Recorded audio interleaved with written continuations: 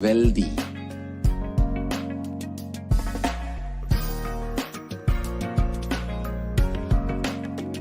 We won't stop giving you just good life.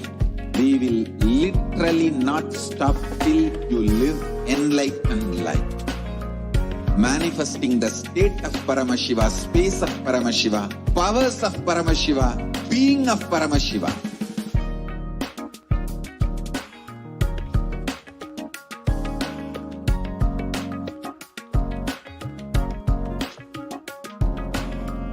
Whole world should become e-Kailashians. I want the whole world to know Hindus have something great to contribute to the world.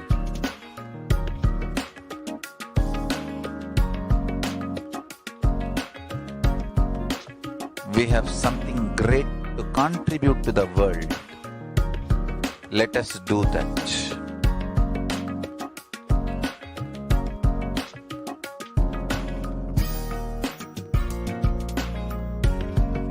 E-Kailasa is proper customized spiritual service helping you to identify your root patterns of suffering.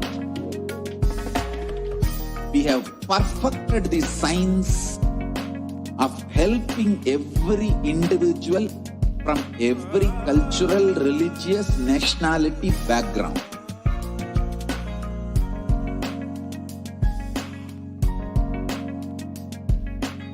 You will have lowest reactionary assumptions, highest awakened response, alive response for life continuously.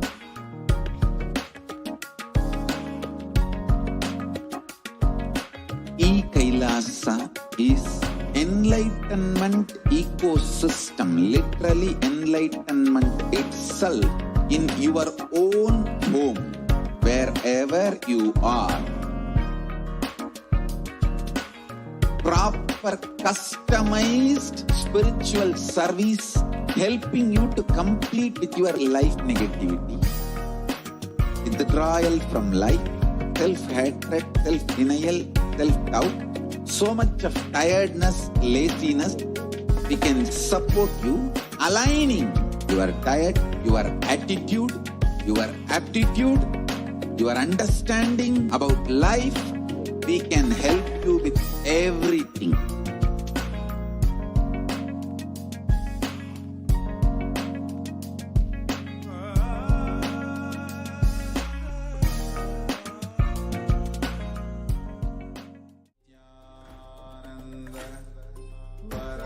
Anandam Paramasukadam Kevalam Jnanamurtim Gandvatitam Gaganasadrisham Tattvamasyaadilaksham Ekam Nityam Vimalamachalam Sarvadi Sakshibhutam Bhavatitam Trigunarahitam Sadgurum Tam Namami.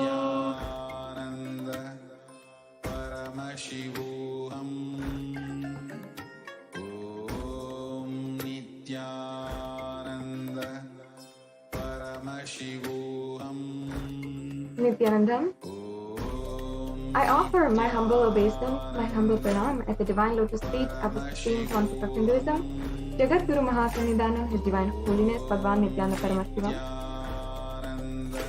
And I warmly welcome each and every one of you who is joining us now for the Parashakti Akashic Reading Program. Each and every one of you who is joining us on the various different social media platforms on Facebook, Instagram, Twitter, and YouTube as well.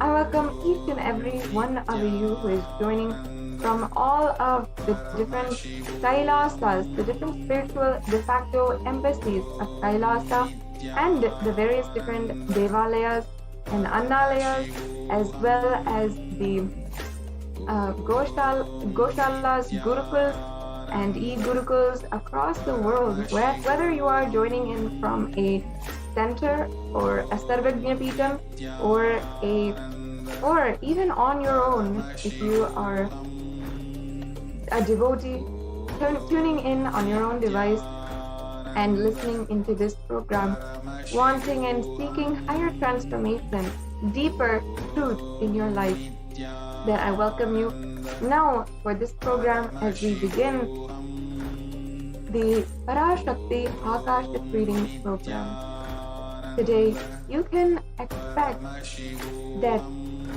the Divine Cosmic Mother will guide and give you the answers that you have been seeking for, not just in this lifetime, but for lifetimes together. And out of her extreme love and compassion for the whole of humanity, the Supreme Pontiff of Hinduism is manifesting the Bhava of Devi Parashakti. And she is answering our prayers and giving us boons, revealing the past, present, and future, and ultimately showering her love in order to simply remove all kinds of darkness and ignorance in our lives.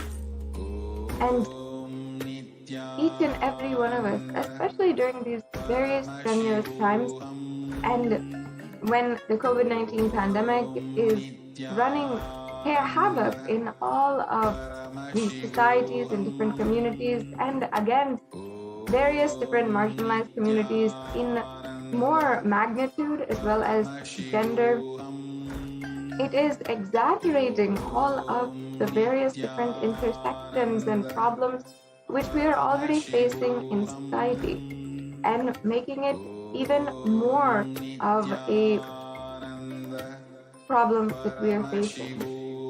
Now, with the grace of Devi Parashakti herself, she brings the light into the darkness that we live in. And we must understand that in order to destroy ego, in order to remove darkness, if you are in a dark room, you don't just chase the darkness out of the room. You cannot physically chase the darkness out of the room. You simply have to turn on the light. You simply have to switch on a light or light the lamp of consciousness. And that is the very presence of Devi Parashakti in your life. You can take this program as a way to get connected to the Divine Cosmic Mother and ask your questions, receive the breakthrough that you want in your life, and complete sincerely and achieve the ultimate transformation that you want to manifest in your life. In Sanatana Hindu Dharma, we saw the reality of how the relationship with the mother was the first and foremost relationship that each and every one of us have. Even if we don't remember right now, the relationship with the mother, even in the prenatal conditions inside of the womb, we will have deep engrams and deep memories associated to that time inside of us. Because we always see the way that we relate to the mother, the way that we interact with the mother is always connected directly to how we relate to life, the universe, and people around us. And it is always the base relationship that determines all other relationships in our life. And the Vedic rishis, the Hindu scientists of our civilization, had literally understood this and used this as a way that this relationship towards the relationship with the Divine Cosmic Mother, with the universe itself. And we can direct our consciousness towards higher consciousness and our ambition towards higher ambition in our lives. And that, it gives us the breakthrough that we want. And with the love of the Supreme Pontiff of Hinduism and Devi Parashakti herself, she has been continuously answering our prayers, giving us boons, revealing the past, present, and future. And has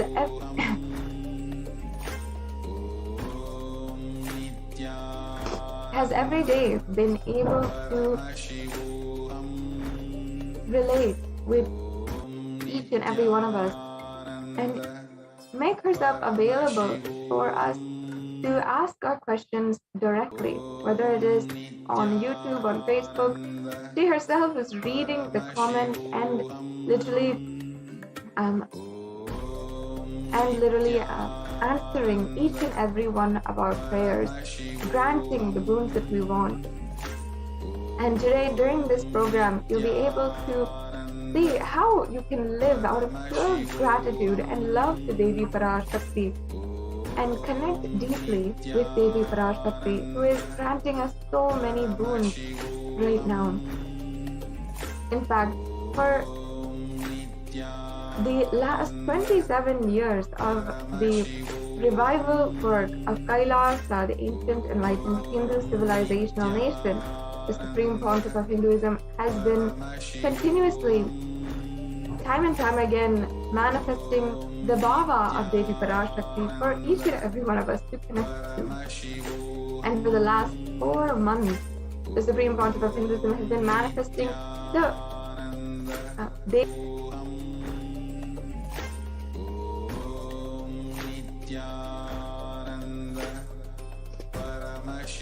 out of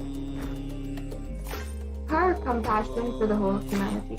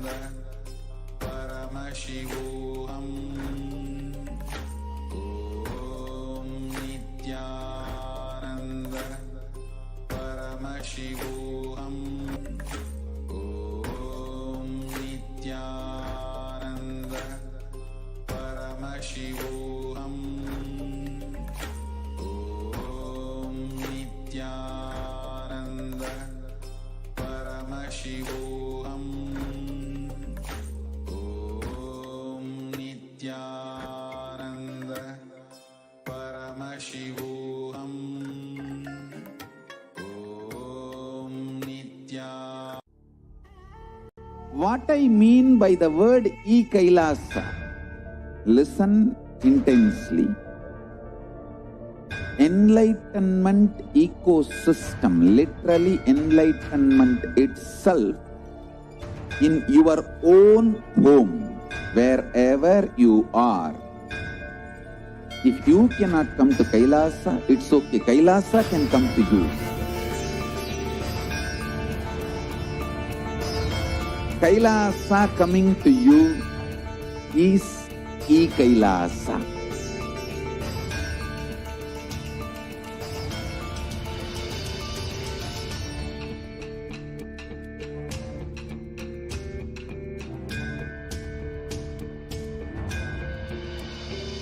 I will revive Hinduism. I am a Hindu revivalist, not by any revolution, but by evolution.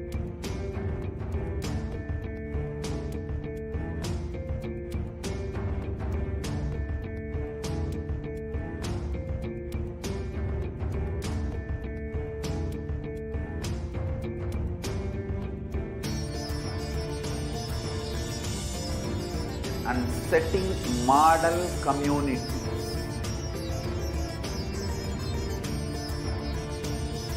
Kailasas, enlightenment ecosystems, Sarvanya Peethas all over the world.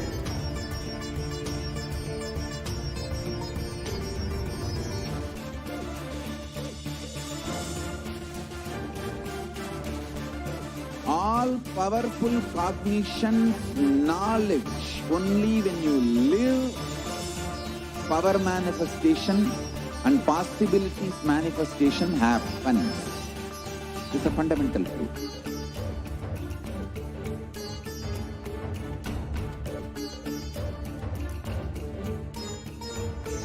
Hinduism cannot live exclusively as one sampradaya. No. All sampradayas of Hinduism is an ecosystem.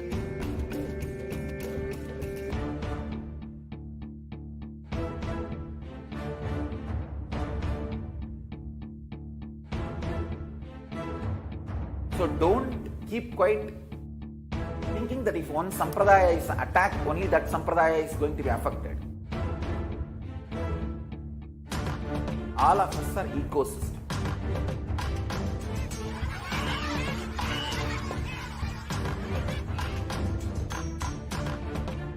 I invite all of you to get involved and enjoy Hinduism by the principle of Dharmo Rakshati Rakshitaha. When you protect Dharma, Dharma protects you.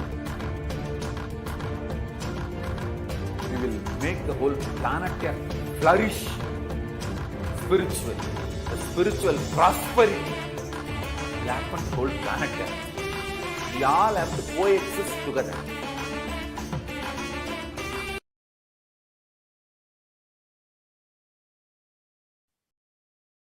Nityanandam, welcome back to all the viewers, completing with all the viewers for that technical difficulty. Now, before we enter into the next segment of today's program and enter into the program officially, let us first be introduced to the very divine cosmic being who is making himself available and manifesting as Devi Parashakti, the Supreme Pontiff of Hinduism. Now, the Supreme Pontiff of Hinduism was born on the 2nd of January 1978 and is today the reviver of Kailasa, the ancient, enlightened, macrocosmic Hindu civilizational nation. And the Supreme Pontiff of Hinduism was recognized from birth itself as the incarnation of Paramashiva by esteemed enlightened adepts and masters from Tiruvannamalai and around India as well. And the Supreme Pontiff of Hinduism is today the reviver of the science of power manifestation, the temple-based lifestyle, and as well as yoga. And the Supreme Pontiff of Hinduism has revived the 14 ancient indigenous kingdoms, including the Supreme Pontiff of Hinduism is ordained as the 233rd Guru Mahasannidhanam, or the spiritual head of the Sondai Mandalam Adhinam, or the Kailashonata Kailasa Paramparagata Kanchi Kailasa Sarvagnapitam.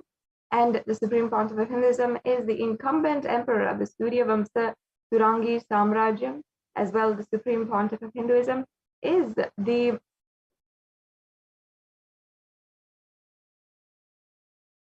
as well the 293rd Jagat Guru Mahasannidhanam of the Shamalapita Sarvagnapitam.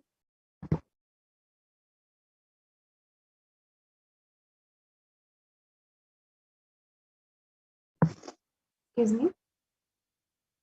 Now, and as well, the Supreme Pontiff of Hinduism is also the Mahamandaleshwar of the Mahanirvani Akada, and that means the spiritual head of the oldest apex body of Hinduism.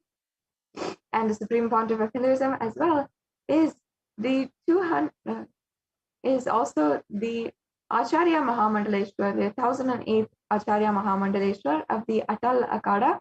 As well, the Supreme Pontiff of Hinduism is the 23rd Guru Mahasannidhanam of the Dharma Mukti Swargapuram Adhinam. And finally, the Supreme Pontiff of Hinduism in 2015 was elected as that title, the Supreme Pontiff of Hinduism, by a congregation of thousands of Hindu leaders, and who had officially coronated the Supreme Pontiff of Hinduism as Bhagavan and entitled him with the title of the Supreme Pontiff of Hinduism. And today, the Supreme Pontiff of Hinduism is known as a commentator on many of the Hindu scriptures, including the Bhagavad Gita, the Upanishads, the Shiva Sutras, the Jain Sutras, the Ashtavakra Gita, and many more, and the Supreme Pontiff of Hinduism, as well as has authored over 300, and primarily in English, Tamil, and Sanskrit, and has further translated these into 50 different languages and has made them available also online, through which the Supreme Pontiff of Hinduism has enriched and reached over 1 billion people. And the Supreme Pontiff of Hinduism as well is the reviver of over 100 Sarvagnya Pitas, or temple monastery complexes that are around the world. And the Supreme Pontiff of Hinduism as well is the reviver of the 108 different sampradayas, or the ancient endangered lineages, which such as the Rudras and Rudrakanyas, the Bhairavas and Bhairavis, and the Rishis and Rishikas as well. The Supreme Pontiff of Hinduism has established the Kailasas Nityananda Hindu University, the world's largest Hindu university, with satellite campuses in more than 150 countries. And this brings us to a conclusion of this segment, where we've just been introduced to what breakthrough you will have today. So now, in the next further segment, we will be entering into the demonstration of the third eye, demonstration of the powers of Paramashiva, and we'll be looking forward to that next segment right now, and be able to be guided by the Nityananda Gurukul Balasans in how we can manifest the possibility and how we can see what's exactly in store for us. So we'll be right back with you after a short break for the next segment in today's program.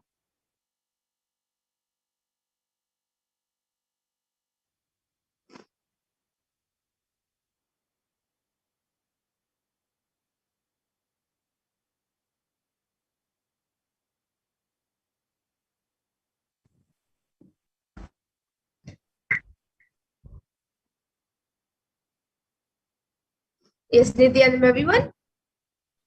And now we will be getting into the next segment, where we will be seeing a live demonstration of the manifestation of extraordinary Shaktis, the divine powers, which is given to us as a gift by the Supreme Pontiff of Hinduism through the Diksha, the initiation.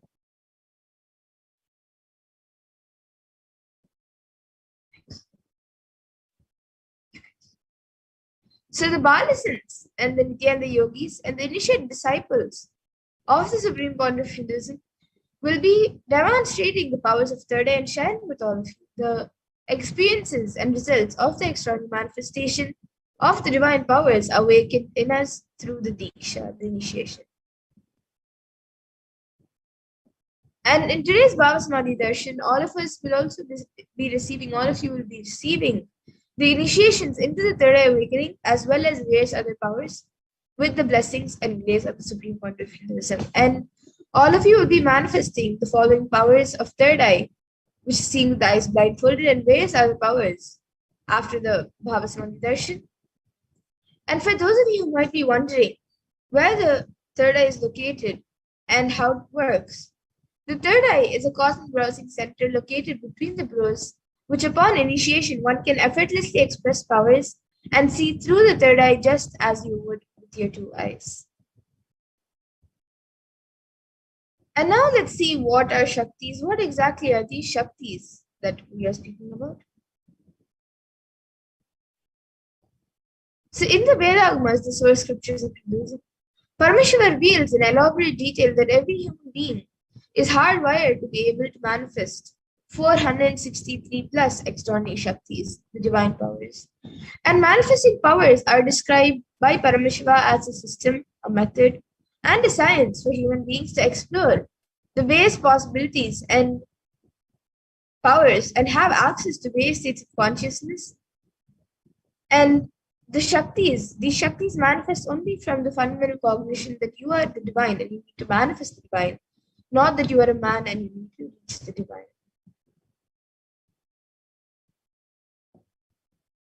And the source, and many of you might have heard the term as a term called siddhis, the word siddhi, because this is usually a common term used for any type of extraordinary manifestation. So let's look at the difference between Shaktis and Siddhis. So Shakti is expressed from the space of enlightenment as a side effect of feeling connection with the divine and high integrity with the Guru and are a source of enlightenment, whereas Siddhis are powers that manifest for and from tapas or penance for enlightenment and are on the path of enlightenment.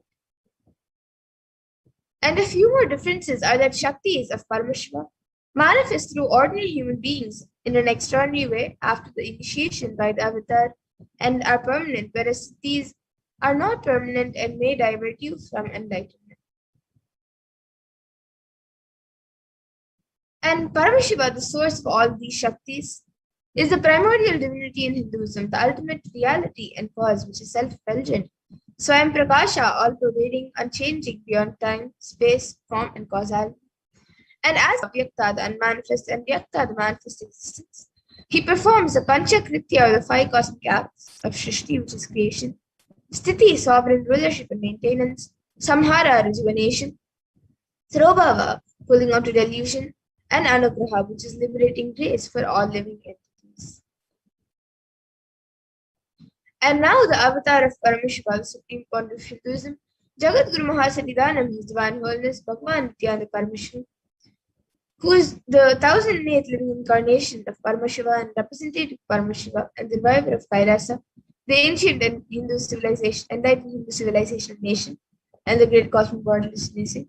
He is reviving these yogic sciences in the modern day and transmitting it to the world at a record-breaking pace, which is never accomplished before. And now all of you can see the Guru Parampara, where all of this knowledge and science of manifesting these Shaktis are passed down from one generation to the next through initiation by the enlightened Gurus. And the Supreme Pontiff of Hinduism, being recognized as an incarnation by his Gurus at a very young age, was trained and taught these sciences to revive the initiations and knowledge repositories for billions to manifest the science of manifestation from the disciplines of Vedanta, Tantra, Sri Vidya, Yoga, Yoga powers, Mantra Shastra, Siddha Vidya, science of Aushadha, Bhakti Yoga, Advaita, Parameshwar Vijnana, and many more such others. And you can also see all the various enlightened masters and gurus who have trained and taught the Supreme Pontiff of Hinduism ever since he was young. Mataji Vivekananda Puri, Mundi Swamigal, S.A.P. Swamigal, Annamalai Swamigal, Kanchi Paramacharya, Yogi Raj Yogananda Puri, and many more. And now let's see how we can awaken these divine powers in us and how you can manifest these powers yourselves. So every ultimate truth, jnana, is mapped into your consciousness, prajna, and manifests as a possibility and power of every being, prajnana.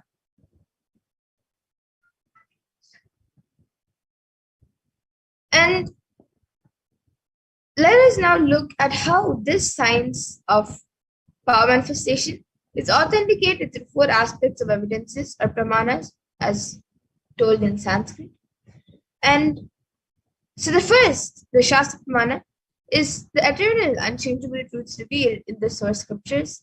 And then the next, the Apta Pramana, is the experiences and results of Aptas or authorities of Hinduism, where the Vedic rishis and scientists have time-tested and verified these sciences themselves. And the next is Atma Pramana, which is an account of the Supreme Pontiff of Hinduism's millennium's avatar's personal experience of the power manifestation. And then the next is the Pratyaksha Pramana, which is the empirical evidence from observation and scientific experimentation. And for those of you who are not very familiar with the Vedas and the Agamas, which is a living applied science for Hinduism, for Hindus, the Vedas are the ultimate superior authority for Hindus and are pure science where the ultimate truths are explained. And the Agamas are the scriptures where the applied technology and the applied science is expanded. So the Vedas and Agamas the Vedagmas are given the status of Shruti as they are directly revealed by Paramashiva. They are the ultimate eternal and unchangeable truths. And a reference cited from these Shastras as source scriptures is called the Shastra Pramana. And now, let us get ready to witness a very unique and exciting demonstration of the power of the powers of third eye.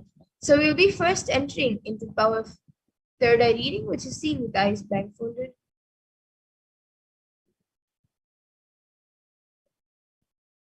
The Shastra Pramana for this power of third eye comes from the Vijnana Bhairava Tantra. Kapalantarmanonyasya tishtannilitalochanaha kramena manasodadyat lakshaye lakshyamuttamam. And the translation for this verse is, by fixing the mind on the inner space within the crown center and sitting stably without any movement, having the eyes closed in succession, by that stability of the mind in inner space through the power of the third eye, one directly sees the ultimate goal Lakshyam by having the vision beyond the sight that reveals any object or place, attaining the space of oneness with the source Paramashiva. And the next, the Apta Pramana for this power, is where Krishna initiates Arjuna into the power of third eye.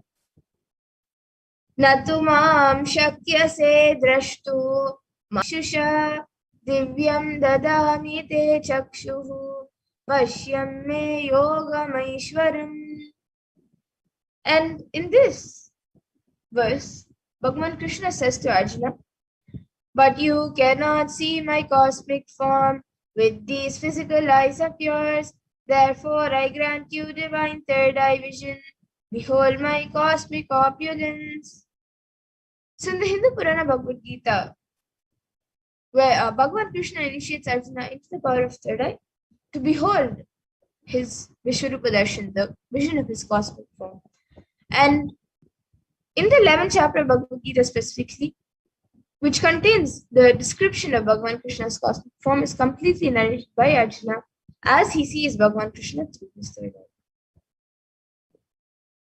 eye. And the Atma Pramana for this power in Swami's own words, the first experience is that I was able to see everything around me, above me, the whole 360 degree, 10 directions, below me, everything. I realized not only I was able to see, I was able to feel and experience all of that as me. And now all of you can look at the Pratyaksha Pramana, which is the empirical evidence from observation and scientific experimentation.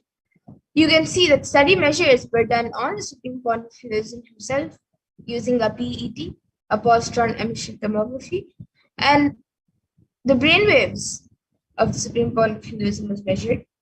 And it was measured that when doing daily activities, there was high activity measured in the brain where the third eye is located. And when in deep samadhi state, only the third eye region is active, and almost 90% of the rest of the brain is at peace. And the next, the Sakshi Pramana, which are the experiences and results of the extraordinary manifestation happening through the initiate disciples of the Supreme Pontiff Hinduism. So this is where the rare science of and the sacred science of third eye awakening has been made available to humanity for our ultimate enrichment and conscious evolution by the Supreme Pontiff Hinduism, Jagat Guru Mahasamidhan, and His Divine Holiness Bhagavan Nitya Parmeshwar. And as a living incarnation of Parameshwar, the Supreme Pontiff Hinduism embodies the most profound yogic states that surpass all he embodies the most profound yogic states that surpass all the bounds of time, space, and matter. And now he is gifting this great science of third eye awakening along with many other spiritual sciences through the initiation and Diksha for millions of people. And everyone who has been initiated into these powers have actually experienced the profound results and extraordinary powers and the manifestation in their day-to-day life.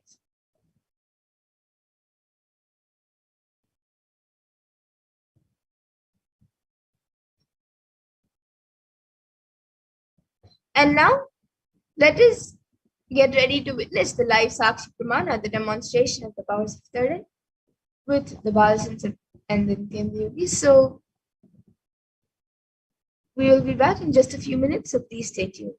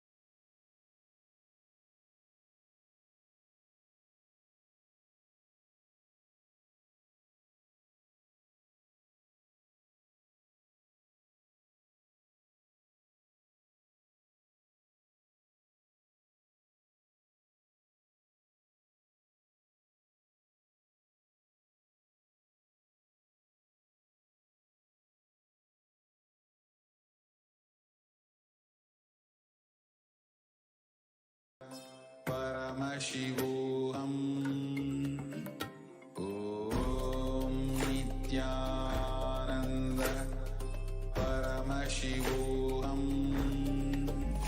Om Nityananda. Paramashivoham. Om Nityananda. Paramashivoham. Paramashivoham. Om Nityananda. Paramashivoham. Om Nityananda. Paramashivoham. Om Nityananda. Paramashivoham. Nityananda. Paramashivoham. Om Nityananda. Paramashivoham. Om Nityananda. Paramashivoham. Om Nityananda. Paramashivoham. Om Nityananda.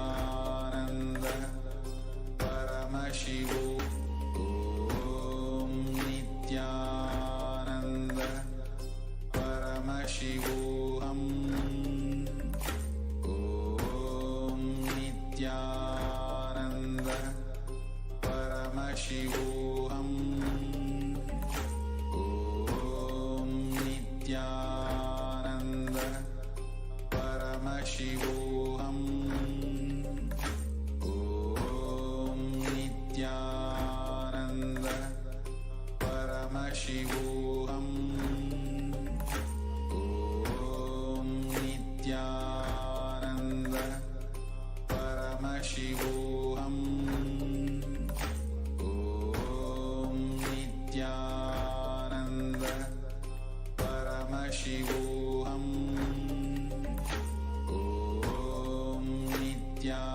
Om Nityananda.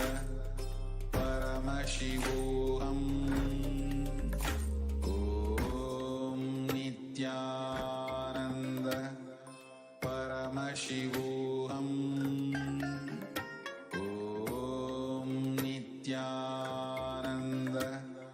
Paramashivoham.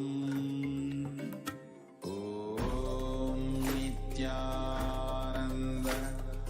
Paramashivoham. Om Nityananda. Paramashivoham. Om Nityananda. Paramashivoham.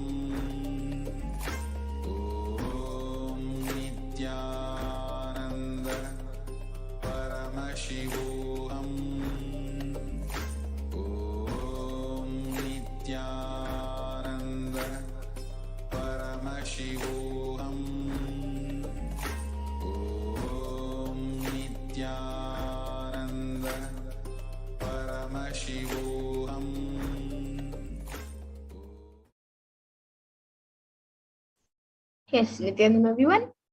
And now we'll be getting into the live demonstration, the Sakshi Pramana of these powers of third eye. So now with me, I have this blindfold which I will be using today. And in front, it is just a thick opaque plastic sheet. And in the back, it is thick black sponge, which will not allow any type of light to come or enter near my eyes. And in these two holes, my eyes will be going into, and it will completely stick on my skin, and it will not let any light to enter my eyes.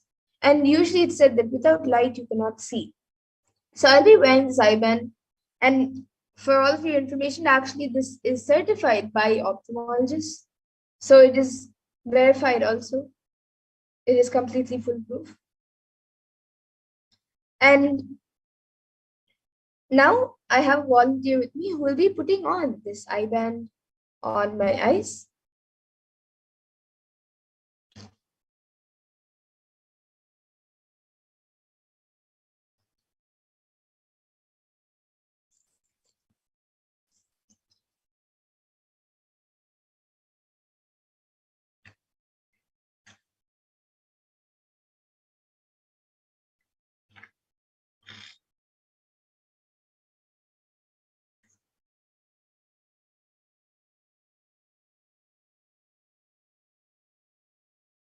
Yes. Now the eye band has been put on me. Now you can make it a little tighter.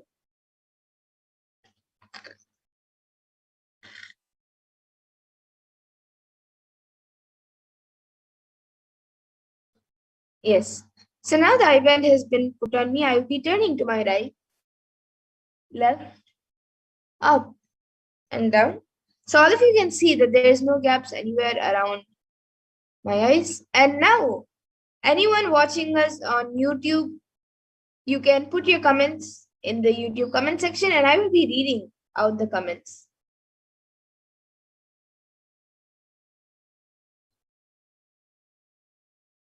Yes, so the last comment we have is from Rahul Aswani, he has put a namaskar emoji, a heart emoji, and a Om emoji with a purple background. And before that, we have Naveen Kumar Somnathaya, who has put, I want e-Kailasa. Yes, so you can sign up as a e-Kailashan, and you can also even on the YouTube channel you can become an e-Kailashan. And before that, so Naveen Kumaraya has put Nityanand in all caps. And anyone else who would like to put in your comments, you can put in your comments. You can put a sequence of emojis, sequence of numbers, letters, words, or sentences, or you can even put something that doesn't even make sense, and I will be reading it.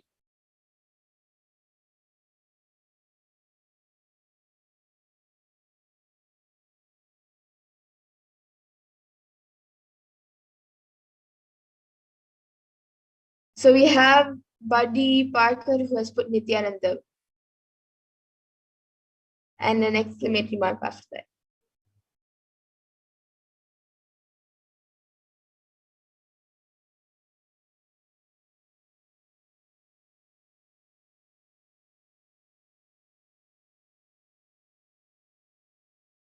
Anyone else?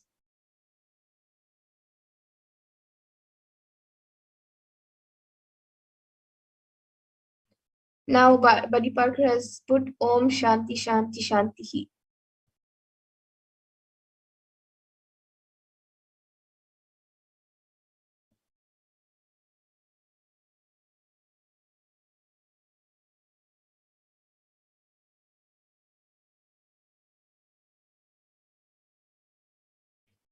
Any of you watching this, any of the viewers, you can put anything, you can even put a different language. And if I can read it, I will surely read it. If not, I will draw the same thing, or I will, if it's English letters, I will tell the letters.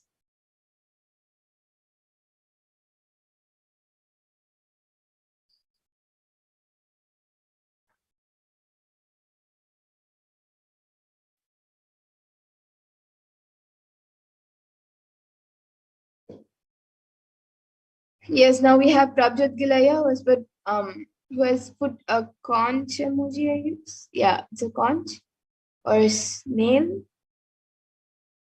Yeah, snail, and then Om Shri Venkateshwara, and then plant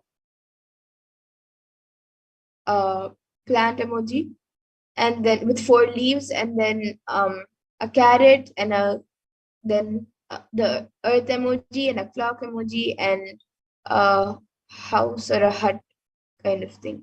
It's orange color.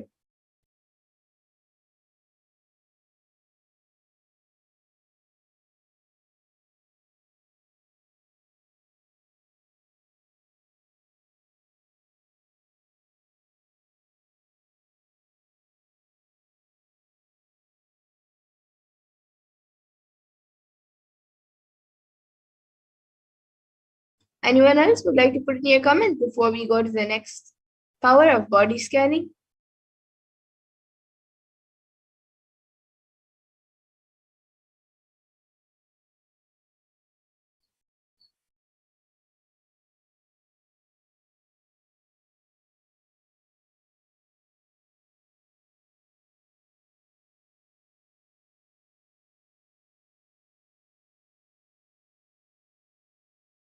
Okay, so now the volunteer will be removing my IBAN, and also you can see the IBAN once the IBAN is removed also. And we'll be moving on to the next power of body scanning.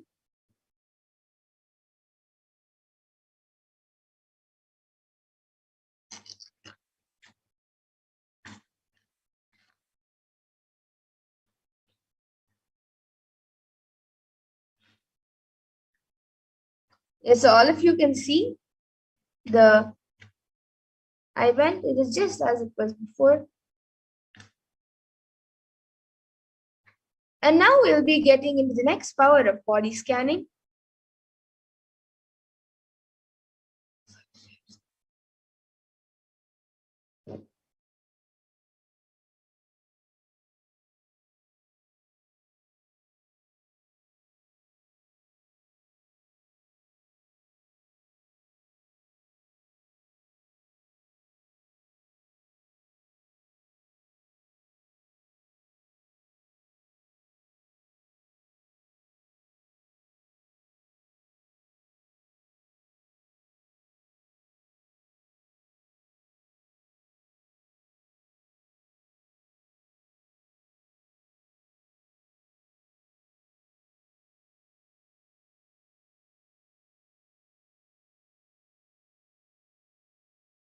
Yes, so in this next power of body scanning, this power awakens the ability to scan anyone's body and to scan any illnesses, diseases, or medical diagnosticians, and also provide solutions to the root of the problem through the awakened third eye.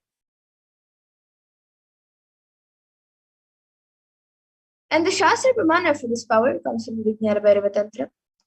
Swadehe jagato vapi sukshma sukshmatarani cha tattvani yani nilayam dhyatvante vyajyate para. And in this verse, Bhagavan Parameshwara says, cognize deeply that from the subtle to the subtlest consecutive principles in your whole body, Swadeha, or the whole universe simultaneously consist of the essential reality. They are being absorbed in their source cause, Paramashiva. By the experience of such restful awareness, one becomes complete from all thoughts, and the ultimate universal divine power, Paradevi, Adi Shakti, is revealed, and the supreme power manifestation happens. And the Apta Pramana for this verse is where a Siddha named Terya, who was a prominent disciple of Agatya, this is from his life. And one day, a man suffering from severe headache comes to Agatya for healing. Agatya uses the power of body scanning and identifies the root cause of the headache. He reveals that there is a sitting in the person's brain. And Agatya then immediately instructs Terya, his disciple, to perform an open head surgery and remove the frog. And after the surgery is completed successfully, the person is healed and cured of the headache, and thus Terya gains his name. And the Atma Pramana for this power was revealed on the 22nd of December 2019 by the Supreme Pontiff himself. I'll be paraphrasing his words. Only when I had the multiple compound hand fracture, I was forced to go for surgery and therefore for medical checkups related to that. At that time, they detected heavy metal quantity in my different organs. It was revealed that I had been poisoned without our knowledge. I immediately used diagnostic methods instead of medical facilities to study the body condition due to the poisoning. Through body scanning, I found out what the problems and balances had happened and where balances had to be done.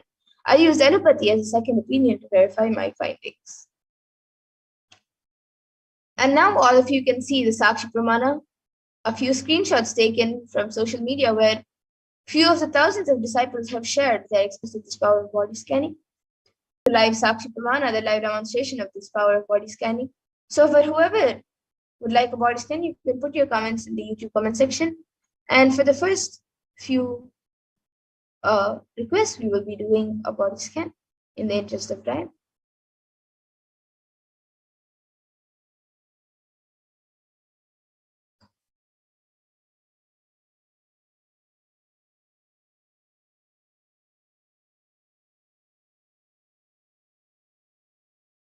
Yes, I see Prabjot Kilaya and Buddy Parker has said thank you very much for the third eye power.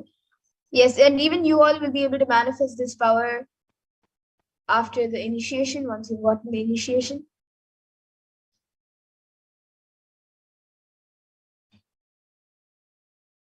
And if any of you would like a body scanning, you can put in the comment section and we will be doing a body scanning for you.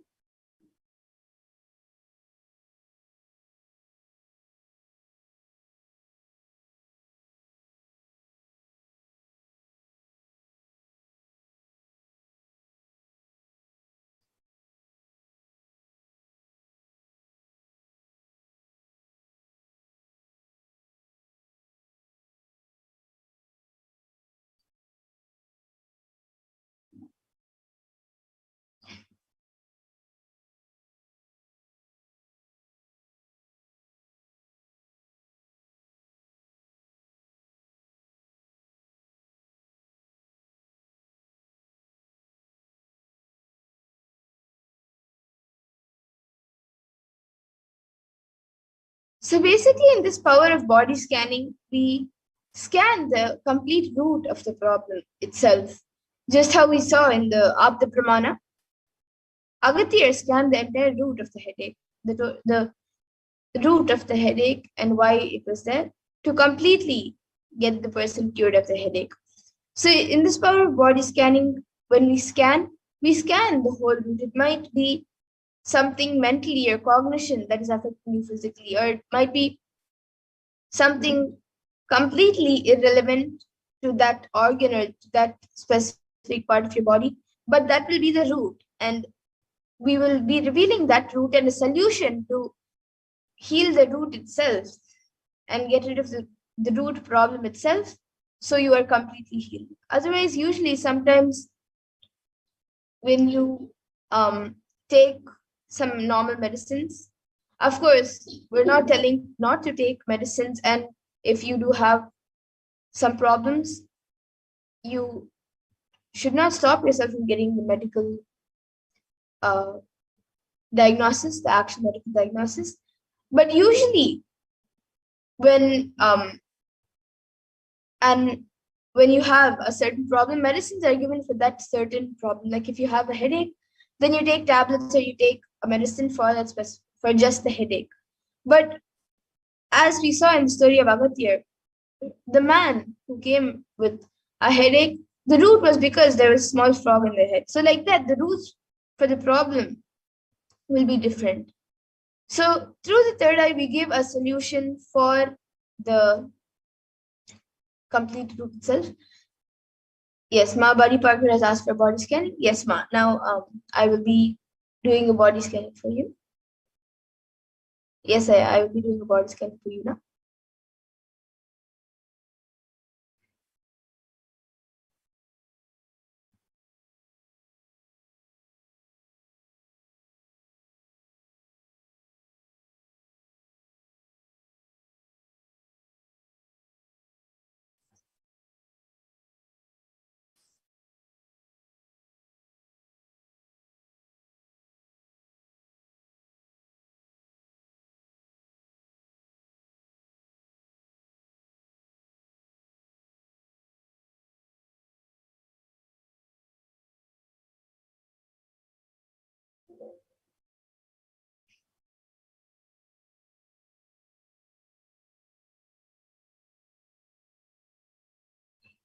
Yes. So, Buddy Parker, for you, I was able to see that there's a lot of incompletions with your father, and that is affecting your complete your entire body and your day-to-day activities, like your thinking and your cognitions are being affected by that incompletion with your father. So I was able to see completion with your father, and that will help you get completely healed in any body problem that you're going through. So this is what I was able to see. And Prabjot Gilaya, you can, for about the well dimension, you can ask in the Venkateshwara readings. You can sign up for the Venkateshwara readings and ask about how to manifest. And yes, I will now do a quick healing for you, Aya, for any problem that you're going through.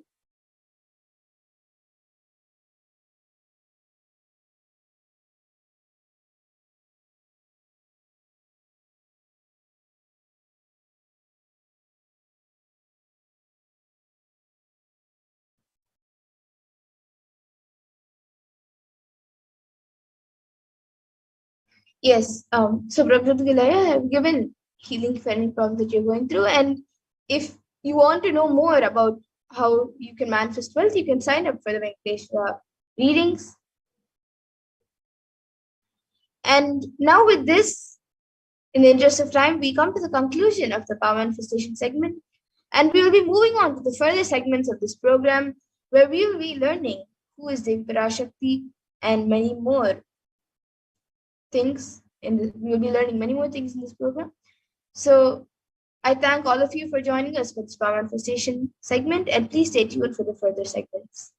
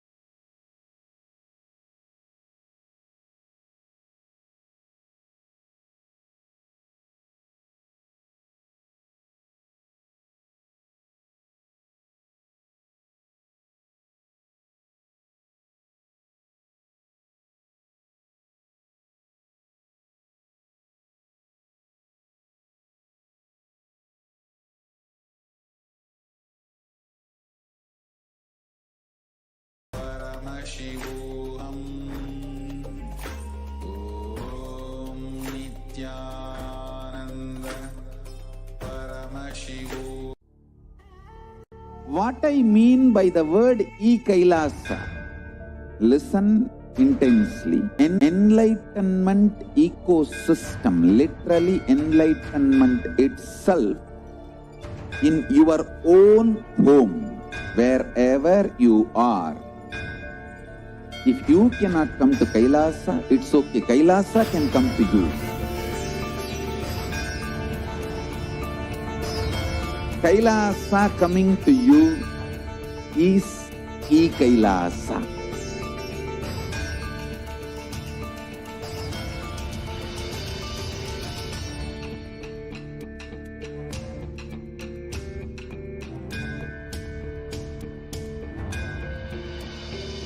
I will revive Hinduism. I am a Hindu revivalist, not by any revolution, but by evolution.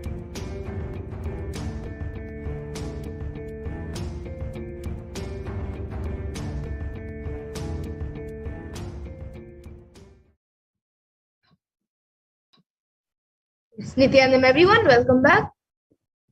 So now in this next segment, we will all be seeing who is Devi Parashakti, the divine feminine consciousness. So we'll be first looking at the Dhyana Shloka of Devi Parashakti, which comes from the Lalita Sahasranama Dhyana Shloka. Sindhuraruna Vigraham Trinayanam Manikya Mauli Spurate Taranayaka Shekharam Smitamukhi Mapina Vakshoruham Panipyamali Purna Ratna Chashakam Raktotpalam Bhipratim Saumyam Ratna Gatasta Rakta Charanam Dhyayet Paramambikam.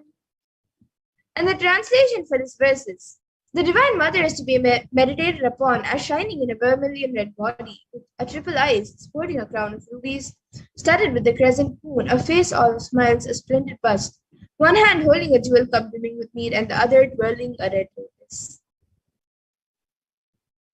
And another verse, which also comes from the Lalita Sahasranama Dhyana Shloka. Arunam karunam tarangatakshim dritapashankusha pushpabana chapam animadibhiravrtam ayukaihi rahamityeva vibhabaye bhavani. And the translation for this verse says, I meditate on the great empress. She is red in color and her eyes are full of compassion, and holds the nose, the good, the bow, and the flowery arrow in her hands. She is surrounded on all sides by powers such as anima purace, and she is the self within me. And Devi Parashakti is the pure divine feminine consciousness. Parashakti is the cosmic mother. It is her cosmic womb from which billions and billions of universes come out and go in. It is the source of the Big Bang, and black holes go on and on. Parashakti is the source Shakti, the source energy, and the source power from which all of us came, in which all of us are in even now, and in which all of us are going to merge into. And out of her extreme love and compassion, Parashakti herself is manifesting through the embodied form as the Nijavatara of the Supreme Court of Hinduism, Jagat Guru Mahasanidanand, His Divine Holiness Bhagavan Nityananda Parameshwaram, gracing us, answering all of our questions, attending to our prayers, giving boons, healing us, revealing our past, present, and future, delivering profound spiritual truths, and ultimately giving us the experience of Paramashivoham itself. And in the words of Devi Parashakti herself, she beautifully says, raising as Omkara, expressing as Vedas and Agamas, blossomed as Srimkara, filled as Parashodasi, living in 40 triangles, the Kailasha Swami who is in Kailasha, Sri Parachintamani, Parashodasi, sitting as part of Parameshva, Parameshwari who rules the world, Paramashakti, Manonman, Meenakshi, as Nityananda to Nijavataram, to bestow all goodness, Hiranyagarbha Swarupini, Brahmanda Yoni, Shami, Chandramauli, Rapala, Aparna, Uma, Parvati, Savitri, Navayavana, Samrajya Lakshmi, Parameshwari, Parashodasi, Meenakshi. Taking the form of Nityananda, I came here as Nijavatara. With great compassion and blessing, listen people, to do good to all of you, I took the form of Nityananda and came down as Nijavatara. And again, in the words of Devi Parashakti herself, she beautifully says, raising in Omkara, blossoming as Shiva, Shiva, manifesting as source of existence, powers of existence, expression of existence, from the oneness of Om, blossoming into two as Prakriti and Purusha, blossoming as three Shaktis, Icha, Kriya, and Jnana, growing as 4 Vedas, expanding as 5 Panchabhutas, beyond 6 chakras, filled as Gotras of 7 Rishis, expanding as 8 directions, existing as 9 Grahas, blossoming as 10 Indriyas, being as 11 Vidras, creating all the worlds, bringing life, to tell and make fruit blossom and to do good. Parashodasi, Meenakshi, in the form of Nityananda, I came to bless every one of you. And now let's see how we can receive Devi Parashakti. So literally you are seeing Parameshwara and Parashakti at that moment. She is there on your screen. So you can always receive her very traditionally. You can keep 2 betel leaves, 1 banana, 1 betel nut, and a coin in front of the screen as you watch Devi Parashakti and receive her. And for those of you who don't know, the coin, traditional Dakshina in Hindu tradition, it can be the lowest value. In India, it can even be just 1 paise, and in the US, it can even be just a cent. Swamiji says, I'm not trying to monetize. Keep even 1 cent is okay. So for 100 days, if you have darshan, it will add up to $1. In India, even 1 paise is okay. And you can offer that to Devi Parashakti. And once the darshan is over, you can do namaskar and eat the banana, the beech leaf, and the betel nut, taking it as prasad. And the coins that you collect, you can send it to the LA temple for the further procedures. You can send it to the Los Angeles temple. And for those of you who might be wondering, how does betel leaf and betel nut may benefit you? The betel leaf and betel nut may look too small, but in a few days you will actually realize how much it adds to your sentiment that really Devi Parashakti is there, really she is there. And you will not take Devi Darshan for granted. Rituals will break your monotonous and conscious mentality and lifestyle and remind you and raise you to the powerful cognition. It will break your unconscious behavior. And now all of you can see how you can set up your tambulam to receive Devi Parashakti. So you can arrange the betel leaf, the betel nut, and the banana on the coin on a plate. You can keep the betel leaves with the betel nut on top of it as shown in the picture. And then you can keep the banana on the side and a coin also in the plate. So these are the 4 basic items, but if you would like, you can also add a few other additional items, which are like coconut, some kumkum, turmeric, some bangles, glass bangles, and some fresh flowers. So if you would like, you can add these few additional items also, but the 4 basic items which are kept as part of tambulam is the betel leaf, the betel nut, the banana, and the coin. So you can arrange all of this in a plate as you receive Devi Parashakti for the darshan. And now with that, we come to the conclusion of the segment where we have learned who is Devi Parashakti and how we can receive her when she comes for the darshan. And we will be now moving on to the further segments where we will be learning about what Devi Parashakti has revealed for humanity and how important it is for all of us to understand, internalize, and follow and not take for granted what Devi Parashakti has revealed and told all of us. So we will be now moving on to the next segment of this program after a short break.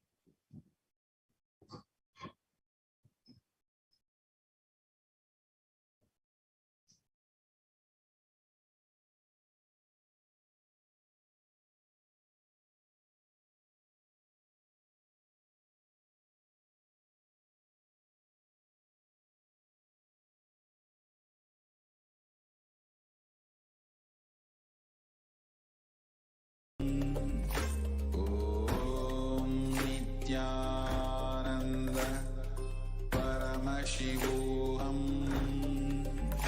ॐ नित्यानन्द परमशिवोऽहम्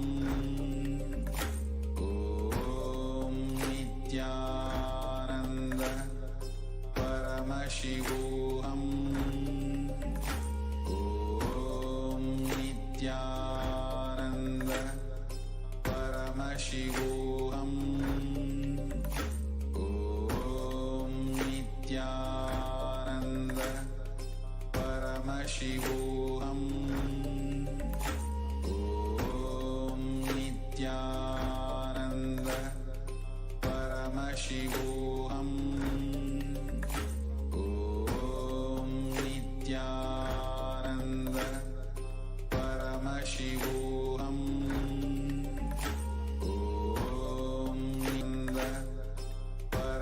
परमशिवोऽहम् ॐ नित्यानन्द परमशिवोऽहम् ॐ नित्यानन्द परमशिवोऽहम् ॐ नित्यानन्द परमशिवोऽहम् नित्यानन्द परमशिवोऽहम् ॐ नित्यानन्द परमशिवोऽहम् ॐ नित्यानन्द परमशिवोऽहम् ॐ नित्यानन्द परमशिवोऽहम् ॐ नित्यानन्द परमशिवोऽहम्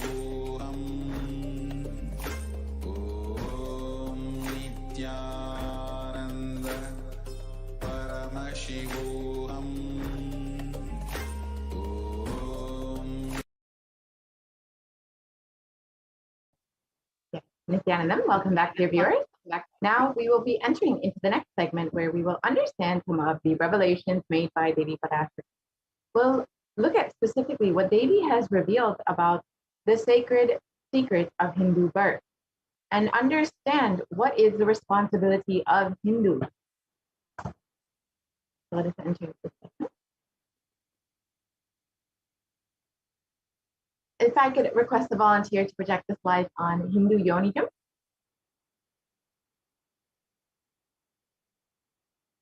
We'll be getting right to those slides.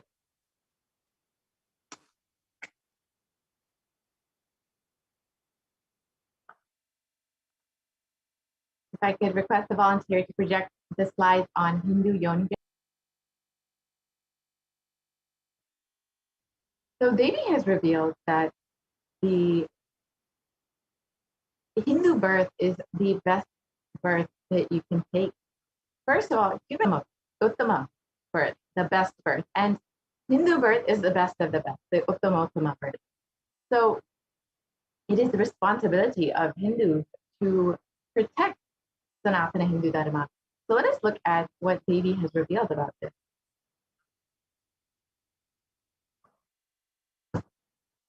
And as we wait for the slides, we can understand that Devi has been continuously blessing us over the past several months and has been continuously guiding us and continuously holding our hand through this pandemic. And she will continuously be doing this even in the coming week. This Friday, we will be again receiving, and yesterday itself, we received Devi's blessings and are continuing to receive Devi's blessings. And we will continue to receive so many great truths from Devi. So if you would like to connect with Devi, we'll be presenting in the next segment some of the offerings that you can connect with Devi with.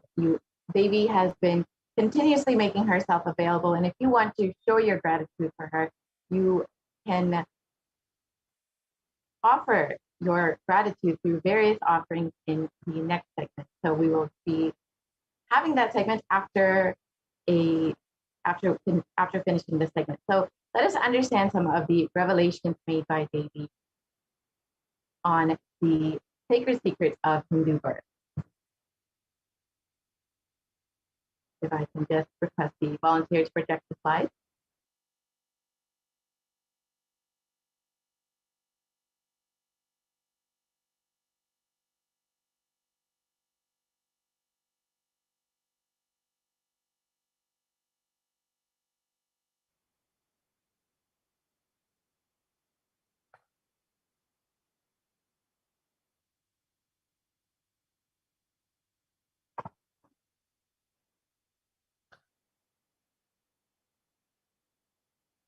Yes, these slides we'll actually get to those slides after we project the slides on the Padayatra, and we can understand what Devi has revealed about the Padayatra that the Supreme Conference of Hinduism was to conduct in 2020.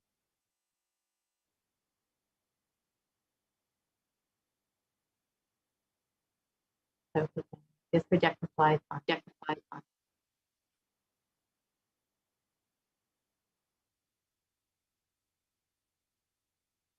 We can go to the beginning of the slide.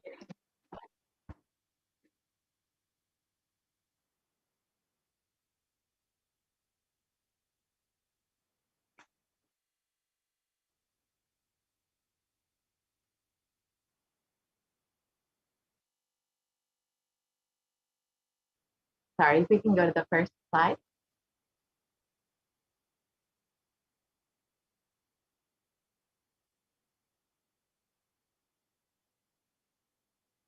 We'll get the slides right here.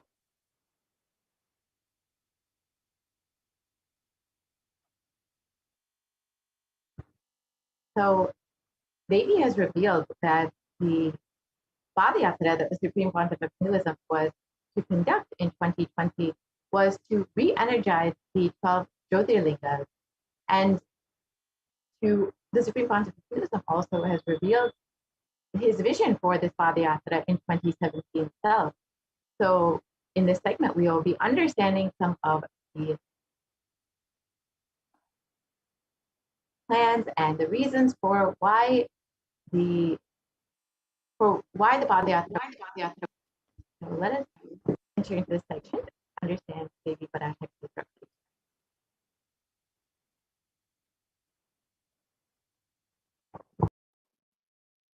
பட்டு பாத யாத்திரை செய்த பிறகு மட்டுமே நீ அங்கு செல்ல வேண்டும், அதுவரை உன்னை காத்து செல்லாதே. ஓம் ஓம் ஓம்.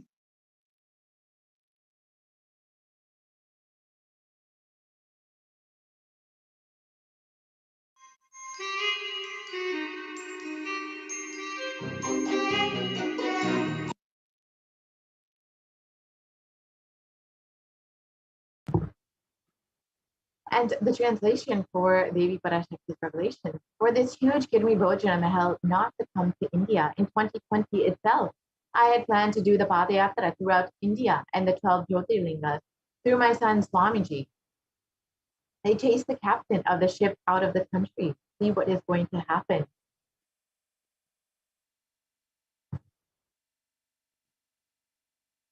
So let us go back to 2017 and listen to the vision for the Padayatra the Supreme Pontiff of Hinduism revealed.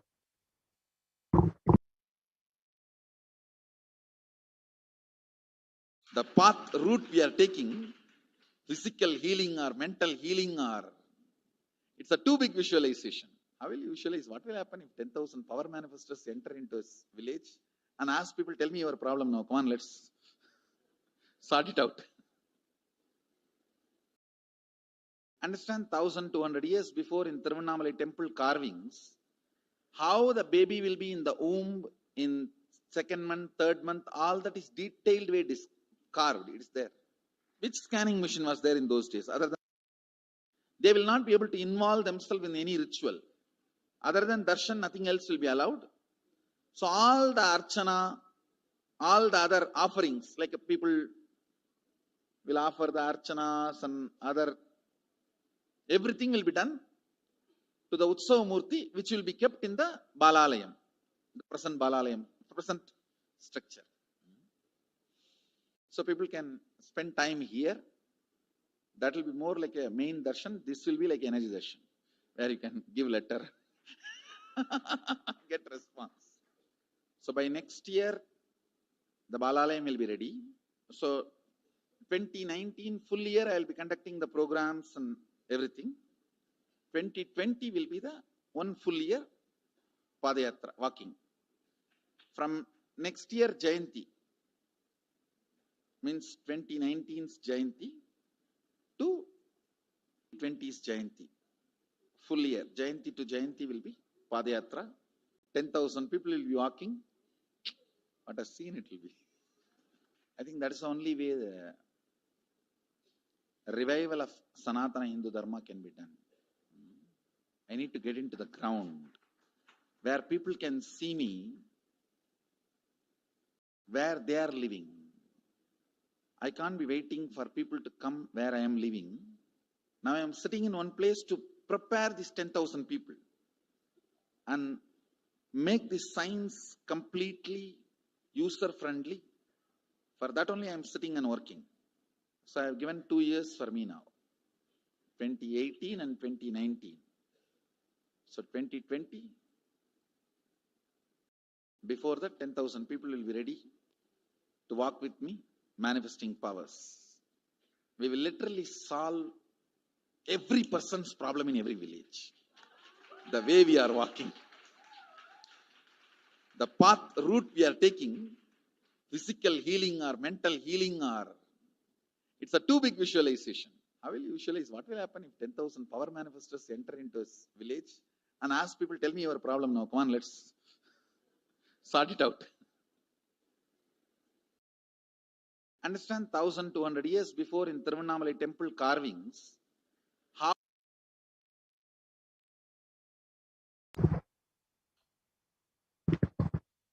And the Supreme Council of Hinduism has been preparing for this Padayatra since the age of 10. The Supreme Council of Hinduism has been enriching and preparing people for this Padayatra to save them from this Pralaya.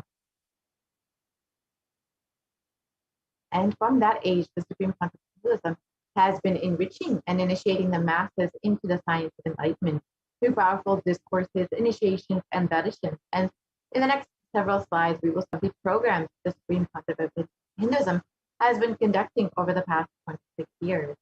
Here you can see the Supreme Council of Hinduism blessing Vellore, Tamil Nadu,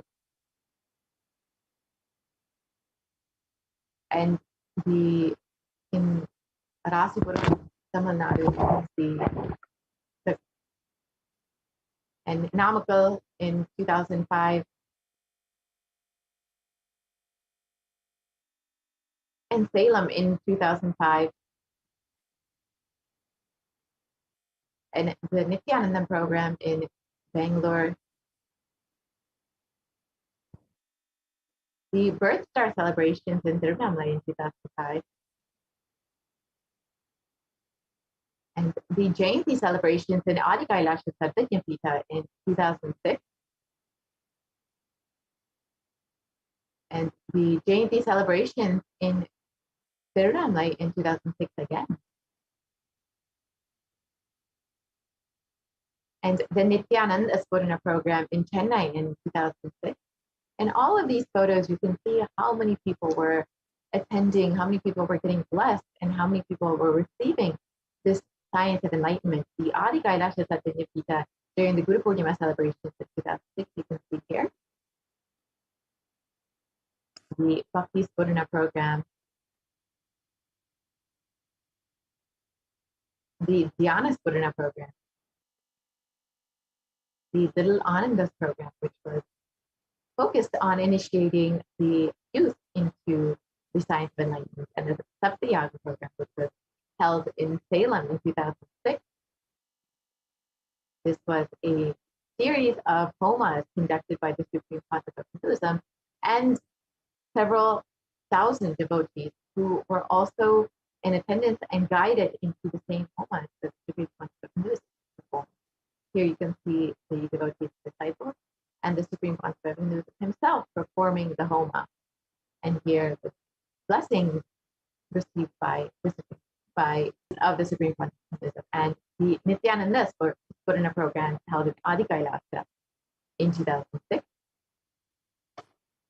The Nityananda Spurana program in Salem in 2006. And the Supreme Council of Hinduism has been continuously working, tirelessly enriching one person at a time, attending to each being and blessing millions of people in order to protect them, in order to bring the superconscious breakthrough. However, the anti-Hindu elements made it nearly impossible for the Supreme Council of Hinduism to bring the science of enlightenment to the world, to protect humanity from this pralaya, and to do the re-energizing process, the Hinduism out of India. And let us listen to Devi Parashakti's revelation on the solution for this.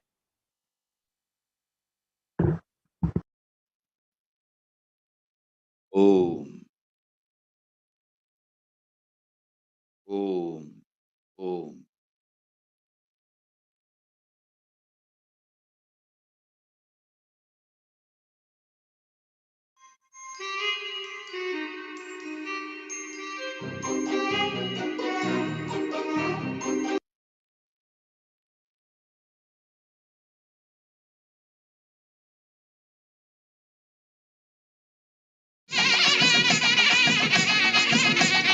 బిల్వమంగళ స్వామి ఉన్నారు.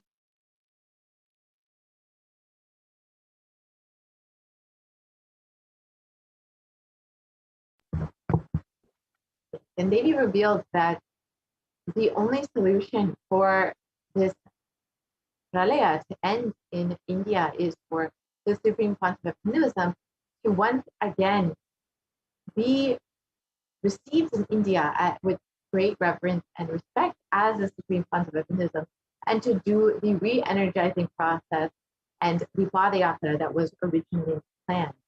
And as we look around, we can see what the great rishis had described as this Kali Yuga with so much of destruction and suffering.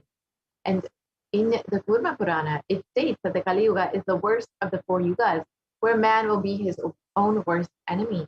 And let us look at the translation from page Vyasa of this verse. This Kali Yuga is the worst of the 4 yugas in all the world. People are sinful and forget the dharma of the 4 varanas and the 4 ashramas. In fact, men are so sinful that no prescribed penance atones for their great sins. The only place which is free from such sins is this great sacred city of Varanasi, the Mahapuri. And the Kurma Purana also states that Lord Rudra, Paramashiva himself, is the avatar for Kali Yuga. And the translation of this verse, Brahma is the presiding divinity or Devata of the first cycle of time, the Krita Yuga. In the Treta Yuga, the second cycle of time, it is Bhagavan Ravi, Surya, in which appeared Sri Rama. In the Dvapara Yuga, the third cycle of time, the presiding divinity is Vishnu. And in the Kali Yuga, the fourth cycle of time, the current age, the presiding divinity, the avatar is Rudra, Lord Maheshwara, Mahasadashiva himself. And out of his deepest compassion to protect humanity, Paramashiva himself descended into the human form in the Nijavatara of the Supreme Pontiff of Hinduism, Jagat Guru Mahasanidanam, His Divine Holiness, Bhagavan Nityananda Paramashivam, on the 2nd of January, 1978. And if the Supreme Pontiff of Hinduism, if Paramashiva himself would have waited even one more year, it would have been too late. If the Supreme Pontiff of Hinduism had waited till 1979 to take the human body, it would have been too late. So let us listen to the Supreme Pontiff of Hinduism himself revealing about this.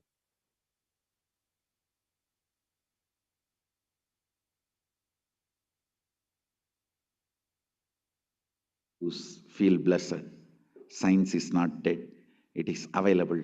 I have everything needed to bring that science back to life and establish its legitimacy.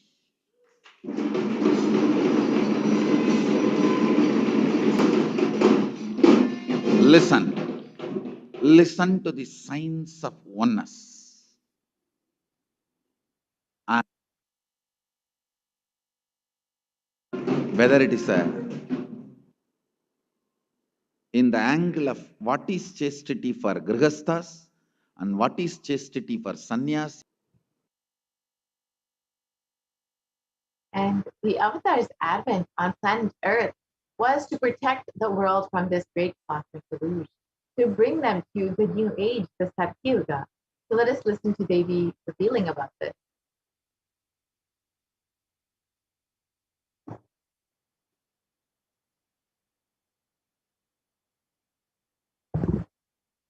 Nandan வடிவம் தாங்கி நாமே இங்கு வந்திருக்கின்றோம். நித்திய யுகம் செய்வோம், நித்திய யுகம் சத்தியயுகமாய் மலரும் இங்கு. ஆனந்தமாக இருங்கள்.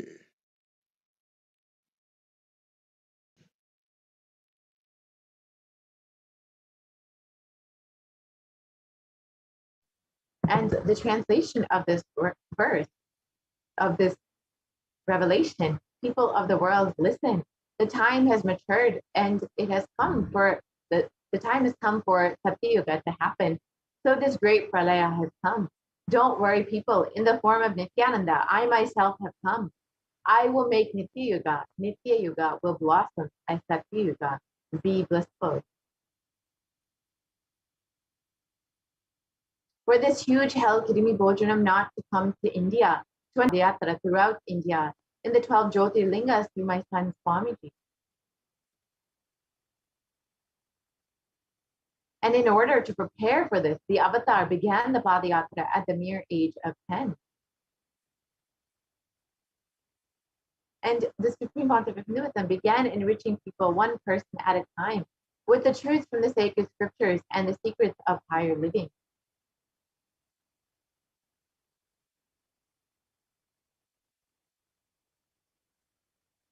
And even as the Supreme Pontiff of Hinduism was 14 and 15 years old, all of his classmates recalled the Yatra, where the Supreme Pontiff of Hinduism led them all from Guriyatam, Tamil Nadu to Tirunamalai, his birthplace, and a huge spiritual pilgrimage site. And just around 19 years old, all his fellow monks at the Ramakrishna Mutt recall the Yatra, where the Supreme Pontiff of Hinduism led them from Chennai, Tamil Nadu to Tirunamalai, his birthplace, and gave them an unforgettable pilgrimage trip experience. And the Supreme Pontiff of Hinduism continued walking the length and breadth of India, reaching more and more people and preparing each one until the Supreme Pontiff of Hinduism founded the international mission, the Nityananda Sangha, to revive Kailasa internationally on the 31st of December, 1999. And the Supreme Pontiff of Hinduism established an ecosystem, the Tiruchengood in Tiruchengood, Tamil Nadu, on the 14th of April, 2001. And here you can see the photos of the inauguration day. And in 2003, the Avatar continued his Vijayatra all over the world to enrich people from various backgrounds. And the Supreme Pontiff of Hinduism's intensity and dedication for the people resonated even among crowds who did not speak English and brought each one to tears.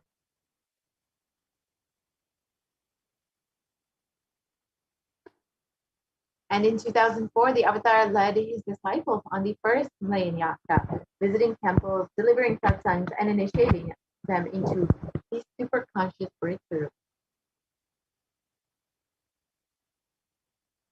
And subsequently, the Avatar personally organized and led yatras yearly and guided individual souls not just to physical spiritual sites, but to supernal spiritual realms.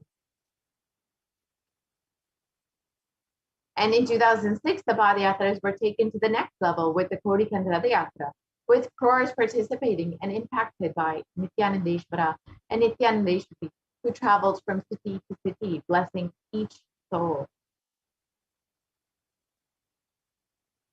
And here's a short clip of the Kodikand Ratha Yatra in 2006. You can see the Supreme Pontiff of Hinduism blessing thousands of people, his mere presence bringing so much of joy and bliss to each being.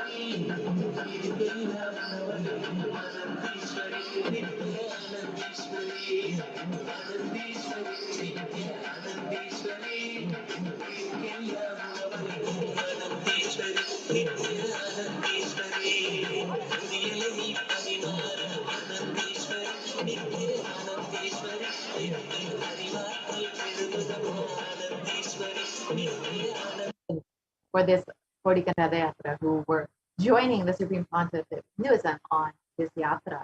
And the Kodikand Ratha Yatra culminated with the consecration of an inauguration of the Garbha Mandir for Nityanandeshwara Paramashiva, Nityanandeshwari Parashakti, and the Swayambhulinga in Adi Kailasa in Bangalore, South India. And these deities were energized as Archavataras to radiate the energy of Paramashiva and Parashakti to create the Adi Kailasha Sarvijñapita as a ship to save humanity from the upcoming pralaya. And the Supreme Council of Hinduism created innumerable spiritual energy centers in India as safe havens to protect people during this great deluge. And Kailasa in Tiruchendur, the Adi Kailasha Sarvijñapita and the Kailasa in Hyderabad. And here in 2008, the Avatar created and energized the Nityananda Vajas River, the Anandalingam, which would protect anyone who bathes in its waters from the deadly COVID disease. And let's watch that short video.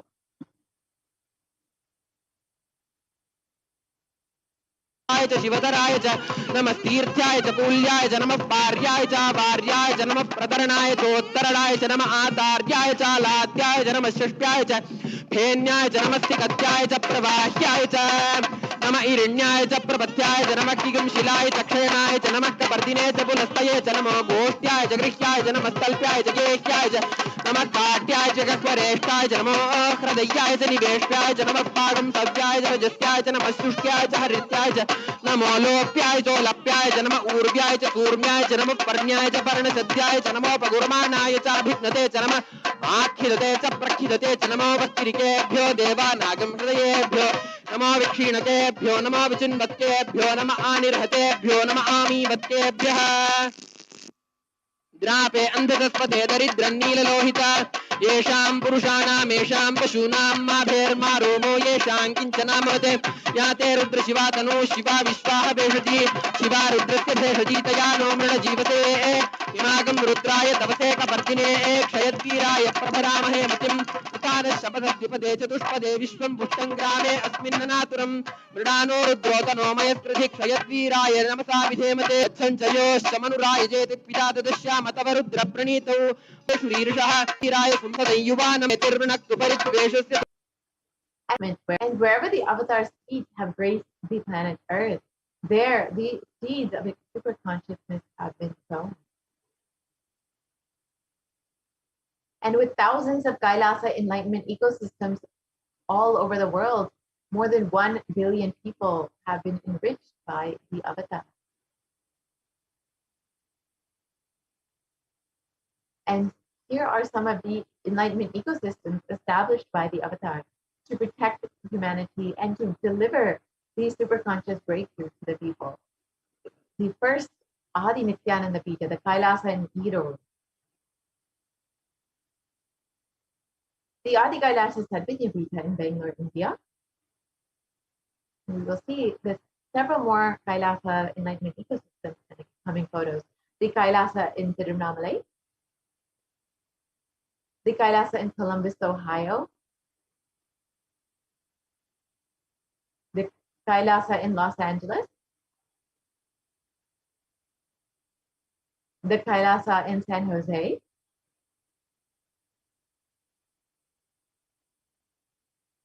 the Kailasa in Seattle, Washington, and the Kailasa in Houston, Texas,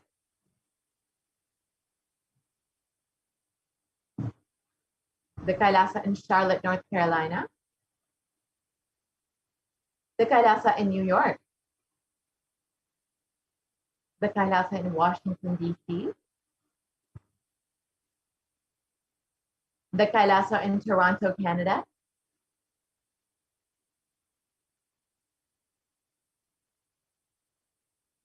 the Kailasa in Oklahoma City, the Kailasa in Phoenix, Arizona, the Kailasa in St. Louis, Missouri, the Kailasa in Oman, the Kailasa in Dubai, the Kailasa in London, the Kailasa in Scotland, UK, the Kailasa in Netherlands, the Kailasa in Slovakia, the Kailasa in Belgium,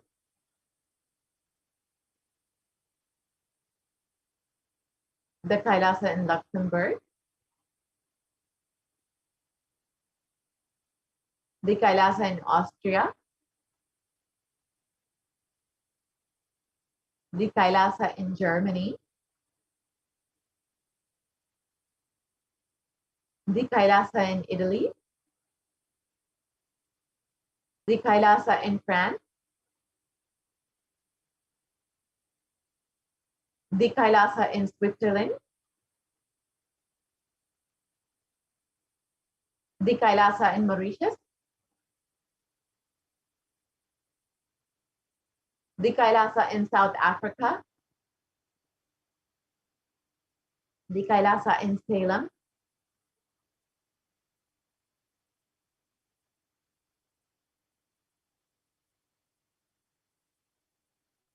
the Kailasa in Hosur,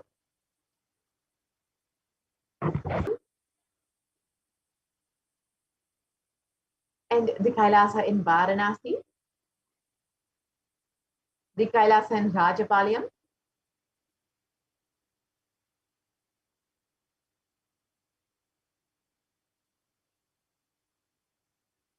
the Kailasa in Hyderabad, the Kailasa in Gujarat, the Kailasa in Tiruvanmiyur, the Kailasa in Alankulam, the Kailasa in Tambaram, Chennai, the Kailasa in Avadi, Chennai, and more photos of Kailasa in Chennai, the Kailasa in Melbourne, Australia, the Kailasa in New Zealand, the Kailasa in Singapore, the Kailasa in Kuala Lumpur, the Kailasa in Guadeloupe, South America, and to ensure humanity survives this great cosmic delusion, the Supreme Pontiff of Hinduism created the sovereign order of Kailasa with thousands of sannyasis with no discrimination against caste, creed, or religion. And the Supreme Pontiff of Hinduism has initiated thousands into the Nityananda spiritual healing and who are still actively healing millions all over the world. And there have been over 2,500 satsang centers, sadhaka mandirs, and home temples that have been operating as de facto spiritual embassies of Kailasa. And the avatar has inspired millions to reclaim their Hindu-centric freedom. Thousands of padayatras were conducted by the Hindu diaspora worldwide, honoring the hard work of the Supreme Pontiff of Hinduism and the revival of Kailasa, silently preparing each one for what was to come. And in 2017, devotees in Malaysia planned a padayatra and executed it successfully, with thousands participating, with the population in Malaysia being reinvigorated. And for every major festival, devotees from all over the world have performed padayatras out of their sincere devotion and love for the Supreme Pontiff of Hinduism.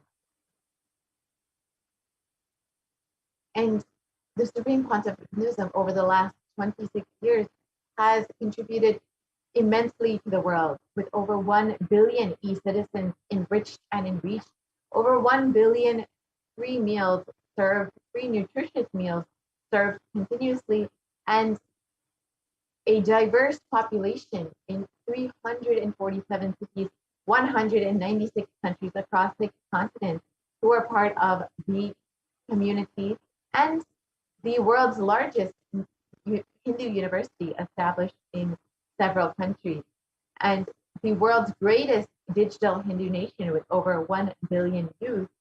And you can connect with us on various platforms, including Twitter, Facebook, Instagram, YouTube, and WhatsApp, and many more.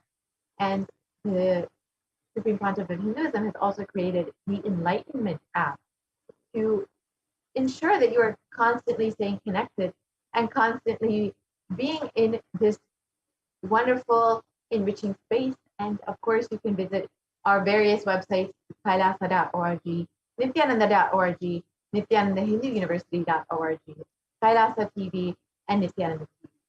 So with this, you can see how much the Supreme Pontiff of Hinduism has been contributing to the world, has been working to protect humanity from this pralaya and to bring the superconscious breakthrough to people worldwide. You can see how many cities there have been successful communities built to bring the science of enlightenment, to ensure that each being is living this higher truth. And the Supreme Pontiff of Hinduism has been tirelessly enriching people over the last 26 years for the sake of protecting each being and to ensure that each person has these superconscious breakthroughs. So with this, we will be concluding this segment and moving into the next segment where we will understand some of the offerings that we can make to Devi Parashakti. Several months, Devi has been guiding us continuously, blessing us, and answering all of our prayers. The Supreme Pontiff of Hinduism has been continuously manifesting Devi Parashakti to heal humanity during this pandemic, during this pralaya, and has been tirelessly ensuring that each person has been attended to. So with all of these blessings that we've received, if you are interested in showing your gratitude and offering your gratitude for Devi and the Supreme Pontiff of Hinduism, you can stay tuned for the next segment and understand some of the offerings that you can make to Devi Parashakti. So we can actually start the slide here for that, please.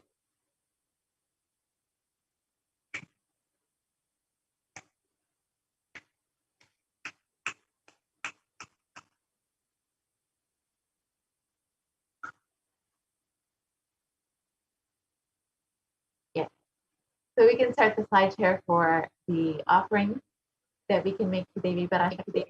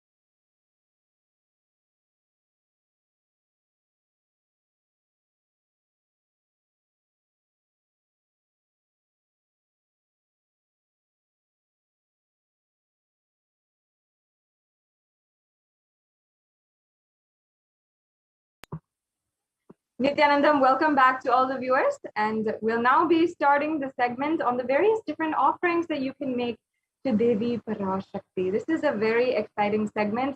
And for me personally, it's always a beautiful opportunity to be able to share with each and every one of you the different ways that you can experience closer and deeper oneness with the divine. Let me take you through this process of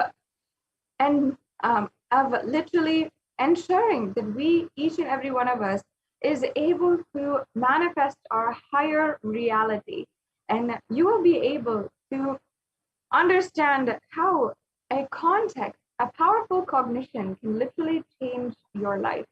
Because at the end of the day, it is not what our actions or our thoughts or even the words that we use that we manifest into reality. It is what we believe.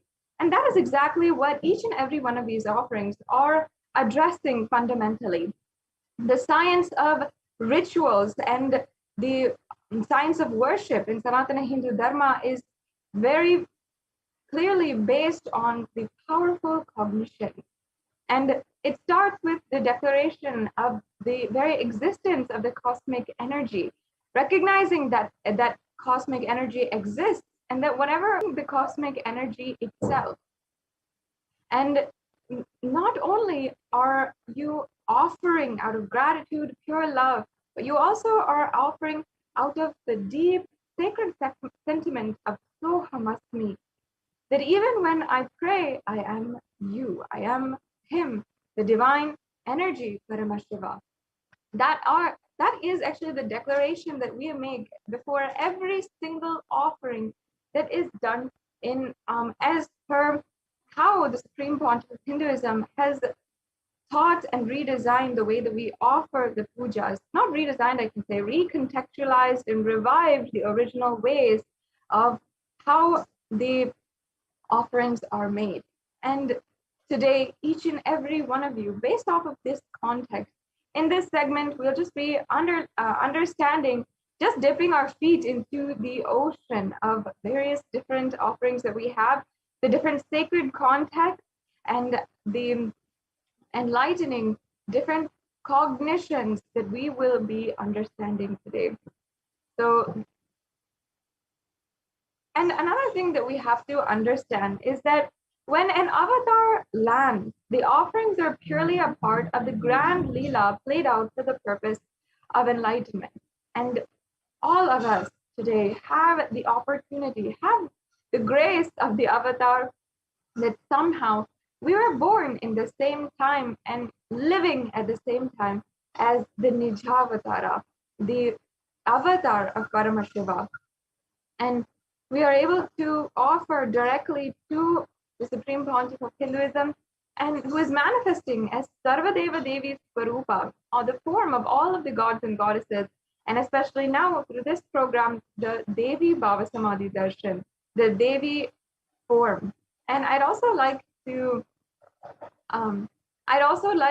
invite all of the viewers to the program this upcoming weekend. Before going into this segment, the upcoming weekend, we will be celebrating once again the Devi Bhava Samadhi program. And you can ensure that you are tuning in every day for the Devi Parashakti Akashic reading and the Devi Bhava Samadhi Darshan. Now, ensure that for the rest of this segment, you are listening deeply. Just by listening, you will understand the deeper context, how to connect with Devi Parashakti in a much more intimate and fulfilling way. So yes, let's go on to the next slide. Before we are starting this segment, let us chant the Pramana, the Dhyana Shloka for Devi Parashakti.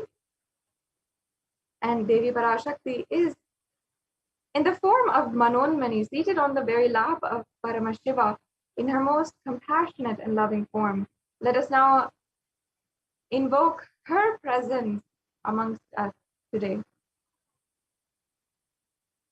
Induniva Veda Karavahni Nayanam Syat Pankaja Varabhaya Japaksha Sarayuktam Anga Himabhushana Vichitra Vasanam Syat Tunga Mukutojvala Manonmani Swarupam. Yes, and the English translation here says, moonlight face holding the Vedas on hand, fire in eyes, with lotus flower gracing and blessing hands, and one hand with the Japamala, beautifully decorated with jeweled ornaments and wonderful clothes and shining bright crown. Her name is Manonmani. Yes, and let's chant the next Dhyana Shloka for Devi Parashakti. Dhyaye Devim Trinitram Shashini Bhavadanam Vedahastam Dadanam Savye Padmam Varadama Pare Chabhayam Chakshamalam Divye Rabaranir Vibhushitadanam Brahmadi Vipujitam Devi Meva Manonmanim Pratidinam Kamatra Datrim Shubham.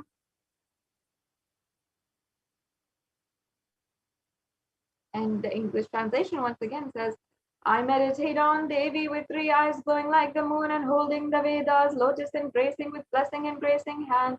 She is wearing beautiful ornaments and she is worshipped by Brahma and other many gods and showers of spoon for all actions every day.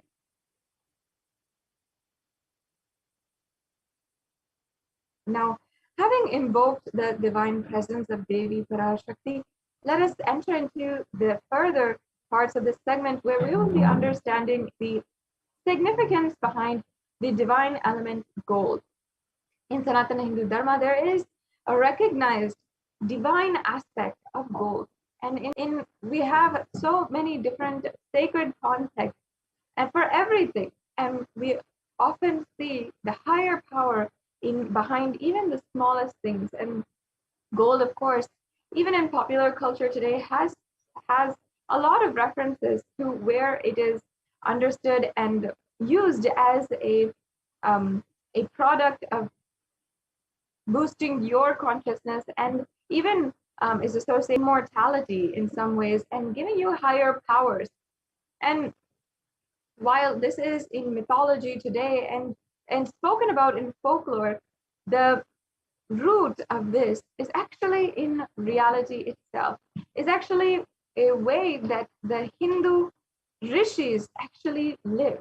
And here in the Atharva Veda, there is a verse from this scripture where it's talking about the significance of gold and its properties. So I'll just be translating this verse. It says, "Strictly born by birth is this gold. From the atoms of Agni is one. It becomes dearest to Agni. And one fell away from the Soma when it was heard. One they call the seed of virtuous and powerful Apaha. Let that triple gold be for your long life." And here you can see that the gold is referred as the seed of virtuous and powerful Apaha, meaning it's associated with virtue and powerfulness, and also longevity, long life. And of course, we have so many popular cultural references for gold, even being an alchemy ingredient which makes you as an immortal being. But in the Vedic civilization, believe it or not, that is exactly how they lived and recognized gold. And we have a scriptural reference for it. And based on even the science of spiritual alchemy, the Supreme Pontificalism has revived today, this we can easily understand is completely capable of being able to happen. And in the Vedic scriptures, gold is present in all of the scriptures, including the Agamas, Vedas, Shrutis, Smritis, and Itihasas and Puranas. And in all the scriptures, it is abundant that gold is the most auspicious and purest metal, which is purifying the very being. In the Hindu civilization, everything was built in gold and exchanged in gold, and ritual feasts were often offered in gold bricks. When one was to be saved from life-threatening illnesses, gold was offered as a ritual fee, and gold was in abundance and used for weighing equivalent amounts of commodities, including cows.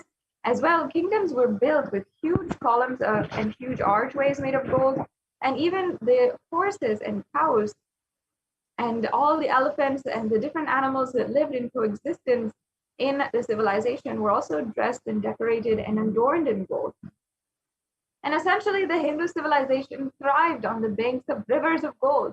The Indus River was called the Hiranyamaya in the Rig Veda, and the river Saraswati was called the Hiranyavartani in the Atharva Veda. And gold is a supreme element for offering gifts to the ones you love and revere.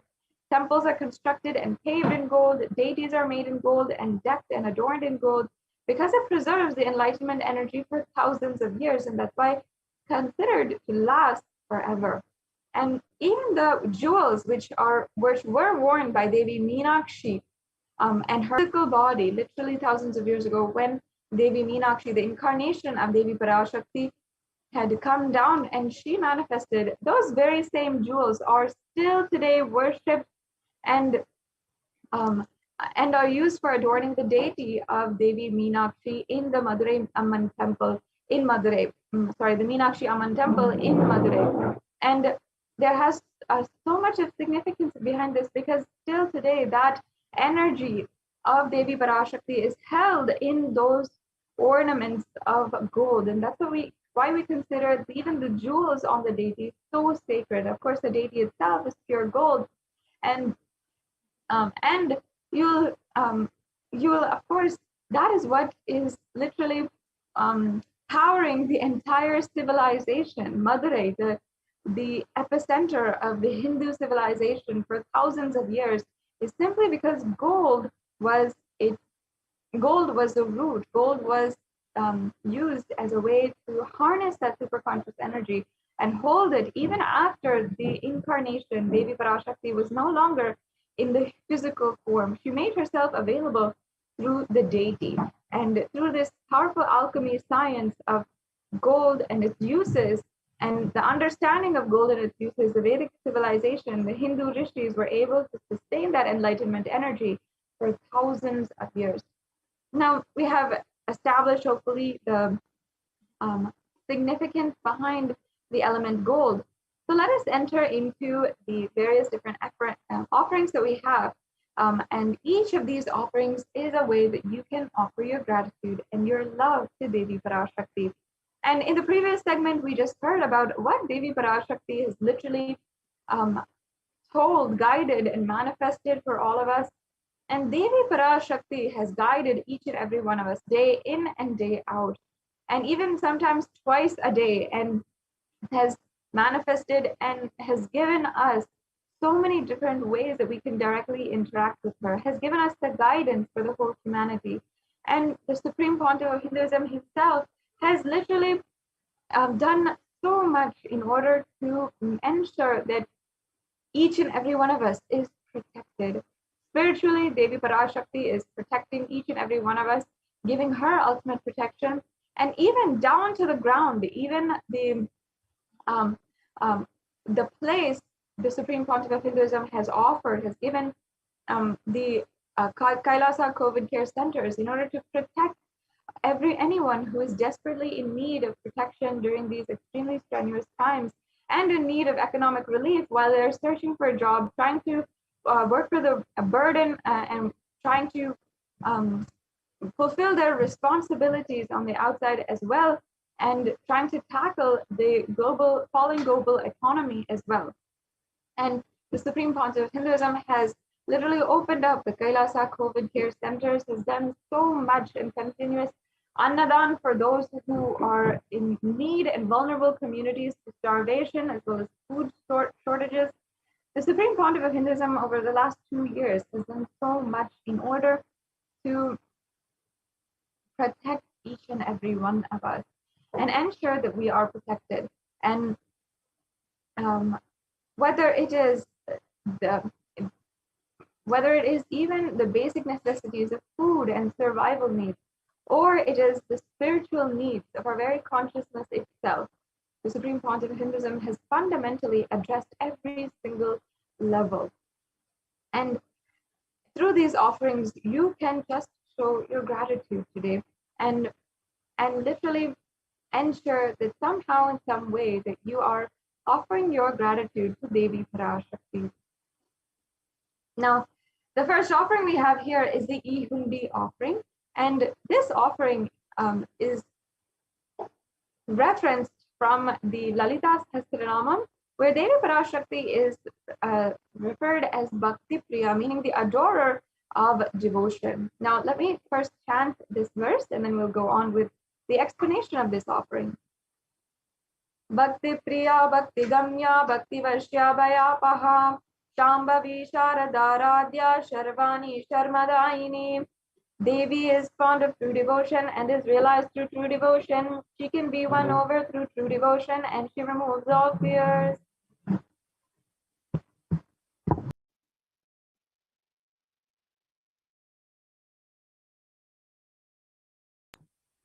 Yes. So if there is any fear in the minds of devotees, Devi Parashakti is sure to remove that fear. It is stated that Devi likes to be worshipped in autumn. And that doesn't mean the autumn of the seasonal autumn that each and every one of us go through when the leaves fall off of trees, but actually the autumn of our life, when thoughts are turning more and more inwards, when we become more and more introspective. And as I was saying, especially during these strenuous times, many of us find ourselves questioning our purpose in our life, what society is existing for, what is the questioning this entire existence itself. And it's at this time that the need for Devi worship becomes stronger. And that's why Devi Parashakti herself is making herself available to us you can offer your gratitude through this e-hundi offering. And many of us Hindus know that it's a way that you can offer just your simple gratitude, your simple love for Devi Parashakti.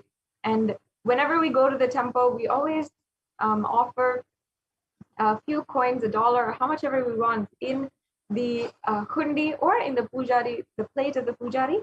And this is a Hindu custom that we all have grown to love and have been brought up by just having that pure form of gratitude and offering at the feet of Devi Parashakti.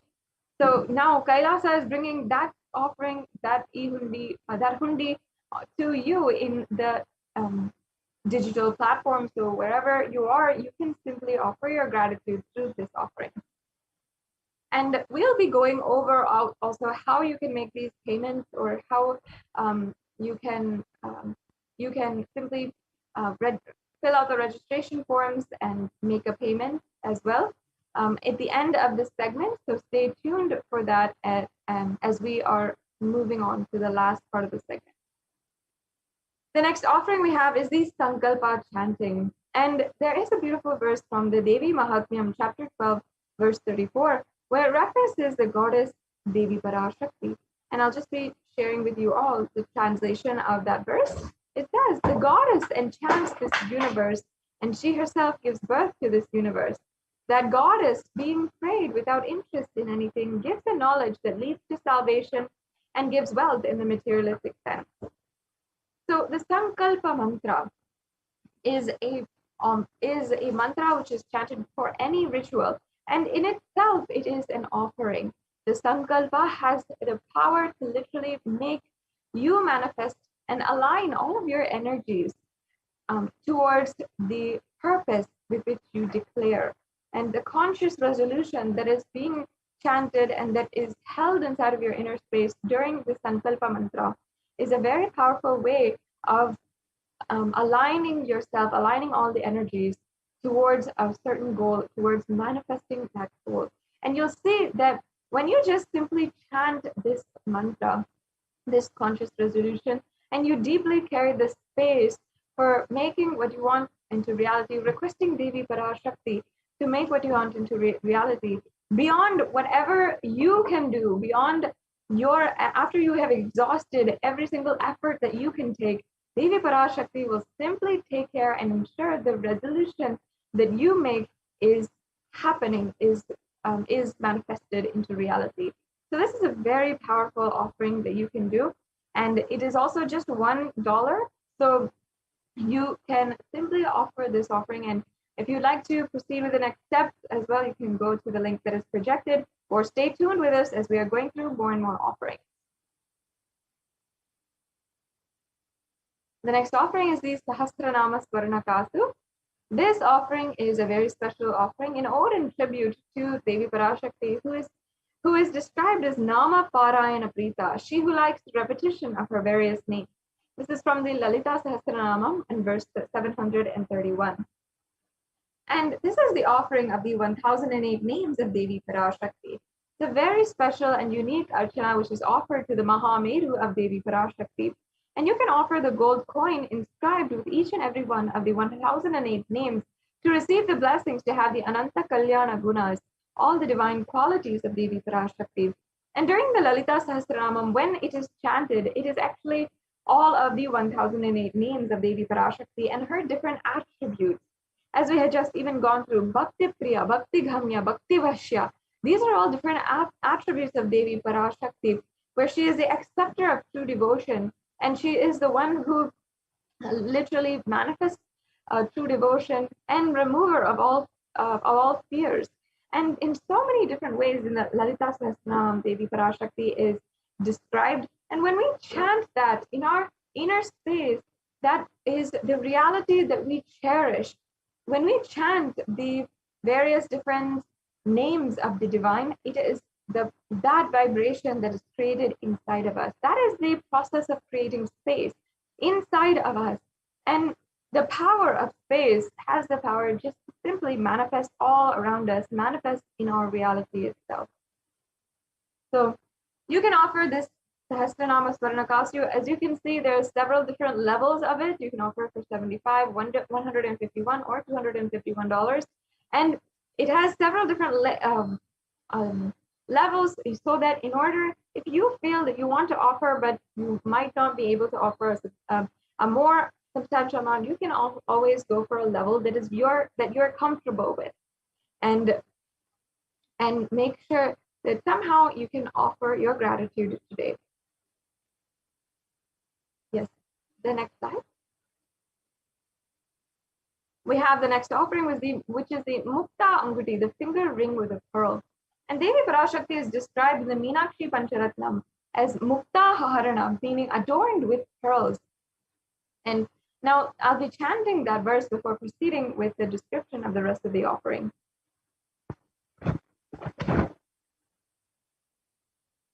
Muktaharanalasatkiritaruchiram purnendu vaktraprabham Shinchanu purikinkenimanidaram padmaprabhavasuram Sarvabhita falapradam girisutam vani rama sevitam Meenakshim pranatosmi santatamaham karunyavaram nidhim.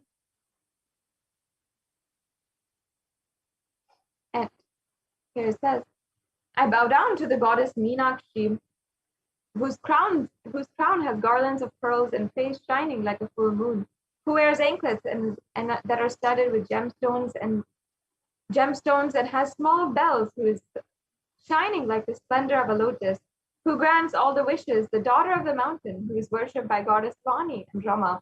I remain ever bowing to the goddess Meenakshi, the ocean of compassion.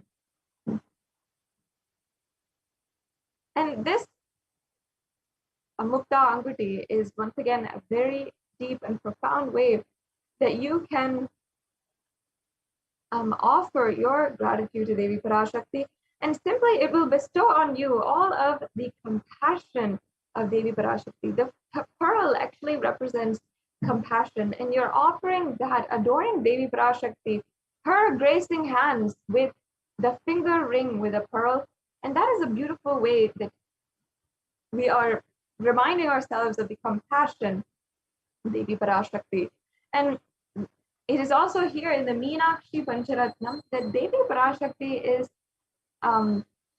described in the form of Devi Meenakshi. And thousands of years back, Devi Meenakshi had come down to planet Earth, and her advent entirely was a grace of compassion for the whole humanity.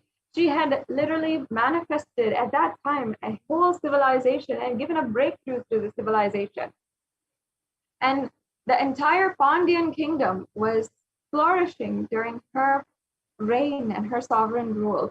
And in fact, in human history, it is known that Madurai is, some of the archaeological evidence shows us that it's one of the oldest human civilizations. That Madurai is from where she learned, from where she had literally ruled.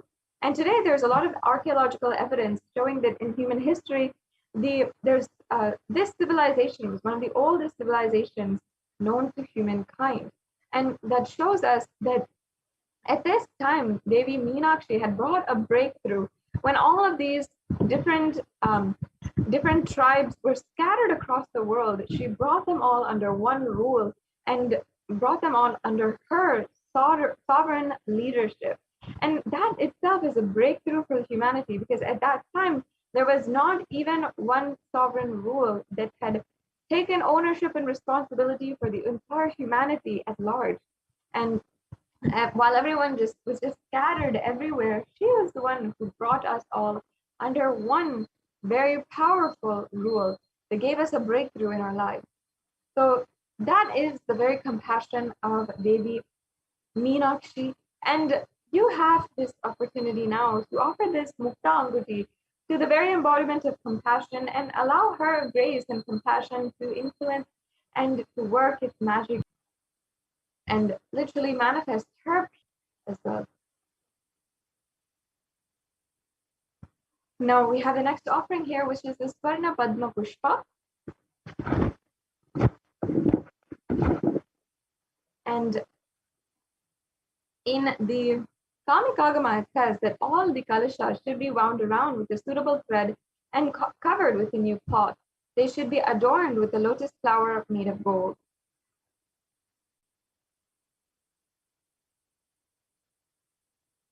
And there are hundreds of scriptural references for using lotus in the worship of Paramashiva. And there's so much of art and architecture, so much of symbology associated with the golden lotus as well. And especially if you know, the lotus as well is very powerful in retaining its divine qualities, no matter what situation it might be in, no matter what kind of background it might be in, and or whatever waters it grows in.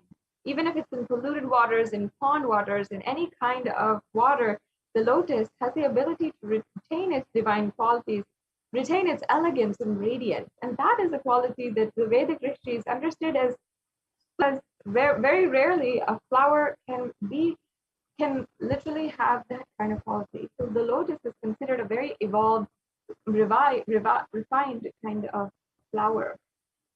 And that is why the lotus is used in so many different scriptural references and used in so much of worship, and is just used in all different places in Sanatana Hindu Dharma because it is considered as a divine flower. And it literally represents Devi Parashakti herself, because she also has that same quality of retaining the divine nature, even if she is put into war situation, even if she is victimized, even if in any situation, she will always retain her divine qualities with the utmost chastity and with the utmost powerfulness in her life. That is one of the most powerful attributes of Devi Parashakti, and as well the lotus. So you can offer this golden lotus in any size you wish and be blessed to have the state, space, powers, and being of Devi in your inner space amidst any and every adverse situation in your life.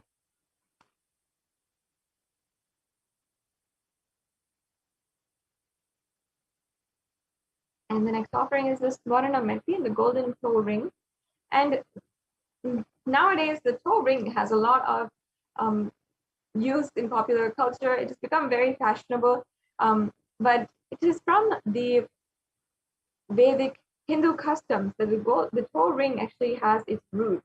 And it is from this custom and the tradition of Sanatana Hindu Dharma that we even have reference for why we use the toe ring and why we adorn the toe ring. It's not just because it looks good, it's not just because it's quite fashionable and everybody's doing it, not because of that, but because of a very sacred context and sacred sentiment. And here in the verse from the verse 44 and 45 from the Saundarya Lahari, which is composed by Adi Shankaracharya, it is told how the very toenails of Devi Parashakti are able to destroy darkness of ignorance. And I'll just chant that verse now before going on with the explanation. Nakhadiditi samjana namajjana tamo guna padadvaya prabhajala parakrita saroruham. You whose brightness from toenails destroys the darkness of ignorance from your devotees who prostrate at your feet. You whose brightness from your 2 feet overpowers that of the lotus flower. So you can offer this Swarnameti. And as you can see, the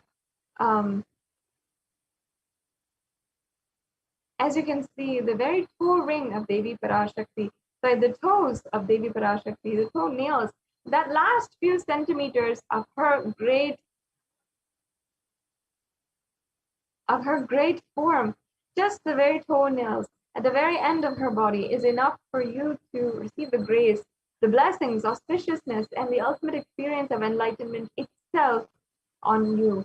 And it does not require so much for her to simply enlighten you just like that. It is just the power within her toenails. She can simply enlighten you with just if you prostrate at her feet. So out of that sacred sentiment, we offer the golden toe ring to adorn the very toenails that are so powerful that can remove all kinds of darkness. And even in the Hindu custom, the Hindu tradition of marriage, The Devi Parashakti is invoked in the bride, and she is adorned with a toe ring as well. And we adorn the toe ring on the women, all Hindu women during their marriage ceremony, because we respect and worship her as Devi Parashakti. And after which she will be worshipped as mother for mother, a biological mother, and she will be literally worshipped as for her potential of literally becoming a mother. And the next offering we have is the Swarna Mantika.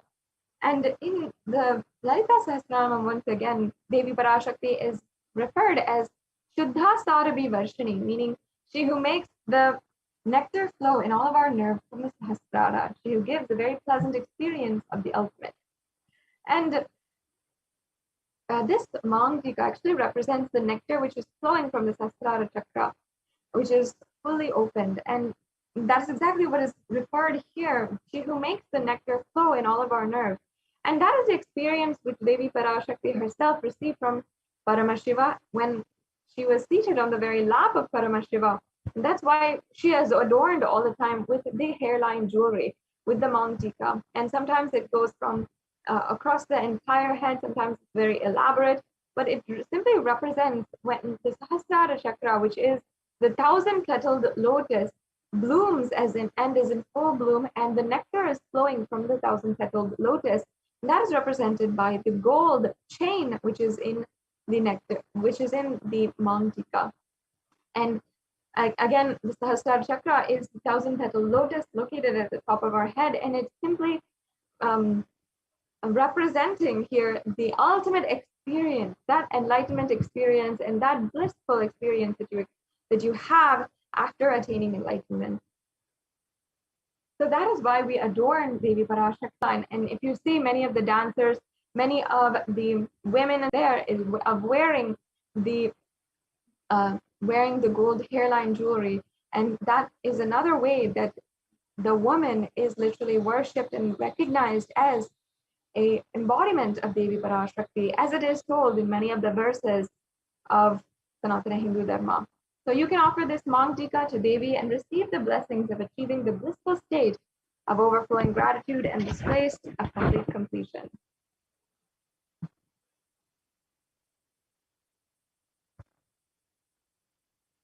Now, before coming to a conclusion of this segment today, we have 2 more offerings that we are going to go over, and then we'll be moving on to the next segment. Now, the next offering here is for the Pratyaksha Pada Puja, for the feet of the Guru. And whether it is Adi Shankaracharya himself, the incarnation of Paramashiva, who had literally been recognized as the Shanmatha Stapaka, meaning the reviver of all the 6 mathas. The Shanmatha means 6 math, or the 6 traditions of Sanatana Hindu Dharma. And he had literally revived and brought together Hinduism as we know it in the modern day and age. And he literally lived around 2,000 years back in around 0 AD, who had composed the Guru Paduka Stotram. And this Guru Paduka Stotram is verse after verse of beautiful, poetic, sacred sentiment on the grace of the feet of the Guru. And it's such a beautiful stotram that each and every one of you I recommend listening to. And there are so many verses which will literally make your inner space melt out of absolute gratitude towards the Guru. And he says that Adi Shankaracharya even wrote that that the Guru Paduka is powerful enough to literally be the very boat that takes us through the Ananta Samsara Sagara, meaning the ocean of the endless, seemingly endless karmas and samsaras. The Guru Paduka is literally the boat and the way that we stay afloat as we are literally in the sea of endless samsaras. That is the way that he simply made the connections, and he had in Sanskrit, which is the ultimate language, had mapped the significance of the Guru Paduka. And every single verse is just an outpouring from his inner space. And each verse ultimately helps us understand the importance of the Pratyaksha Pada Puja. Pratyaksha Pada Puja has so much of significance when you're offering directly to the feet of the Guru. And I invite each and every one of you to ensure that you are offering the Pratyaksha Pada Puja. Many Kailashians, devotees of the Supreme Pontiff of Hinduism, do this puja once or even twice, sometimes even 3-4 times a year, and they offer the Pratyaksha Pada Puja in order to keep that Guru Tattva alive and to protect, strengthen, and amplify the relationship with the Guru, basically. The next offering we have is the Vastra Seva, and the Vastra Seva is and just as we offer the cloth and we keep a cloth around to decorate, to protect from anything outside, the Vastra is offered as well, and it bestows on you the ultimate protection of Devi Parashakti and of the Supreme Pontiff of Hinduism. Now, this brings us to a conclusion of all of the different offerings, and you can see a summary table of the offerings here. The e-hundi offering is available. You can make for any amount of money. The Sankalpa chanting, which is available for just $1. The Devi Sahasranama Kasu, the Mukta Anguti, the Swarna Padma Pushpa, all have various different levels of offerings. As you can see, it's not just one payment that's a fixed payment. You can offer in different levels as you wish and as you are comfortable doing so.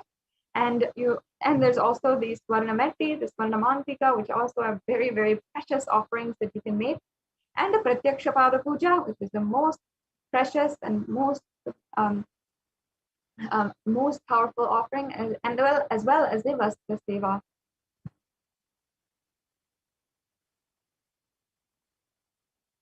Yes.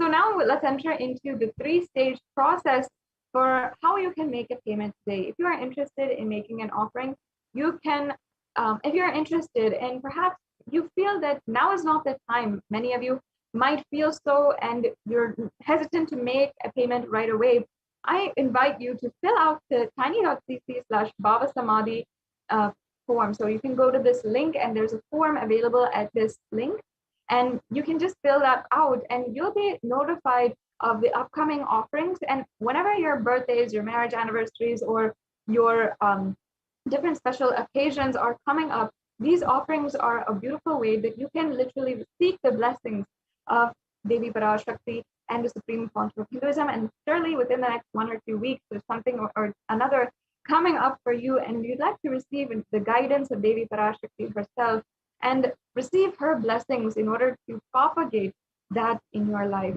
So you can always register at tiny.cc/Bhavasamadhi and ensure that you have the upcoming offerings, you know what's coming up and what you can do. Another way also is to ensure that you are liking and subscribing in all of the different social media platforms so that you receive a notification as soon as these offerings are available to you. And then you can also ensure that you can make an online payment today at tiny.cc/Devi-offerings. And this is just a 3-stage process, like a few clicks away from making a payment. And if you're used to online shopping nowadays, this will be very easy for you to make a payment and make an offering today. Then also we have, after the payment is made, make sure that you go to tiny.cc/Sankalpa 2021 in order to fill out the payment details that are needed for the puja. And in this, you'll be chanting all the names that, you will be giving all the names that should be chanted during the puja. So with this, we're now coming to a conclusion of this segment in today's program, and I invite each and every one of you to ensure that you are making an offering and enjoying the bliss that comes from the blessings and grace of Devi Parashakti after you make a beautiful offering. Now we are moving on to the next segment in today's program, where the representatives from the Adi Kailasa Sarvagna Peetham will be guiding us on how the Adi Kailasa Sarvagna Peetham Kailasa COVID Care Center is running right now. And there have been several different fantastic miracles that have literally blown away the minds of the different citizens of the Adi Kailasa Sarvajna Peetham, and who have really been so shocked at how much the Supreme Pontiff of Hinduism has literally taken care of them, whether it is through the free food services, giving an 11-course meal every single day, or through the different Ayurvedic supplements that are given free of cost to boost the immunity of each and every one of the citizens who are residing in Adi Kailasa Sarvajna Peetham, or the multi-layer quarantine, which is followed as a strict protocol in order to safeguard all the citizens of Adi Kailasa Sarvajna Peetham and protect them from the ongoing pandemic. This is one of the most practical solutions for the ongoing pandemic that has been happening, and even recognized by the United Nations as well. So now we will be moving on to the next segment, where the representatives from the Adi Kailasa Sarvajna Peetham will be joining us and guiding us through the next segment. And we'll be right back with you after a short break.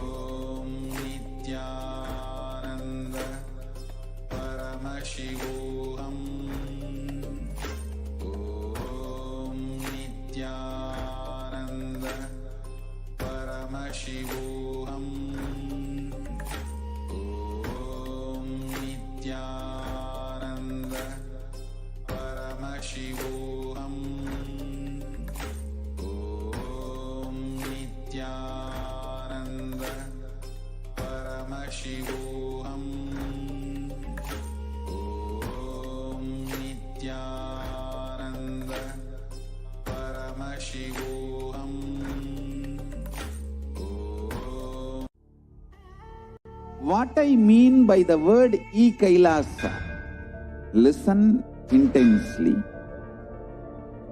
Enlightenment ecosystem, literally enlightenment itself in your own home. wherever you are. If you cannot come to Kailasa, it's okay. Kailasa can come to you. Kailasa coming to you is E-Kailasa.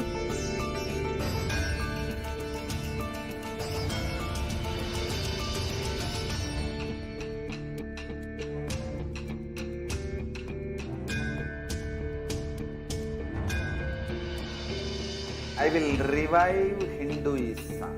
I am a Hindu revivalist, not by any revolution, but by evolution.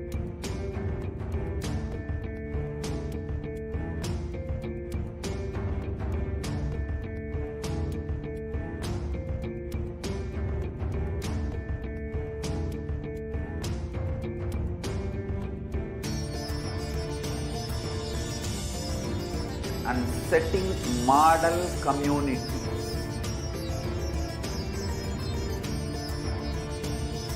Kailasas, enlightenment ecosystems, Sarvanya Peethas all over the world.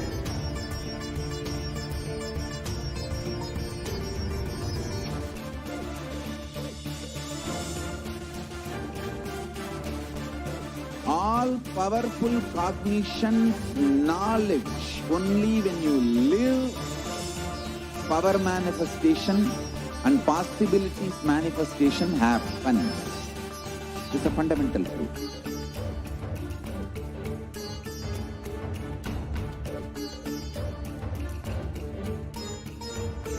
Hinduism cannot live exclusively as one sampradaya. No. All sampradayas of Hinduism is an ecosystem.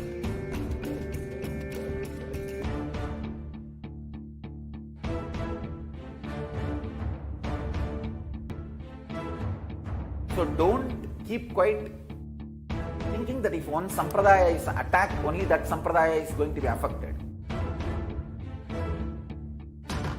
All of us are ecosystem.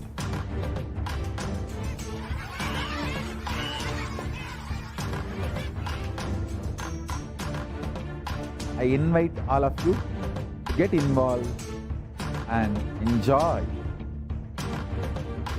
Hinduism by the principle of Dharmo Rakshati Rakshitaha. When you protect Dharma, Dharma protects you. Will make the whole planet flourish spiritually. The spiritual prosperity will happen to the whole planet. We all have to coexist together.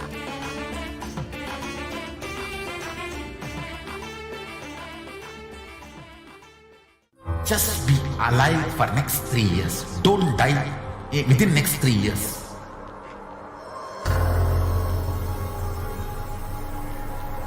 Just don't die within next 3 years. Be alive. Somehow be alive. I'm working sincerely. I will reach you somehow. Somehow I will reach you. It's my commitment to humanity.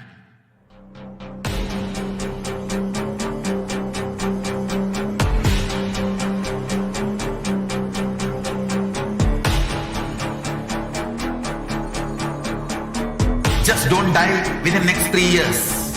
I will reach you wherever you are, whichever corner of the world you may be. I will reach you with enlightenment. You manifesting the space, state, powers, being, Paramashiva. It is possible, and it is possible for you.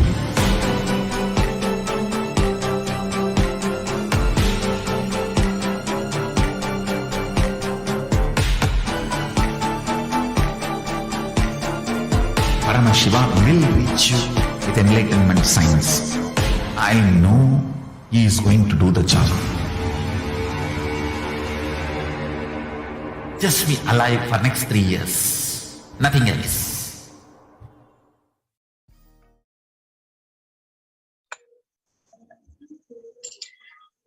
Nityanandam, everyone, welcome back.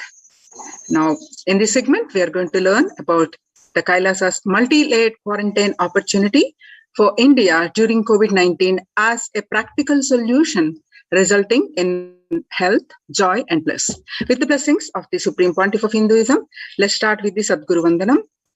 Nityanugadam kevalam jnanamurtim Dvandvatītam gagana sadrusham tattvamasya ekam nityam vimalamachalam sarvadi sakshibhutam bhavatītam trigunarahitam sadgurum tam namami.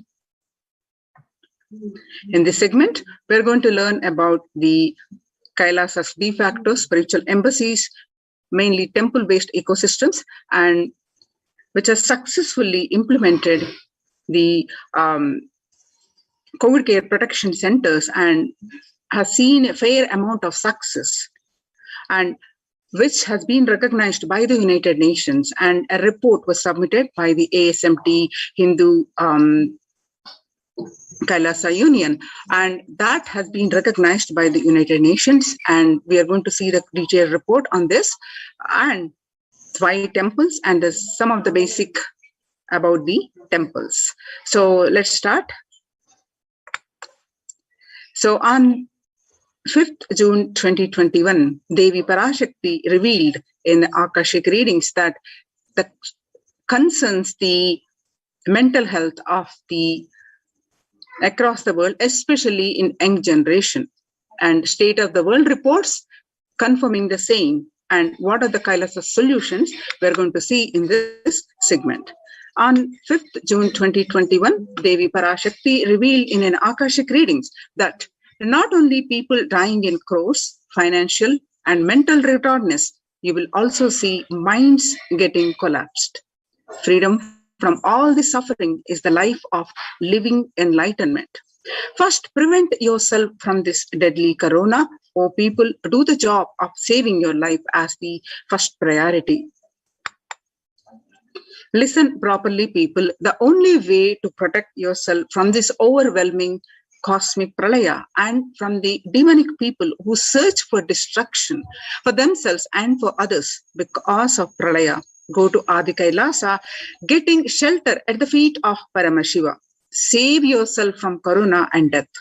Economic crisis and mental collapse that is formed because of corona. Save yourself and move towards living enlightenment.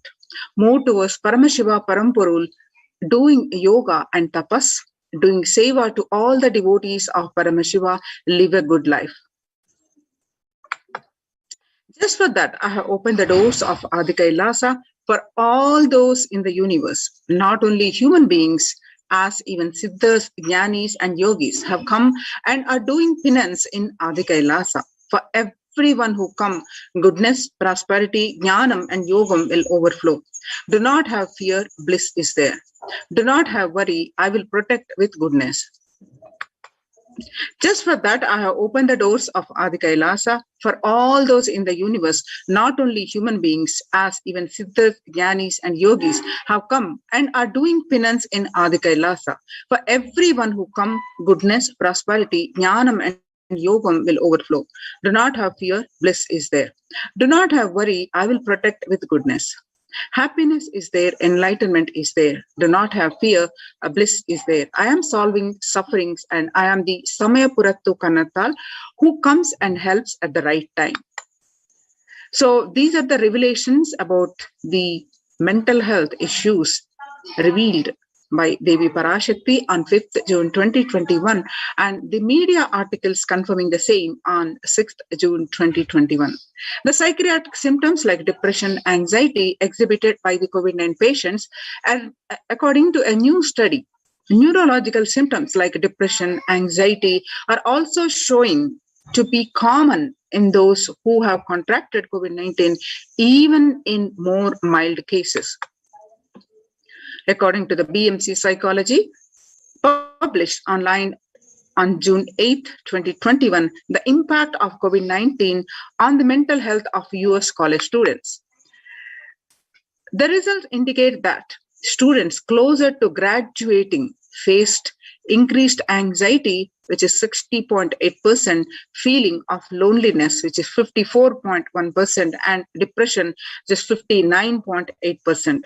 Many reported worries for health of loved ones. Most impacted their mental health status, which is about 20%.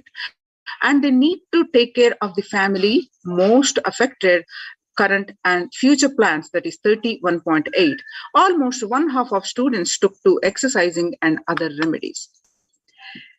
The rates of anxiety and depression among college students continue to soar. Researchers at the Dartmouth College, who have tracked the moods and behaviors of about 200 college students for 4 years, say stress levels are at their highest.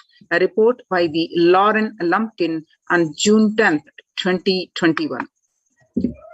Dartmouth College researchers began tracking about 217 students when school as a freshman in 2017 in the hopes of understanding how they behave. They have seen students' stress levels rise, and usually in tandem with midterm and final exams. But since the onset of the coronavirus pandemic, rates of depression and anxiety have soared and have showed no signs of coming down, said the Andrew Campbell, a researcher and computer science professor.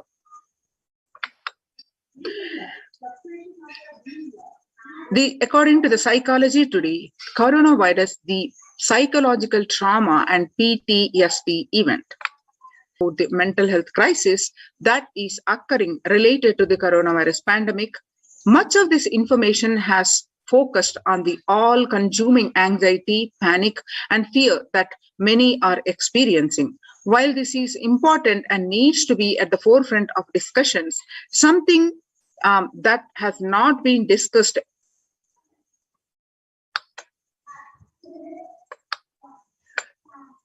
the increased prevalence of post-traumatic stress disorder, PTSD, is expected to emerge as a primary factor driving the growth of the global post-traumatic stress disorder therapeutics market over the period of assessment. What it used to be in 2019 and what is expected to rise by 2027, there is a rise in this market of about 11.91%. The coronavirus pandemic impact on global mental health is already extremely concerning. There is a high prevalence of mental distress in countries across the globe due to the coronavirus pandemic, especially among healthcare workers and children. According to the United Nations and the World Health Organization, the impact of pandemic on people's mental health is already extremely concerning. World Health Organization Director General Tedros Adhanom recently released to the CNN, and he continued that it is now crystal clear that mental health needs must be treated as a core element of our response to and recovery from the COVID-19 pandemic. Now, what Devi revealed, that do yoga and do spiritual practices and serve Paramashiva. And during the various satsangs, also the Supreme Pontiff of Hinduism revealed this, the importance of doing yoga and the spiritual practices, living a life of living enlightenment. So yoga greatly improves mental, spiritual, and physical health. People who practice yoga experience less anxiety, less depression, and fewer symptoms of post-traumatic stress disorder. Yoga also improves well-being, including increased gratitude, relatedness, acceptance, centeredness, empowerment, self-esteem, compassion, self-awareness, and hope. Yoga can help us to manage stress and self-regulate, an important tool at the current time. We are all equipped with innate coping strategies for responding to stress, but sometimes our stress response can become out of balance. We are living in a world that regularly activates our sympathetic response, that is, the body's way of responding to stress, sometimes called fight or flight. This is balanced by our parasympathetic response, the way our body helps us to rest and relax. Yoga can help bring our parasympathetic response back online and allows us to find balance. Activating our parasympathetic response brings us into a more restful space and allows us to find calmness, connection, and compassion. The deep mindful breathing of yoga and meditation stimulates the vagus nerve, which activates the parasympathetic nervous system and supports self-regulation and stress management. Yoga can be a valuable tool for self-care, especially in challenging times. Yoga is now being used as an empirically based treatment, often in combination with other interventions with benefits for both physical and mental health. Many clinicians are recommending yoga as it may help support the effectiveness of traditional treatment approaches. According to the Revelation to the World by the Devi Parashakti, according to the Psychology Today, when we actively choose a tool of self-care, we better equip ourselves to survive and seek resilience in different circumstances. While it is but one tool, yoga offers the potential for connection and well-being, even in these challenging times.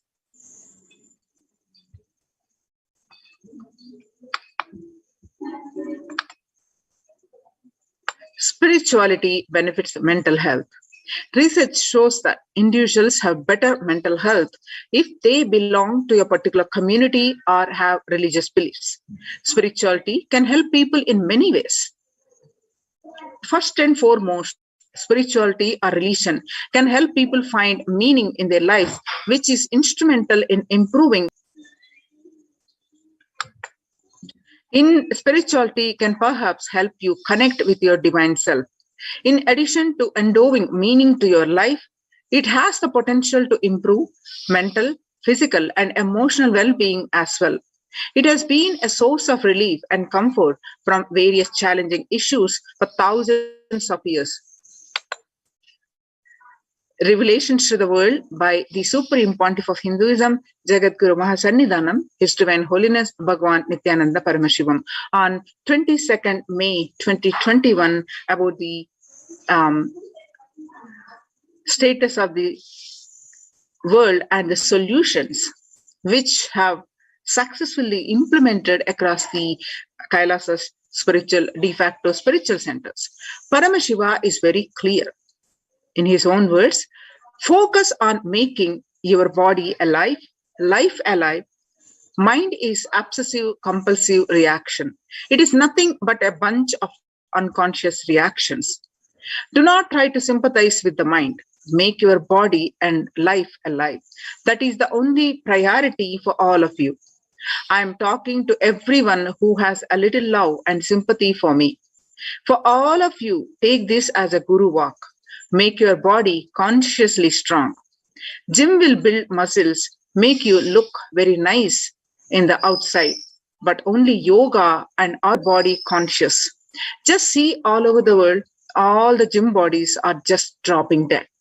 Only yoga will make your internal organs strong and your ability to manifest.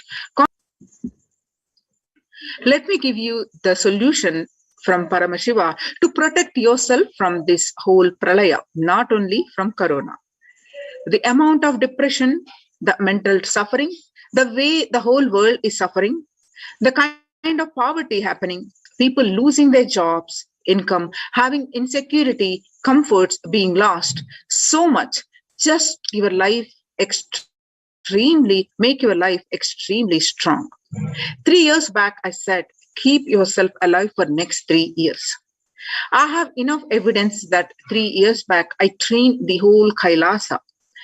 That is, first, the devotees in their own homes, and second, the Kailasa inside the Sangha, physically, mentally, psychologically, or consciously for quarantine lifestyle.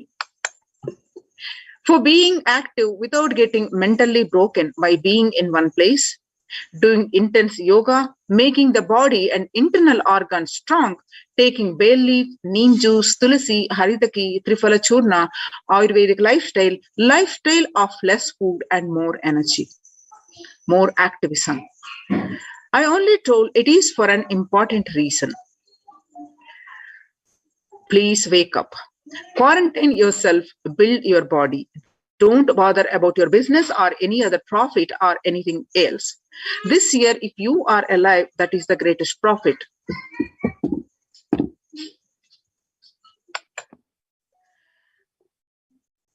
Now, these are the now across.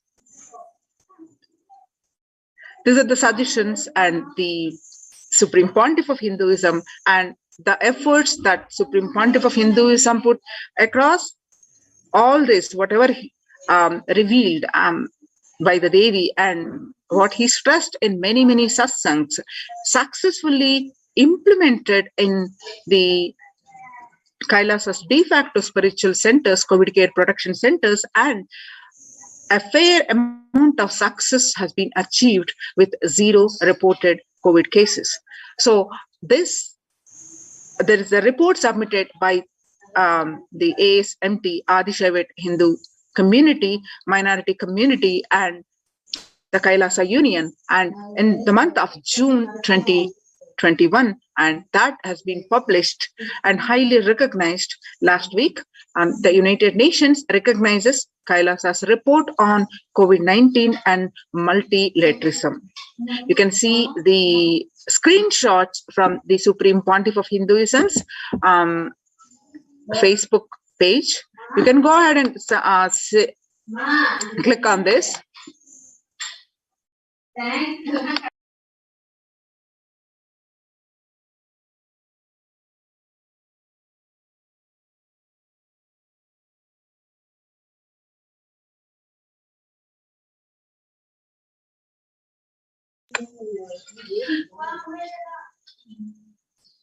Yes, the report publishes on their website, the www.oschr.org, that by the Adi Shaivat minority tradition, the globalization of disease has led the world to be only as resilient as the least resilient country and person, especially for highly contagious COVID-19, which has spread with a scale and severity not seen since Spanish flu. The variants of virus such as Delta, Delta plus, Epsilon, Gamma continue to threaten even those vaccinated. Secondary diseases such as black fungus are targeting COVID patients and killing almost 1 in 2% in such cases. Human life is more precious and important than all economic principles or systems in totality, because all these concepts are legitimate only because of their utility value, which is to fundamentally make human life better. At least until this ongoing crisis ends, all economic policies related to money, banking, fixing prices of commodities, etc., need to be revised to make sure no human being suffers from hunger or the absence of required medical care. For this purpose, Kailasa has presented a detailed report on effective solutions for COVID-19 through multilateralism that was published by the United Nations in their website, www.oschr.org. The earlier reports were a report on indigenous women and girls, and the second report on the femicide were published, and this is the third report, which was on the COVID-19 and multilateralism, a report by the Adi Shaivat minority community, minority tradition, ASMT, Hindu community, Kailas Union, submitted on the month of June 2021, and which has got published about 10 days ago. So what are the key factors in this report, the key obstacles which are presented, which we are facing world across? The first obstacle is globalization of disease has led the world to be only as resilient as the least resilient country and person. especially for highly contagious COVID-19, which has spread with a scale and severity not seen since Spanish flu. The variants of the virus, such as the Delta, Delta plus, Epsilon, Gamma, continue to threaten even those vaccinated. Secondary diseases such as black fungus are targeting COVID patients and killing almost 1 in 2 in such cases. Second, distorted policy decisions and conflicting principles can lead to polarizations amongst nations and within, leading to various extremes such as the hoarding of vaccines in some places, the wastage of vaccines in others, and an unaddressed shortage of vaccines globally. The pandemic has exposed the fragility of the global system. The disruption of the supply chain is especially worrisome for essential food supplies, which disproportionately affect the already most vulnerable even more. The lockdowns have brought the global economy into crisis, bringing recessions and worrisome unemployment rates. Frequent lockdowns and the ongoing threats of famine, especially in countries where the employment is predominantly informal, are exacerbating worries that starvation may cause more suffering than virus itself. Far from SDG 2, zero hunger, the number is now predicted to come close to 1 billion. You can see the supporting articles which are projected on the screen. You can also go ahead and download from the Supreme Pontiff of Hinduism's Facebook's profile and read these detailed articles by yourself.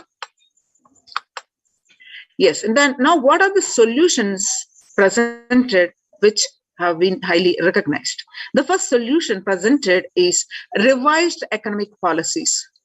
Human life is more precious and important than all economic principles or systems in totality, because all these concepts are legitimate only because of their utility value, which is to fundamentally make human life better. At least until this ongoing crisis ends, all economic policies related to money, banking, fixing prices of commodities, etc., need to be revised to make sure no human being suffers from hunger or the absence of required medical care. As per Hindu principles, the world, including the economy, evolves through 5 phases. First, creation or growth. Second, sustenance or stagnation. Third, recession or revitalization.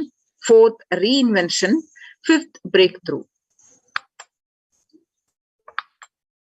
As per Hinduism's conventional economic growth is observed when the best practices are applied diligently. However, during times of crisis, led us to the 4th and 5th phases, wherein the need to reinvent and deliver a breakthrough becomes both a survival need and an opportunity to surpass any means and measures of conventional economic growth. According to the Keynesians, increased public expenditure during the Great Depression of 1929 improved economy. However, the government never completely gave up trying to balance the budget, which resulted in it never spending enough to bring the economy out of recession until the Second World War. Similarly, the current crisis requires governments to temporarily discard trying to balance economic interests that compromise quarantine safety and put human life at risk, and rather reinvent their economic strategies and multilateral coordination for benefiting during the subsequent breakthrough period after the end of the crisis. The next solution presented is Hindu multilateralism. There is an immense inequality in the capacities of governments, organizations, and people on 2 grounds. First is health response. Second, economic recovery. surviving the highly contagious COVID-19, where the world is only as resilient as the least resilient country and person, requires governments, organizations, and people collectively address the crisis. From 3200 BCE, 56 nations in Asia had multilateral treaties based on the Hindu principle was Vasudhaiva Kutumbakam. That means the entire world is my family. This reference from Maha Upanishad, chapter 6, verse 71 to 73. You can see the supporting articles here.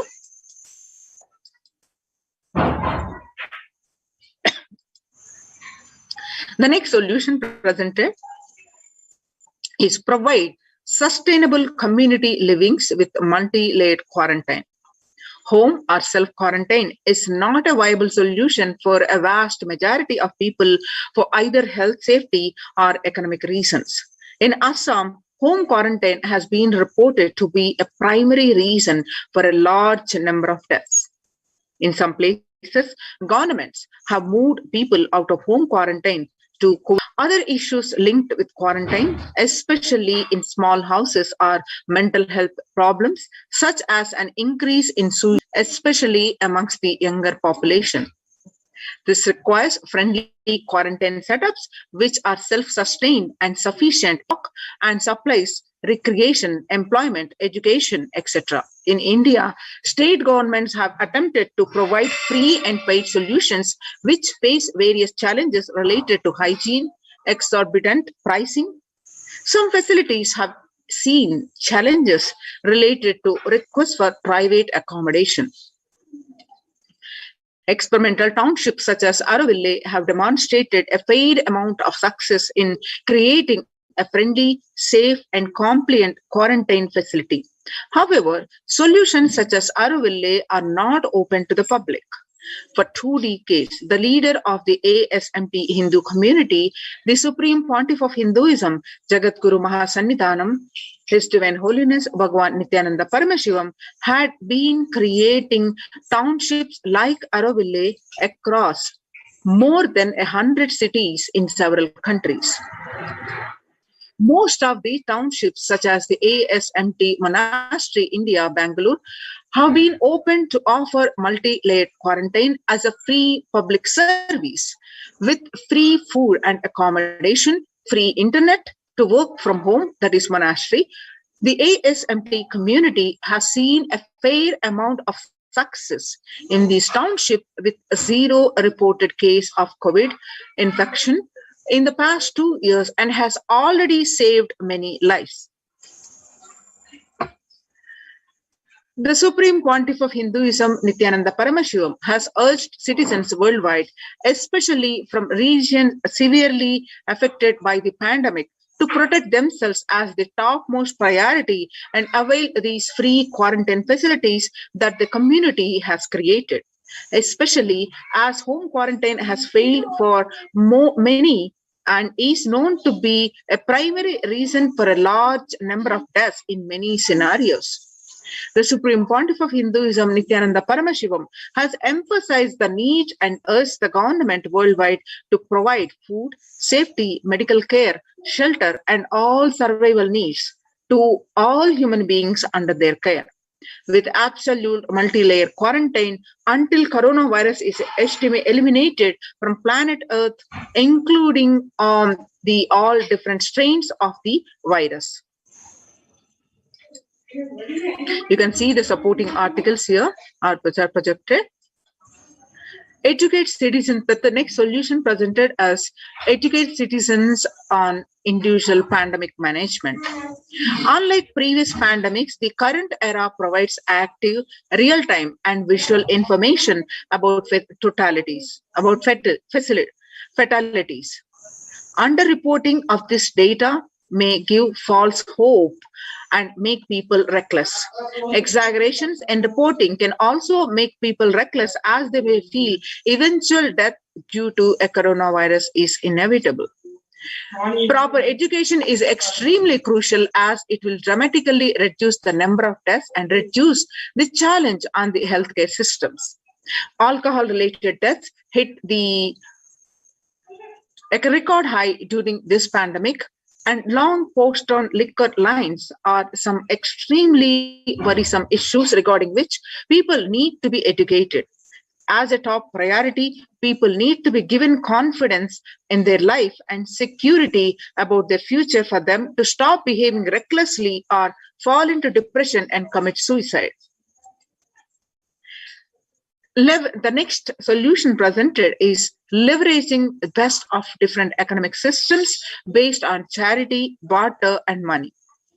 The ancient Hindu economic treatise by Paramashiva, the primordial Hindu divinity, described three kinds of economic systems and their principles. First, for things that do not perish by sharing, such as education and knowledge, Paramashiva recommends that no fee be charged. Second, for survival needs such as food and healthcare, barter and charity are recommended. Third, for all other infrastructure developmental works, services and commodities, gold and conventional currency-based transactions are allowed. These systems are still in practice in the modern day, but grossly overlooked and not sufficiently studied with their close relation to mainstream economics.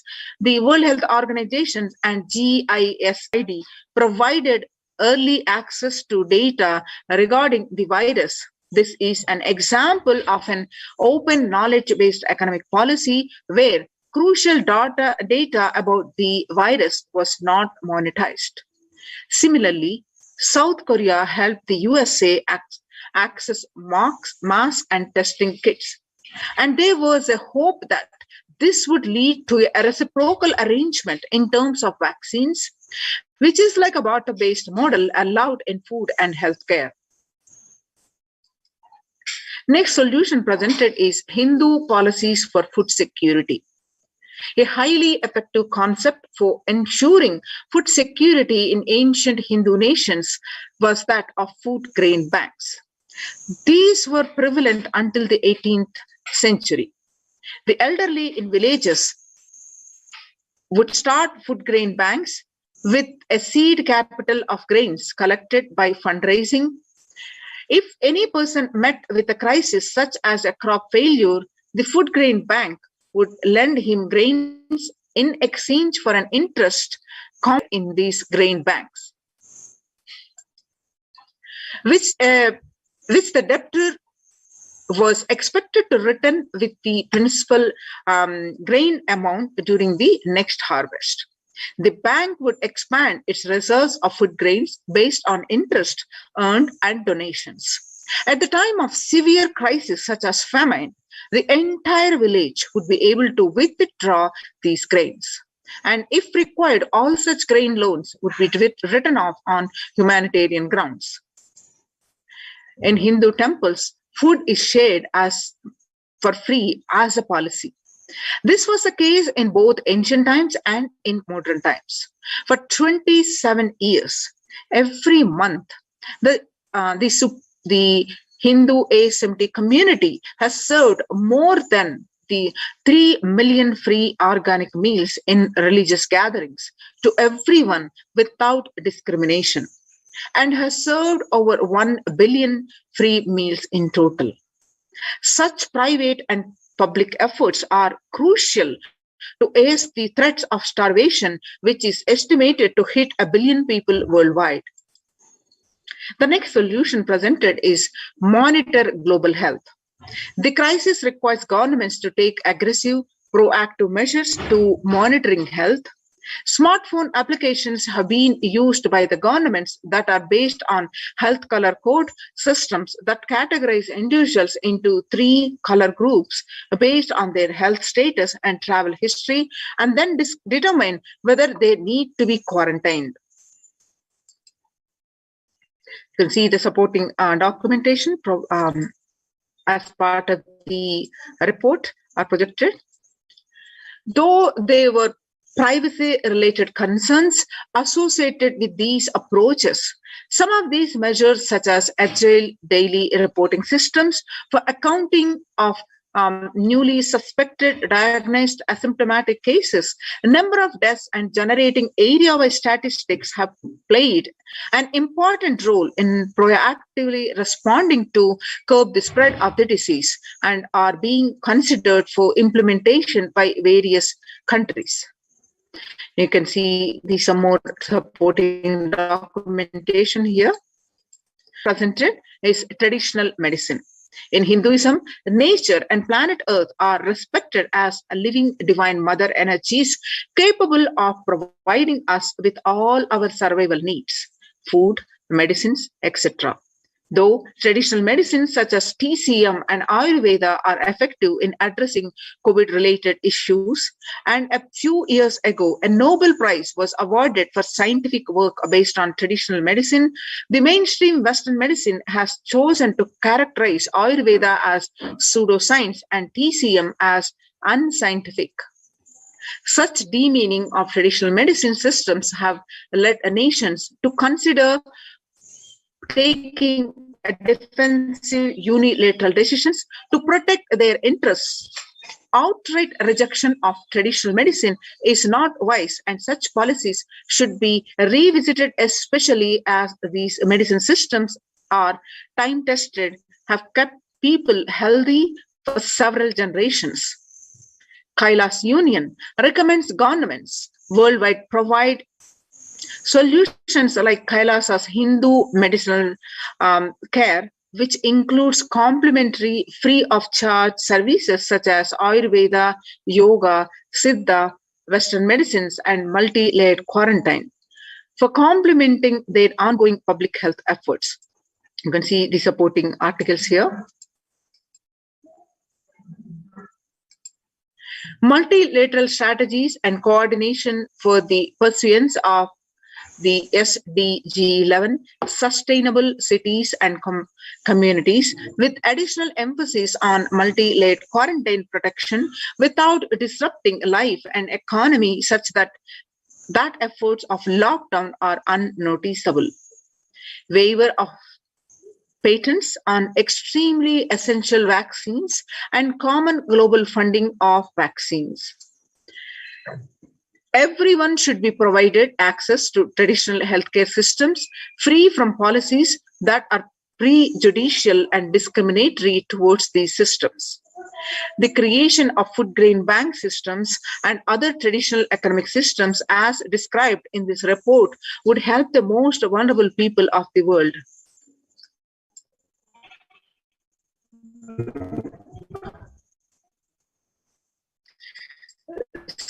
The more supporting documentation is projected here.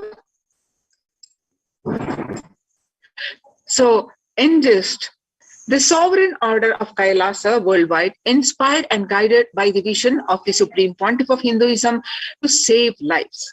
A one-of-a-kind humanitarian charitable service, massively in this testing time of global. Through this initiative, Kailasa has been consistently supporting people through free food banks, that is Annadans, free medical care, and many more services. The impact of mental disorders and lack of spiritual strength during a humanitarian crisis are often difficult to assess and inflict lasting damage. To assuage this, Kailasa is offering spiritual programs, temple events, and spiritual healing online. The Kailasa's recommendations on COVID-19 and multilateralism to be presented at the United Nations General Assembly and Human Rights Council.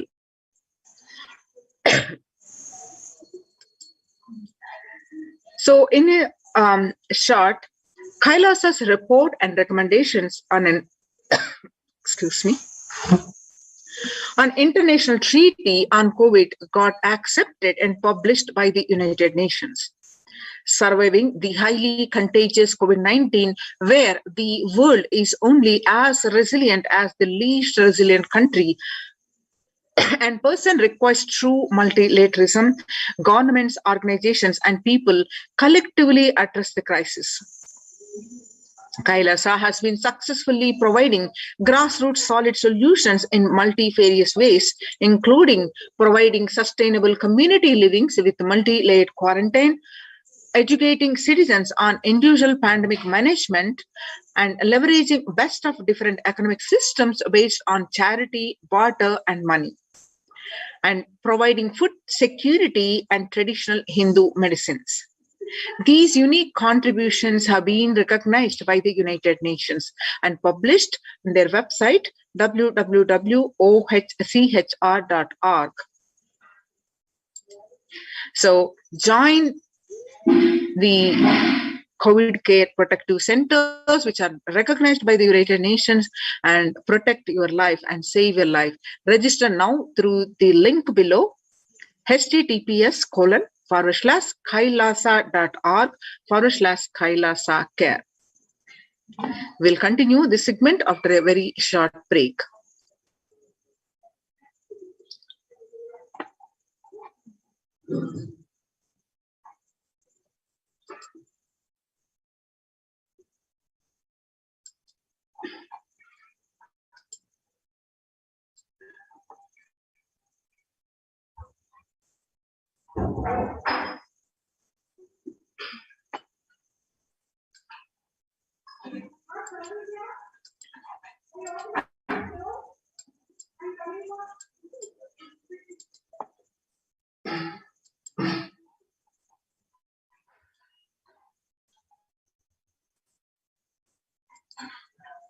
Now, let us understand more on the Kailasa's de facto spiritual embassies, COVID care protection centers, with the blessings of the Supreme Pontiff of Hinduism, Jagadguru Mahasannidhanam, His Divine Holiness, Bhagwan Nityananda Paramashivan's blessings. The some more statistics which are presented here are the, if you see the statistics, that younger adults are more likely to report symptoms of anxiety and or depressive disorder COVID-19 pandemic. Ages 18 to 24, which is 56.2%, and ages 25 to 49, which is 48.9%, and ages 50 to 64, about 39%, and ages 65 is about 29%. The average share of adults reporting symptoms of anxiety disorder and or depressive disorder, what it used to be in 2019, about the 6 months period, about 11%, and now it has increased a spike of 41% by in the month of just January, 1 month in January 2021. And now, how are you feeling? What employees say they feel more than half the time at work. They say 34% say they are tired, and 34% say they are stressed, and 27% say they are burnt out, and 22% say they are discouraged, and 19% say they are distracted, and 17% say they are depressed. Nearly 8 in 10, that is, it is about 78%, say the coronavirus pandemic is a significant source of stress in their lives. Nearly 7 in 10, which is 67%, say they have experienced increased stress over the course of the pandemic. 1 in 4 essential workers, which is 25%, diagnosed with mental health disorder since start of pandemic.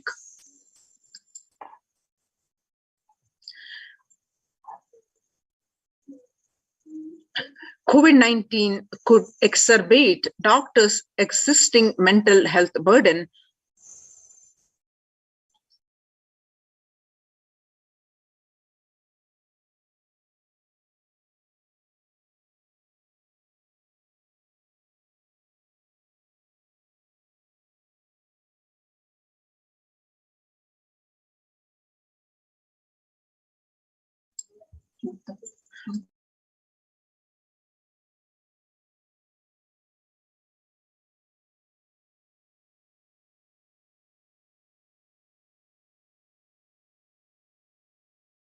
COVID-19 could exacerbate doctors' existing mental health burden. More than 60,000 US healthcare workers have contracted COVID-19. About 300 have died. And of the health workers who treated patients during the China's COVID-19 outbreak, about 50% showed signs of depression and 45% showed signs of anxiety. The self-reported mental health among the pregnant women, new mothers, before COVID-19 pandemic, the depression used to be 15%. Now, during the COVID-19 pandemic, it raised to 40.7% according to the Helio report. And anxiety, before COVID-19 pandemic, the anxiety levels about 29%, and during this COVID-19 pandemic, it's raised up to 72%. US cases of depression have tripled during the COVID-19 pandemic. A large study finds a dramatic increase in the number of adults in the United States reporting symptoms of depression during the COVID-19 pandemic. The number of adults experiencing depression in the United States have tripled. According to the major study, researchers estimate that more than 1 in 4 US adults now report experiencing symptoms of depression. Before the pandemic, 8.5% of US adults reported being depressed. That number has raised 27.8% as the country struggles with COVID-19. The young workers hit the hardest, which they burnt out. They say 22 age group, 22 to 25 age groups, about 89%, ages 26 to 37 reports about 83%, and ages 38 to 54 about 73%, and ages 55 to 74 about 62%. Now let us see what are the contributions from the Kailasa's Department of Human Services. Kailasa Department of Religion and Worship, Department of Human Services, and each of Kailasa's temple ecosystems consider the right of happiness to be the highest fundamental right of all human beings. In fact, all beings. The ultimate goal for Hinduism and Kailasa, led by the Supreme Pontiff of Hinduism, Jagadguru Mahasannidhanam, His Divine Holiness Bhagwan Nityananda Paramashivam, is the material and spiritual well-being and prosperity of humanity. Kailasa is a place where everything related to super consciousness is revived. All the sampradayas, all the spiritual ecosystems created for enlightenment will be revived and established in such a way it never gets lost again. They're forever serving the humanity.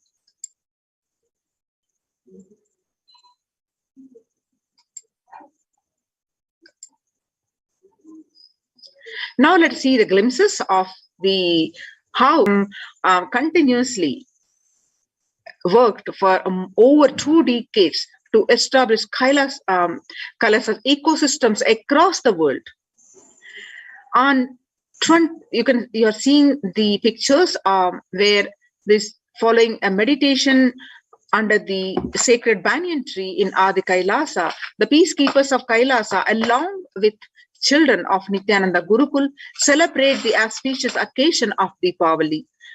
These pictures are taken on 21st October 2006. And on 22nd December 2018, peacekeepers of Kailasa and participants of the Paramashivoham meditation workshop take part in the celebrations of a traditional flag hoisting ceremony, which the pictures are taken on 22nd December 2018 at Adi Kailasa. Now you are seeing the pictures of where you find the Supreme Pontiff of Hinduism conducting the Nityananda Spurana Convention, which is also called a Life Bliss Program Level 2, a meditation workshop in Chennai, India. The picture is taken on 14th December 2006. Now you're seeing the pictures of the Supreme Pontiff of Hinduism himself conducting the Nityananda Spurana Convention, which is the Lifeless Program Level 2 at St. Peter's Engineering College, with picture is taken on 17th December 2006.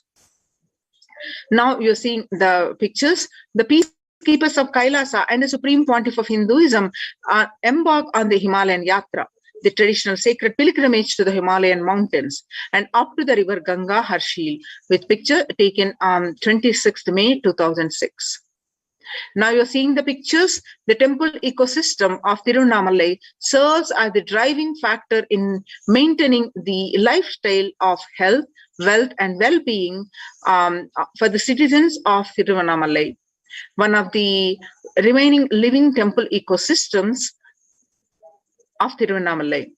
The picture is taken on 20th December 2011, where you see the Supreme Pontiff of Hinduism welcoming the lakhs of devotees on the procession for a temple festival. Now you're seeing the pictures of the peacekeepers of Kailasa and the participants of the Paramashivoham meditation workshop take part in the morning meditation and the traditional puja and ritualistic worship. The pictures are taken at the Adi Kailasha Sarvajna Peetham on 31st December 2018. Now you're seeing the pictures of the peacekeepers of Kailasa, led by the Supreme Pontiff of Hinduism, take part in Karaseva. Karaseva is a voluntary contribution of the physical service towards the cleaning or construction of the sacred Hindu temple, where you see the pictures are taken at Adi Kailasa on 11th September 2016, where you see the Supreme Pontiff of Hinduism demonstrating the value of the Karaseva. Now you're seeing the picture of the Kailasa's de facto spiritual centers across the globe and spread over across the continents.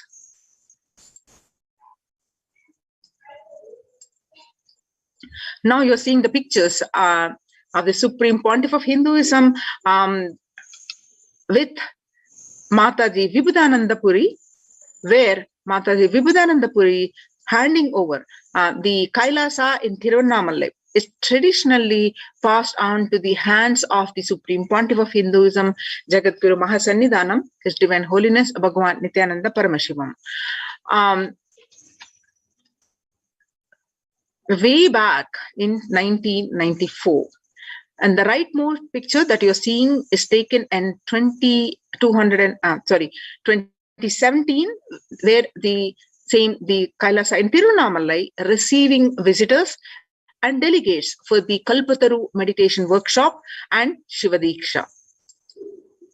Now you're seeing the pictures on the Kailasa in Tiruvannamalai, where thousands arrive to celebrate the enlightenment ecosystem and to traditionally meet the Supreme Pontiff of Hinduism. The pictures are taken on 11th March 2017. Now we are seeing the pictures are taken on the Western Hemisphere, which are from Kailasa and Los Angeles, California.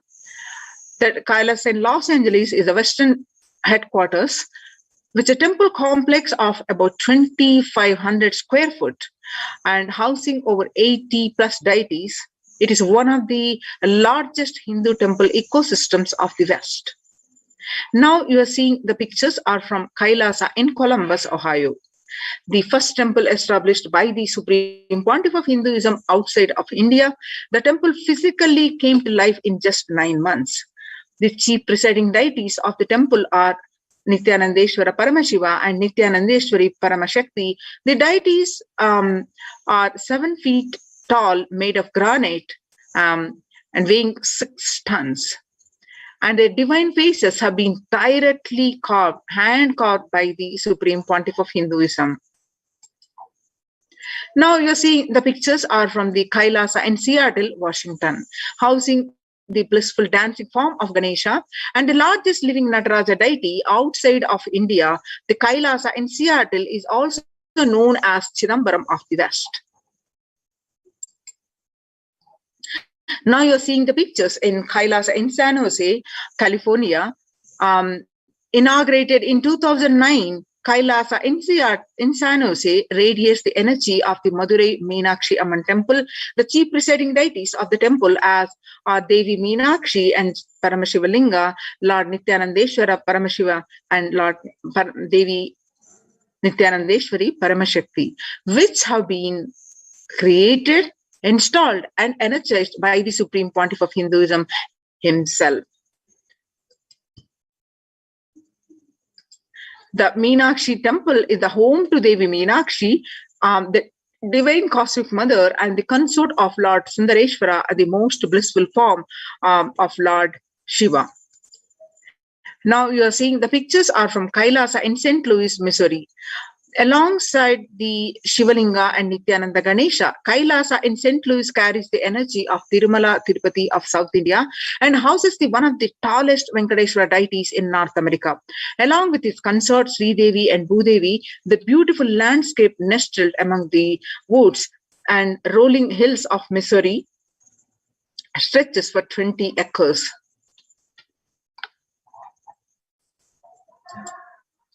Now you're seeing the pictures are from Kailasa in Phoenix, Arizona. Home to over 21 deities and with a temple structure of 2,500 square foot, Kailasa in Phoenix has been directly established by the Supreme Pontiff of Hinduism, serving as an energy field of worship, meditation, and celebration for over 7 years. Now you're seeing the pictures of Kailasa in Houston, Texas. Formally inaugurated in 2017, the Supreme Pontiff of Hinduism has declared Kailasa in Houston as the Parihara Sthala for all the Navagraha doshas. Navagraha, the space which all is the temple is the place where all the ill effects of the 9 celestial bodies are removed. Now you're seeing the pictures are from Kailasa in Toronto, Canada. Inaugurated in July 2011, Kailasa in Toronto is the only Hindu temple in the West with all 63 Naimanas and 18 Siddhas residing as deities. The temple deities here are seated exactly as they existentially preside in Kailasa around Paramashiva, the primordial deity of Hinduism. Naimanas are the most endearing and notable saints of Hinduism, and Siddhas are the accomplished ones. Now we'll be continuing this segment after a very short break.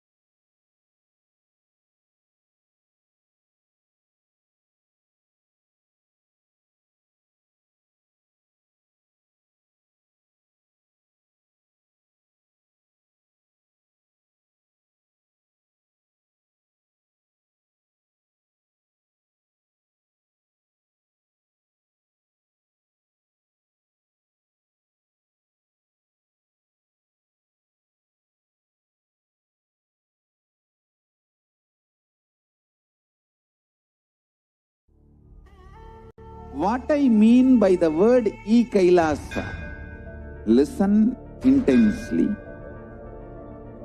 Enlightenment ecosystem, literally enlightenment itself, in your own home, wherever you are.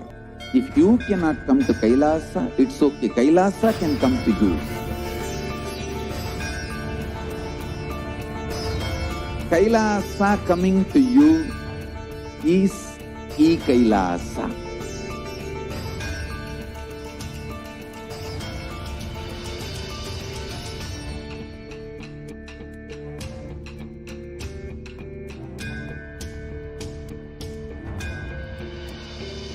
I will revive Hinduism.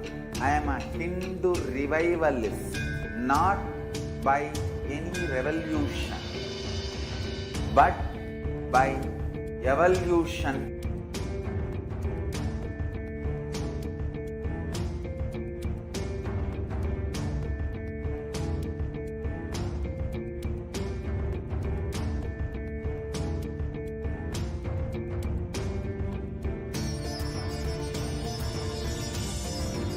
And setting model community.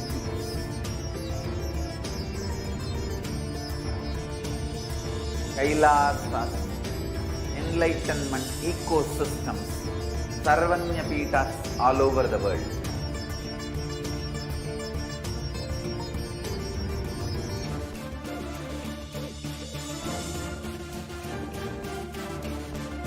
All powerful cognition, knowledge, only when you live, power manifestation and possibilities manifestation happens.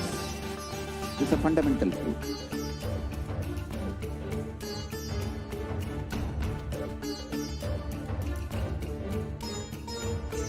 Hinduism cannot live exclusively as one sampradaya. No. All sampradayas of Hinduism is an ecosystem.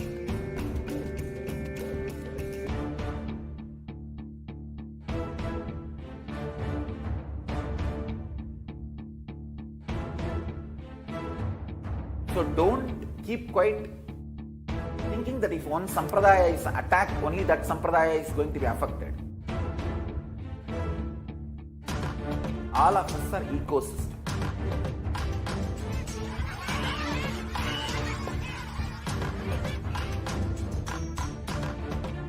I invite all of you to get involved and enjoy Hinduism by the principle of Dharmo Rakshati Rakshitaha.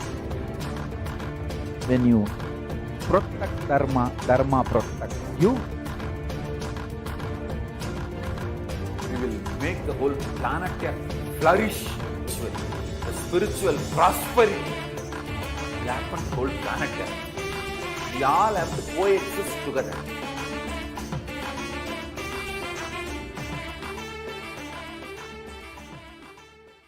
Just be alive for next 3 years. Don't die within next 3 years.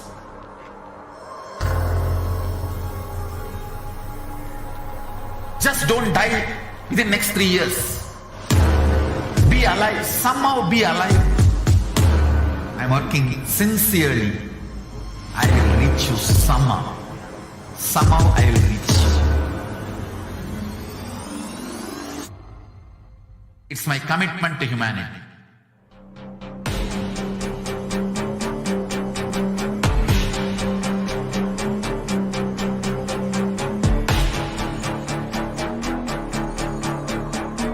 Just don't die within next 3 years. I will reach you wherever you are, whichever corner of the world you may be. I will reach you with enlightenment. You manifesting the space, state, powers, being Paramashiva. It is possible, and it is possible for you.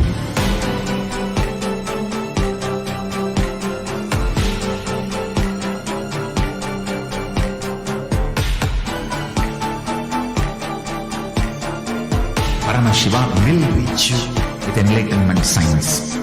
I know he is going to do the job. just be alive for next 3 years. Nothing else.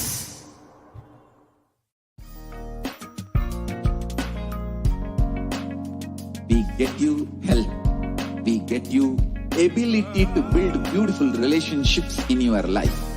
We get you direct spiritual support, and we make sure you become wealthy.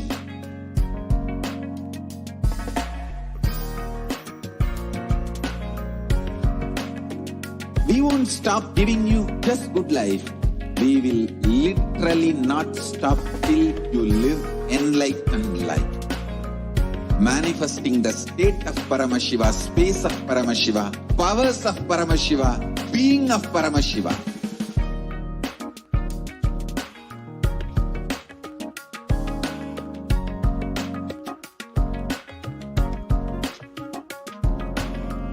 Whole world should become e-Kailashian. I want the whole world to know Hindus have something to contribute to the world.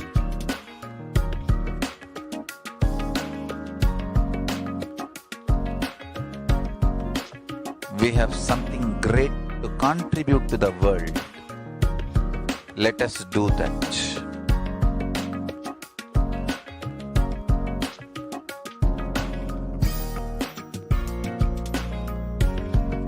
E-Kailasa is proper customized spiritual service helping you to identify your root patterns of suffering.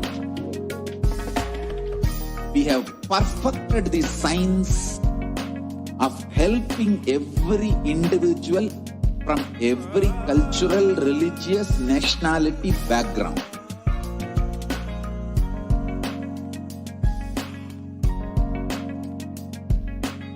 You will have lowest reactionary assumptions, highest awakened response, alive response for life continuously.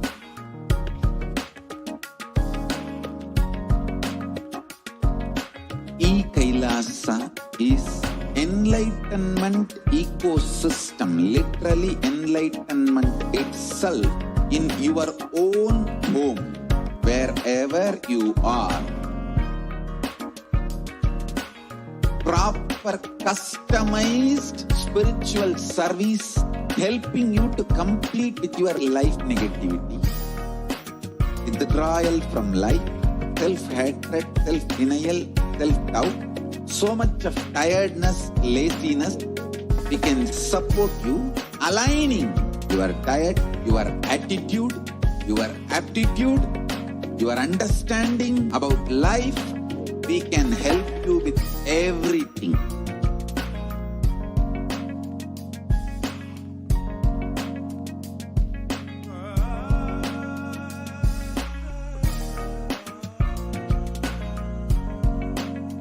If you are interested in enlightenment, we will immediately bring this to you. If you are not interested, we will explain the whole science, inspire you, and make you interested in enlightenment time. We need to cater this enlightenment science to the whole world wherever they are, because enlightenment is the birthright of all human beings. Kailasa is responsible to provide that to all human beings.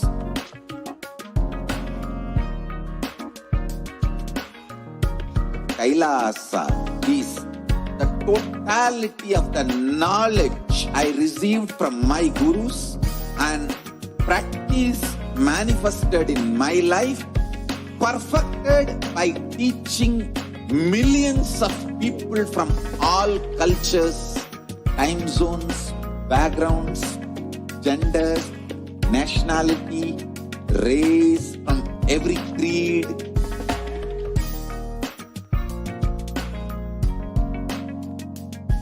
So this absolutely perfected knowledge available to you, served to you in your home without even you moving out of your couch, free of cost.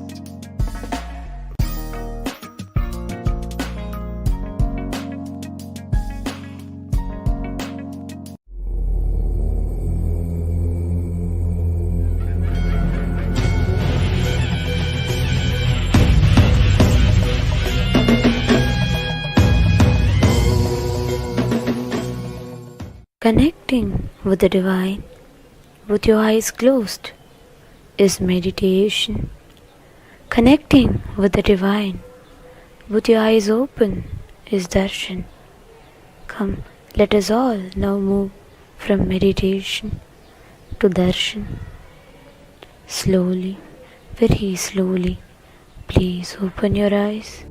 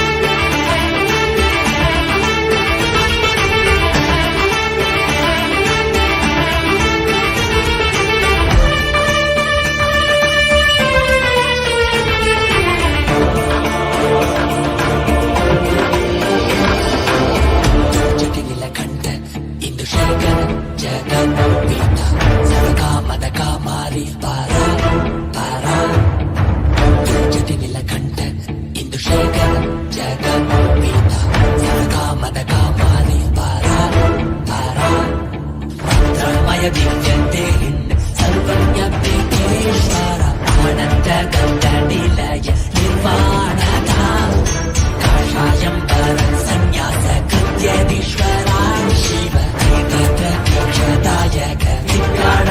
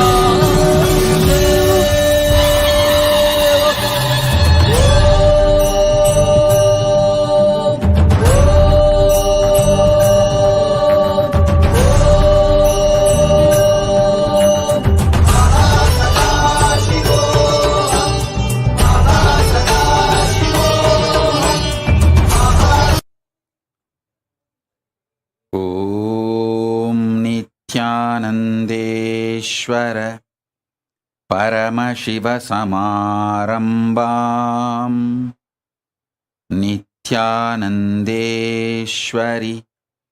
परमशक्तिमध्यमाम् अस्मदाचार्यपर्यन्ताम् वन्दे गुरुपरम्पराम्.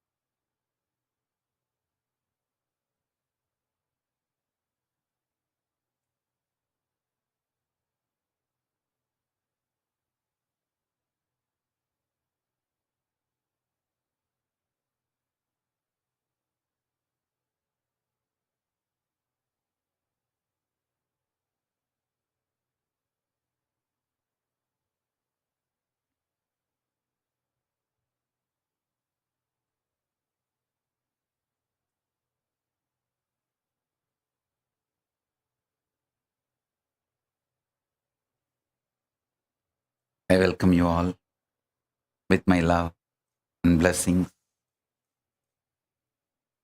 I welcome all the Sarvajñapita Yajaman, Kartas, Shri Mahants, Mahants, Kotari Tanedar, everyone sitting with us all over the world. I welcome all of you with my love and blessings.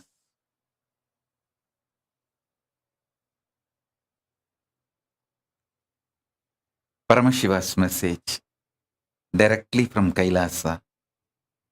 Listen.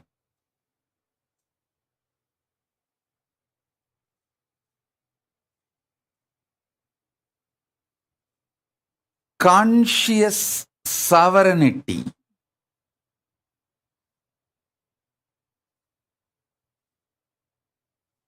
is manifested by you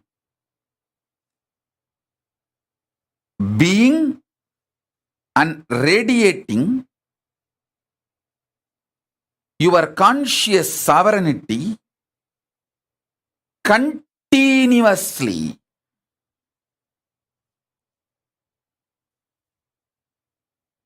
Do this Swarajya Siddhi Samyama.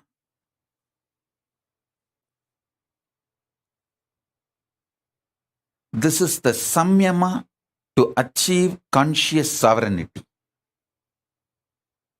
Listen.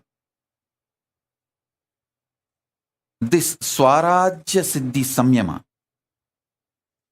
means samyama for the conscious sovereignty I directly received from Raghupati Yogi and Isakki Swamigal.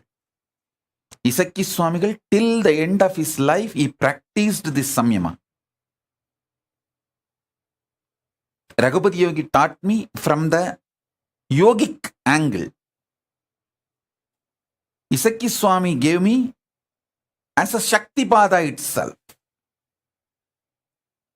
Now, this is the message from Paramashiva.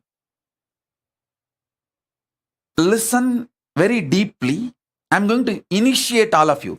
Do the Shaktipada and Shaktinipada of this Samyama today. So if you want to call all your friends, family, you can call them for initiation. If you want to get your pets, get them for initiation. Actually, this is the important direct instruction from Paramashiva. That's the reason I came for the satsang today. Otherwise, originally I was planning that I will directly give the Devi Bhava Darshan. on Adivelli, which is tomorrow. Tomorrow you are all going to have a darshan, Devi Bhava Samadhi darshan, as it usually happens in those days, with a sari and all the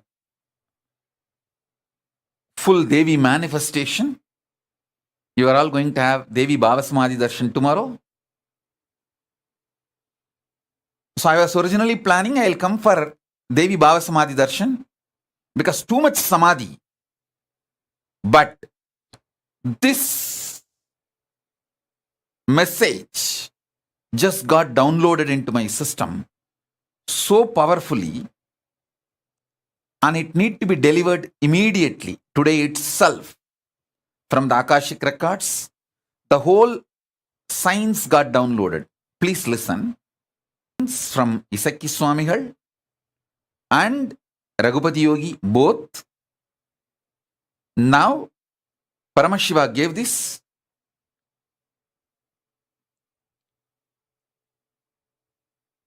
Elaborately, directly from the Akashic records. Swarajya Siddhi Samyama. It's a very powerful manifestation.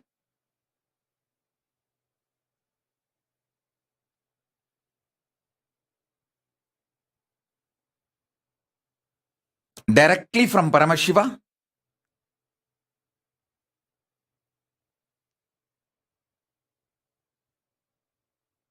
So if you guys want, I'll give few minutes for all of you to gather everyone, your friends, family, pets, for initiation.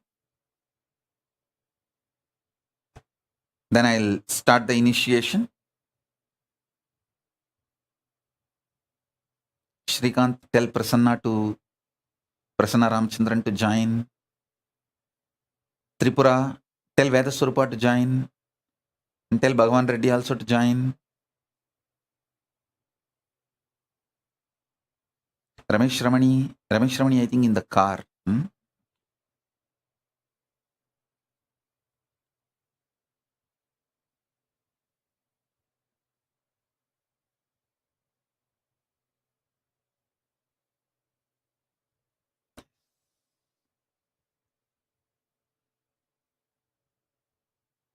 Oh, it's in the house. Ramesh Ramani is in the house only. It's a sunlight.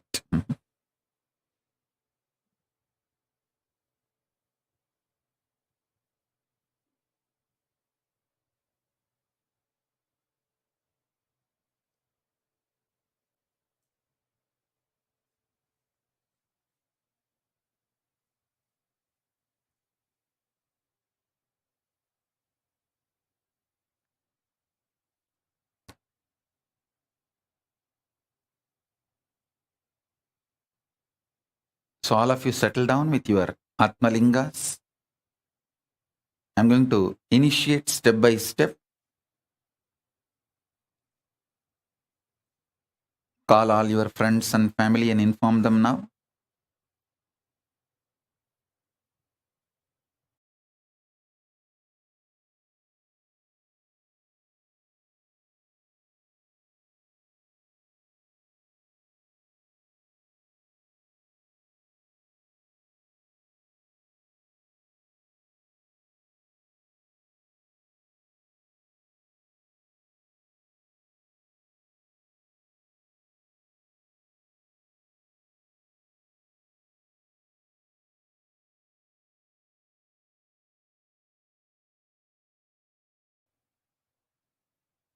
This Samyama has two layers. Swarajya Siddhi Samyama, Swarajya Shakti Samadhi. I'm going to initiate both the layers. So better all of you settle down. Listen. All of you listen intensely. I'll explain both the levels. Swarajya Siddhi, Swarajya Shakti. Swarajya Siddhi listen. You are Paramashiva. Everyone relating is Paramashiva. With this cognition, continuously, every thought raising in you should be from this cognition. Understand? Consciousness becoming your emotion, thought currents, words, retaining your sovereignty. Understand? Your consciousness, from that only your cognitions manifest. From your cognitions only your emotions manifest. From your thought currents manifest. From your thought currents, your words come out. Through your words, you start acting. The words uttered inside or outside. That is the way your functioning starts. Your relationship, this whole psychodrama starts. So, listen carefully.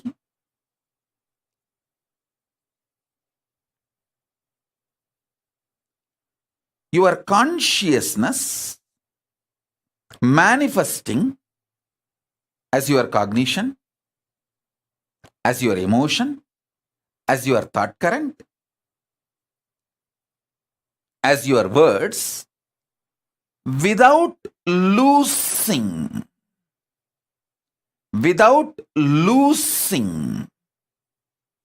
your sovereignty. Then you achieve Swarajya Siddhi. Anyone in this world can start practicing it.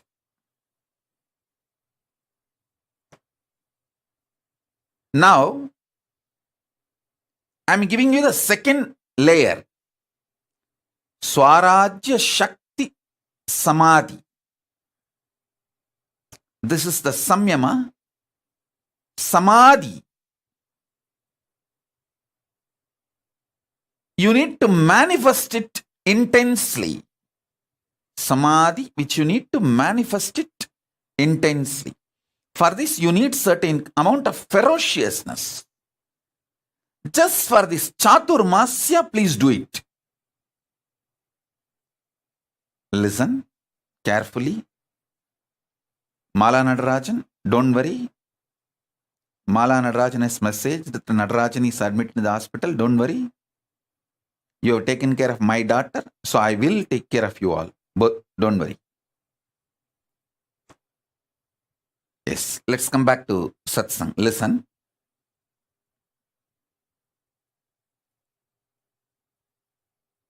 Listen carefully.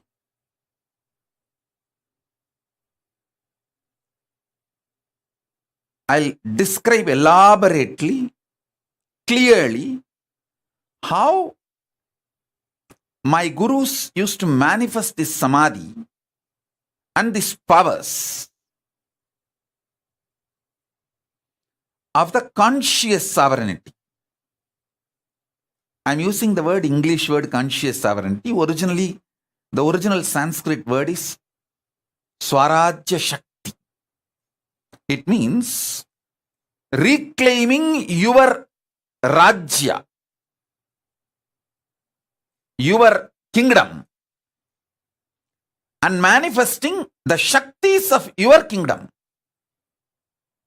Swarajya Shakti Samyama, Swarajya Shakti Samadhi. Samyama means Tarana, Dhyana, Samadhi. All these three put together is called Samyama. So now, this is the way you can manifest your conscious sovereignty. Listen. Listen to the instructions deeply. Only one thing. 24/7. Remember, you are Paramashiva. Everyone with whom you are interacting is Paramashiva. And from this same space, your new cognitions should start manifesting. Your thought currents should start manifesting. Your ideas, emotions should start manifesting. Your words should start manifesting. It is very easy if you decide. This 4 months, this Chaturmasya, conscious sovereignty Chaturmasya, you will do from this space. I tell you, I guarantee, take this as my guarantee, you will earn 10 times more wealth. You will have best relationships. Your health will become 100 times better. Your inner space will manifest at least 100 powers. Mark all these words as my commitment to you all who are receiving this initiation. Listen. This Chaturmasya till Navaratri, decide. Your whole interaction will be only from this angle, this space. And make sure all your communication is only through writing and showing, writing and showing, writing and showing. Because when you are not blabbering, all your verbalization is blabbering. When you are not talking blah blah blah blah blah blah blah blah, you can retain the conscious sovereignty cognition. If you make your communication only through writing, you can always make sure, yes, I am from that space. I am here as Paramashiva, and here is this Paramashiva. So I am here to be ultimately integrated. No cheating, exploiting, no cunningness, strategic relationship, integrity to integrity, Paramashiva to Paramashiva, oneness to oneness. If there is a conflict, I will explain this, my conflict and insecurity and fears to this Paramashiva, knowing that this Paramashiva will not exploit me, will only support me in manifesting my Paramashivatva more and more. Listen, I am telling you, most of your deluded insecurities will melt down. All your delusional insecurities will melt down.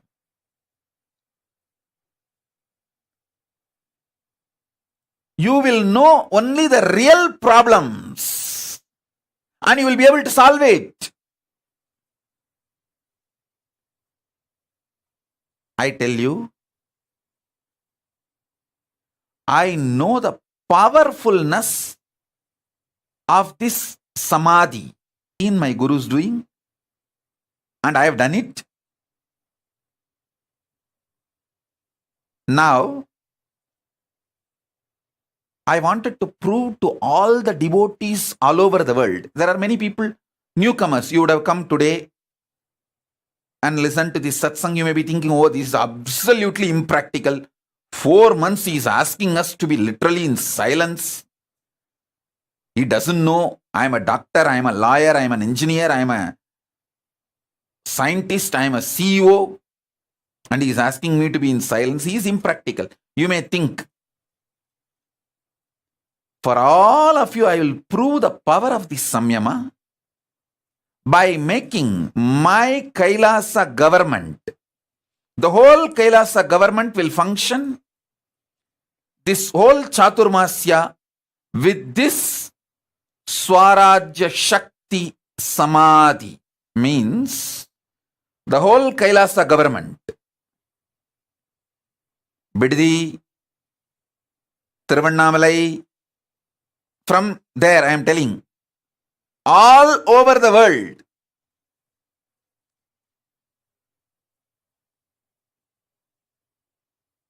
all countries, the Kailasa government functions should be done with this powerful Swarajya Shakti Samyama. Samadhi. Swarajya Shakti Samadhi. Listen.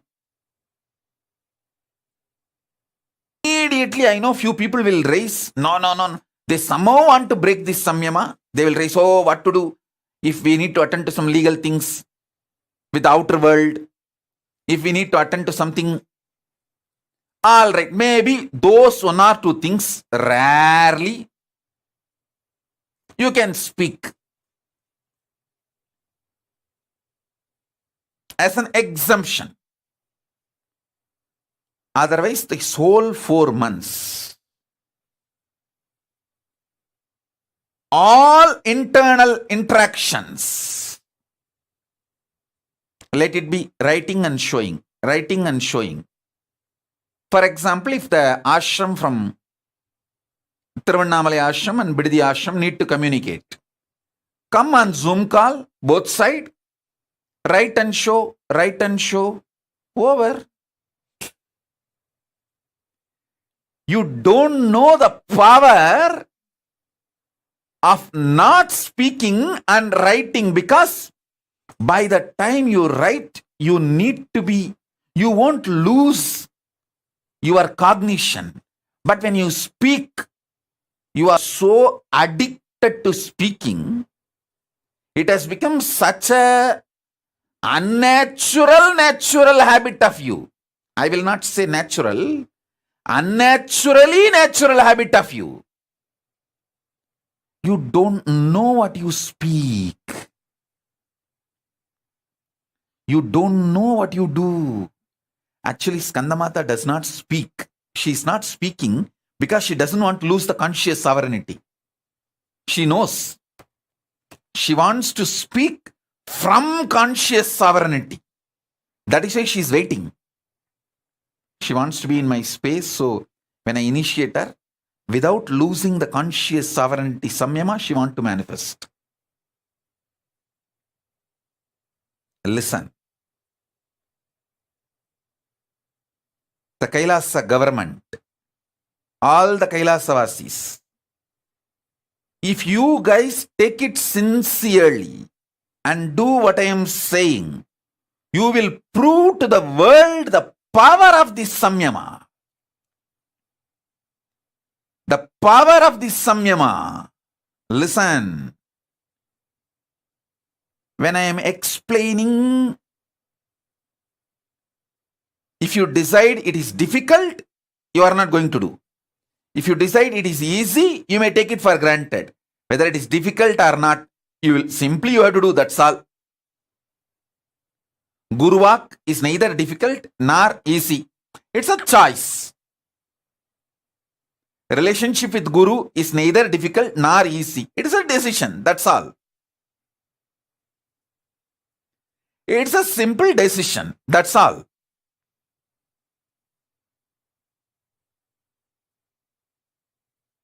Listen.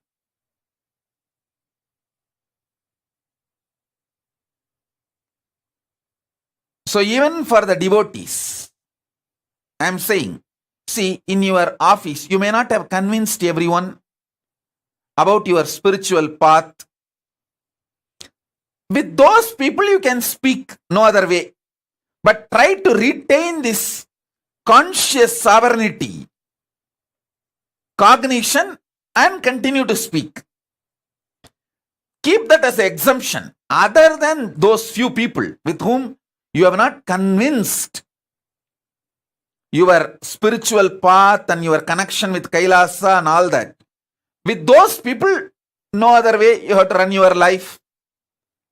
Other than those few, with everyone who knows you are my disciple and you do everything I say, with all of them, practice this samyama. You can explain to them by writing. You can keep in one paper why you are doing what you are doing. They will be happy that you are seeing them as Paramashiva and you are very honest with them, very integrated to them. No cheating, no strategy, no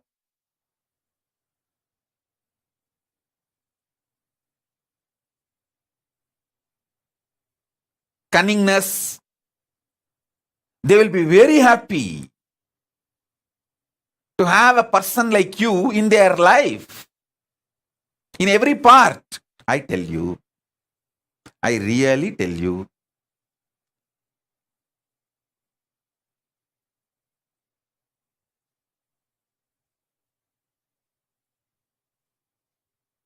exemptions, okay. Like there may be some of you, speaking is your profession, like a teacher or a singer. So those few things exempt, okay. Even in Kailasa government, there will be few people who will do this morning satsang hosting. So those few exemptions, okay. Even during that time, try to continuously hold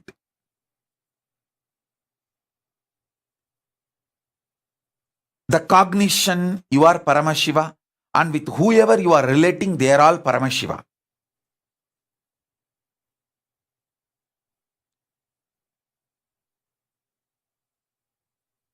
And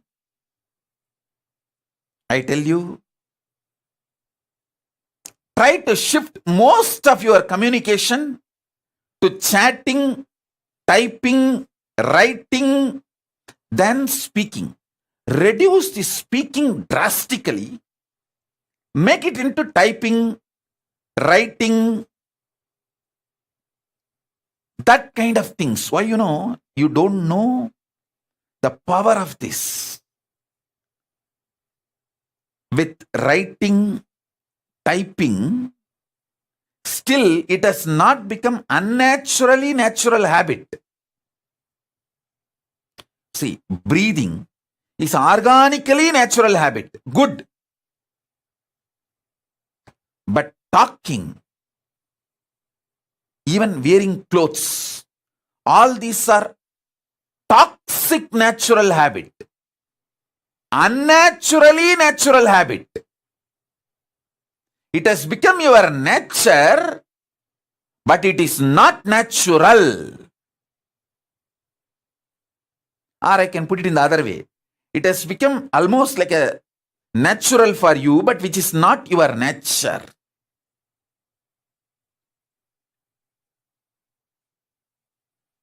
Like how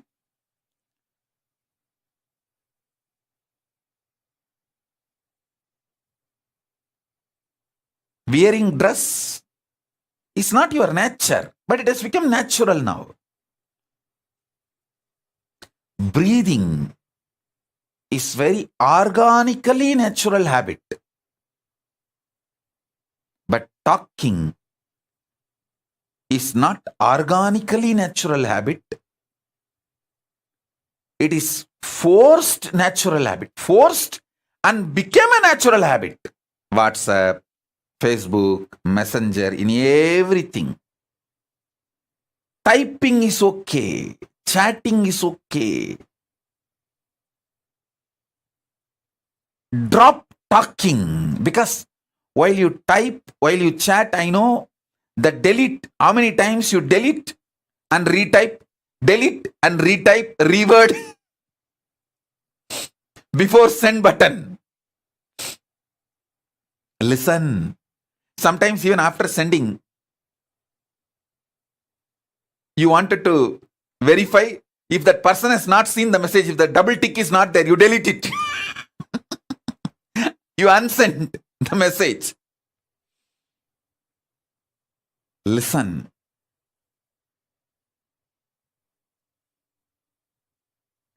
Just these 4 months,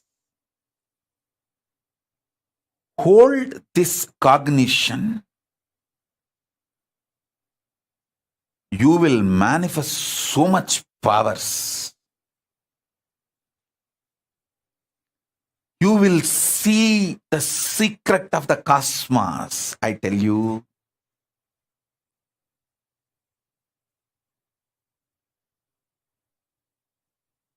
Listen, Paramashiva, you decided to enjoy you, so you became many. And enjoying you, anything else in suffering, fear, insecurity, due to the existence of the other is delusion.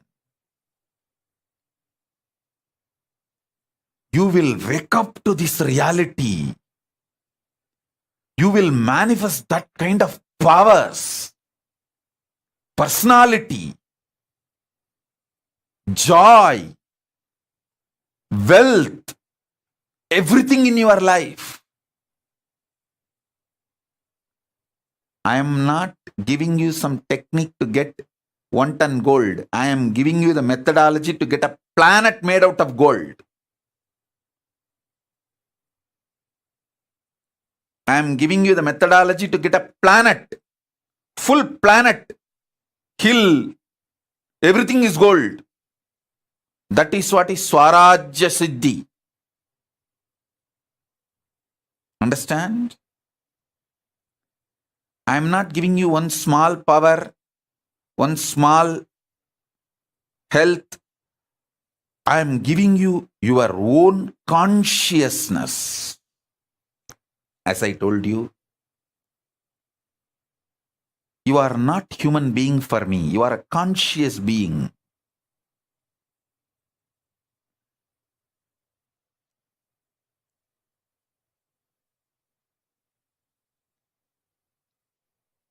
You will know your purpose. You will know your life. You will feel so fulfilled, peace, joy, fulfillment. It's like you will be so grounded. You will feel so big about you.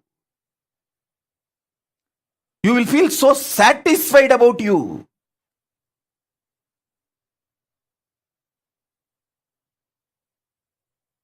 $1,000 good things will happen if you just do this till Navaratri, till Vijayadashmi. That's all. I am not asking you to be in silence forever. Even in this Chaturmasya, I am not saying that you should never talk. As I gave you the exemption, whoever you are not convinced that you are my disciple and you are doing some spiritual practice, maybe your boss in the office, some of them may not have been convinced about your spiritual aspiration and practices. With them you have to speak your survival. Those things, make it as exemption. Other than those exemption,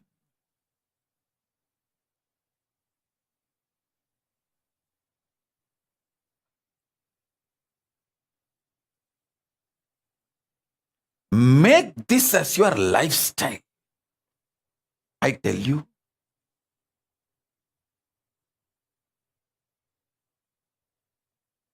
The most important truth is holding the conscious truth. You are Paramashiva, and everyone in your life is Paramashiva. Hey, listen.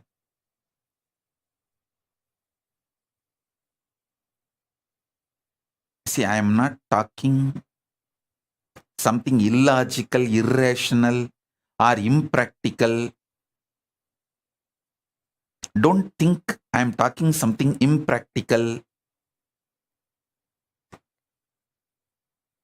Listen.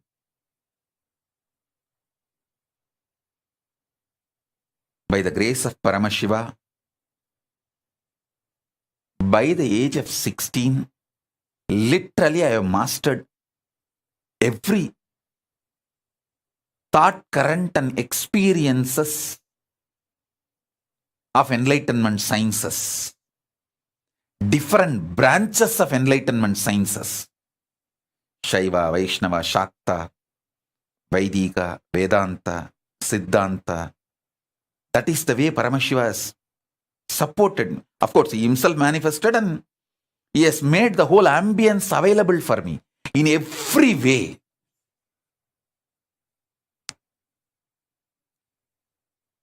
He supported and made everything happen.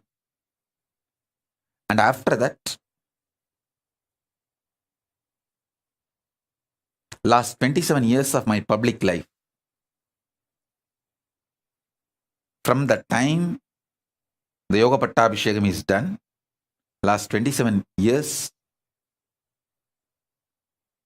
with millions of people I have worked, directly, personally, initiated, guided, made them experience powers, manifest all the best things in the life. I have done everything. Listen, I am telling you all this just to make you understand. I am most practical person. I will not tell you something impractical. And I will not tell you something useless. I am highly user-friendly and highly efficient. Efficiency-oriented, focused. If I ask you to do some spiritual practice for 10 minutes, I will make sure you get the result of at least 10 years of your tapas and the time you are spending on that spiritual practice. I am a very productive person, efficient person. You can see in 43 years what I have achieved. From that you can understand. I am very productive, life positive, focused, successful person. Very practical person. If I am giving you this samyama, this samadhi, I know the power it can bring in your life. So drop all the ideas. It is difficult, not possible for me. No. Everyone will be able to do this. As I told, if talking is your profession, like teacher, lawyer has to talk in the court. So that kind of unavoidable, have exemption. So even during those moments, always try to hold the cognition, you are Paramashiva and everyone around you is Paramashiva. And this whole interaction is between Paramashiva and Paramashiva. Hold that cognition and continue to talk, but you will forget, I know, because talking has become such unnaturally natural habit. You will forget that cognition. But what to do? But all the other times, stop talking and be from this cognition and always do the communication by penning down. Then even few minutes if you miss, you can get back to this cognition and start penning down.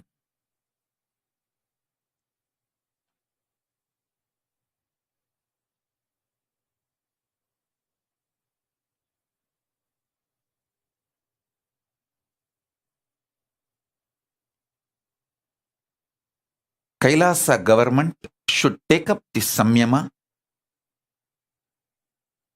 Everyone in Kailasa.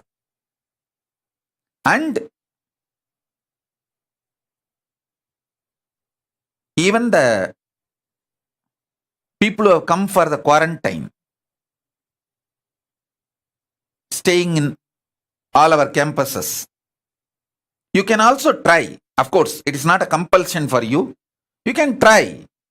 Because now, these 4 months, what are you going to do? You can try.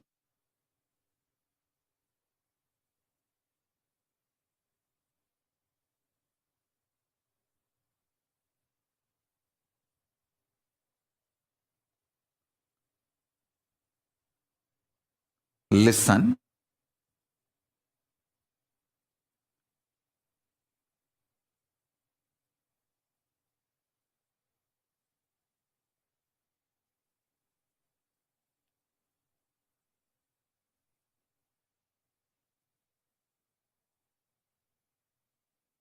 When you start trying, you will see how many things open up in you and how you beautifully organize yourself.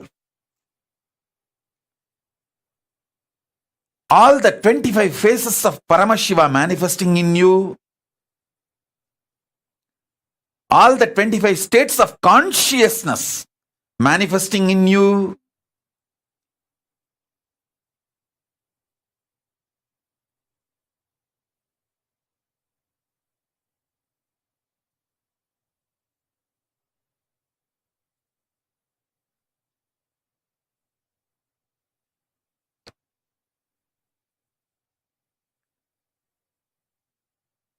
how your whole being gets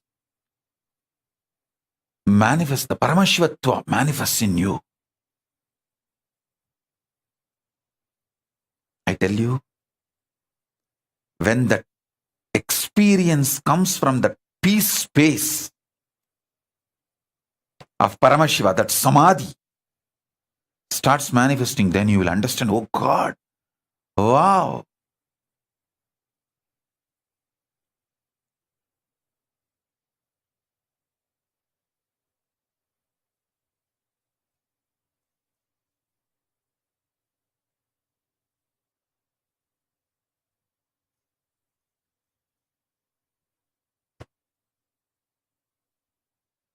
My job is to give you Shaktipada and conscious support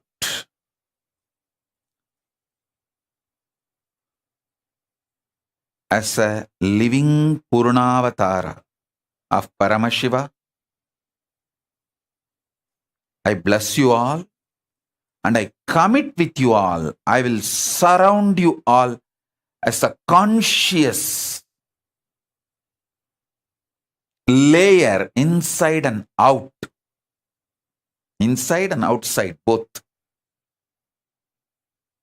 Like a conscious blanket. Conscious energy field.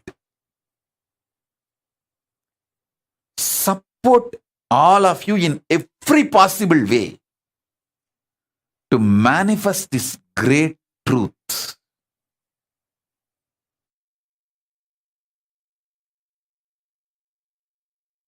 See, when you start living this truth, you will see whatever you want in your life starts manifesting, like a wealth, health, relationships, everything.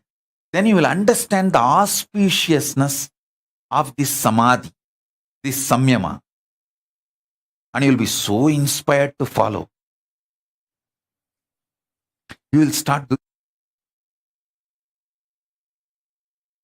you will simply start doing it.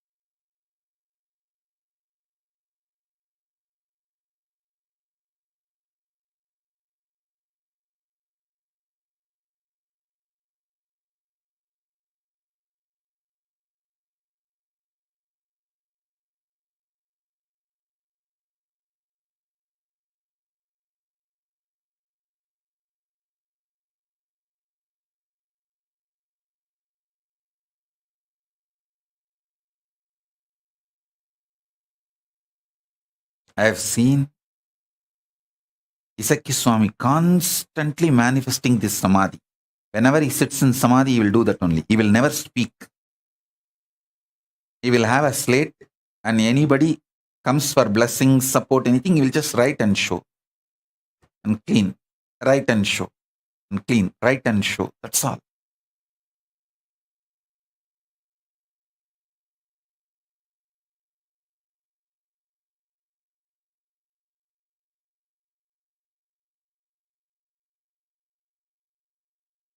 Kailasa government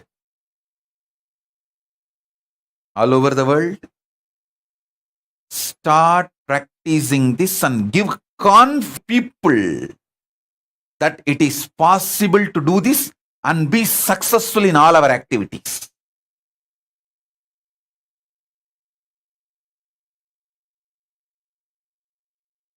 See, the Kailasa government, surely you can convince your vendors, people who supply food for you, you can convince them. We are doing a special process, Mauna Vratam, Samyama for this 4 months. We will only write and show. Maybe you will not be able to convince if there is some legal requirements, like you need to talk to some lawyer or some legal, if needed, with the outer world. You may not be able to convince them. So with them, you can communicate through words. Even with them, hold this cognition and communicate. Communicate slowly from this cognition, conscious sovereignty. Let the words manifest one by one, slowly, with extreme awareness.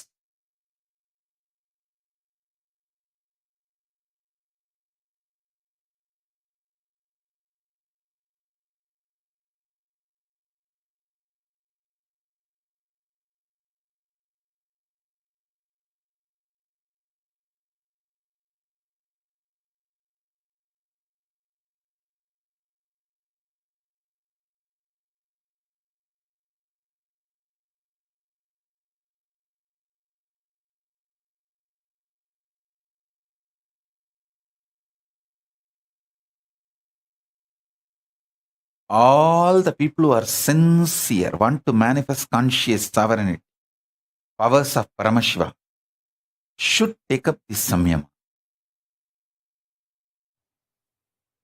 Actually, Papa Skandamata is doing this samyama already. That is why she is not talking. It's not that she doesn't know the language. You can write and show her. She knows the language. I can prove it to her. She knows the language. I can prove it to the whole world. You can write and show. She will respond. She knows the language. She is doing this samyama. That's why she's not talking. She is doing this samadhi. She wants to talk from conscious sovereignty in my space.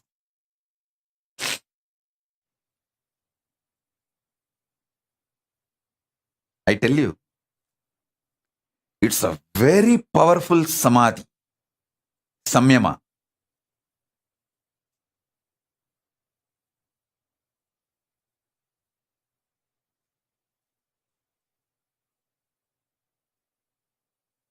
Try this.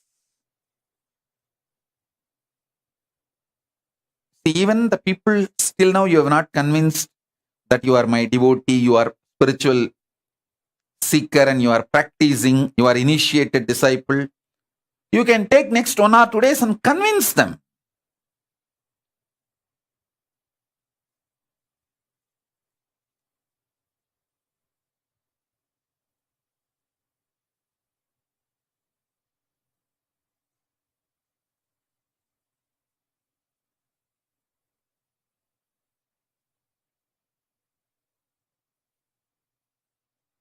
It is possible.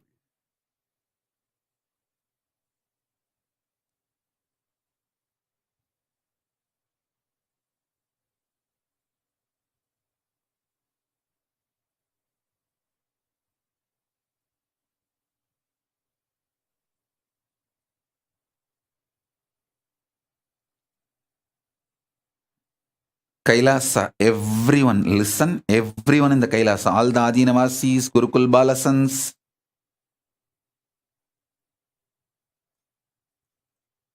people who are in quarantine, in Biddi, in Hyderabad, all the sannyasis, all of you listen.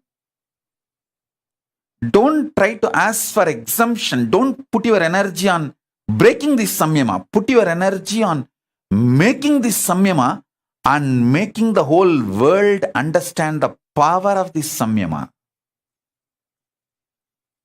If you demonstrate it, the power, the whole world will start realizing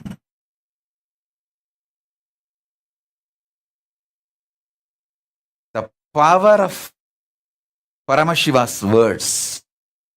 That is the best enriching you will do.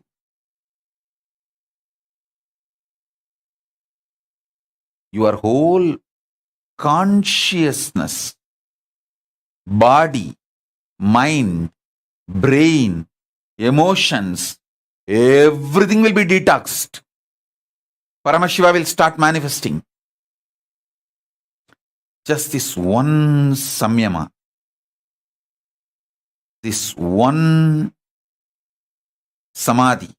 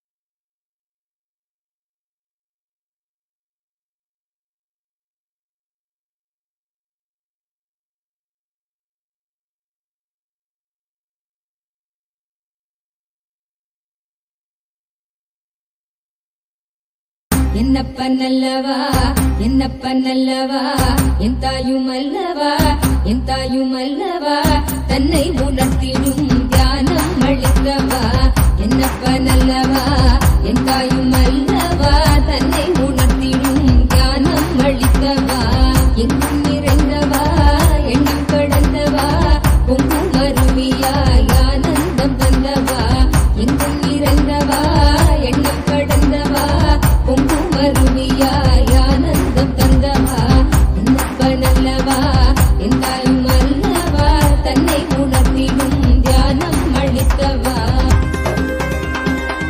ஏழாம் உடல்கள் தாண்டி நித்திய வாழ்வும் கண்டிட கேடான காலம் தன்னை வென்று நீலை நின்றிட ஏழாம் உடல்கள் தாண்டி நித்திய வாழ்வும் கண்டிட கேடான காலம் தன்னை வென்று நீலை நின்றிட சீரான பாவம் பழி கொண்டாட நித்யானந்த ஸ்புரணம் தன்னை செய்தவா சீரான பாவம் பழி நீங்கி பெறும் வாழினை கொண்டாட நித்யானந்த ஸ்புரணம் தன்னை செய்தவா என்னப்பன் என்னப்பன் என்னப்பன் அல்லவா என் தாயும் அல்லவா தன்னை உணர்த்திடும் தியானம் அளித்தவா என்னப்பன் அல்லவா என் தாயும் அல்லவா தன்னை உணர்த்திடும் தியானம் அளித்தவா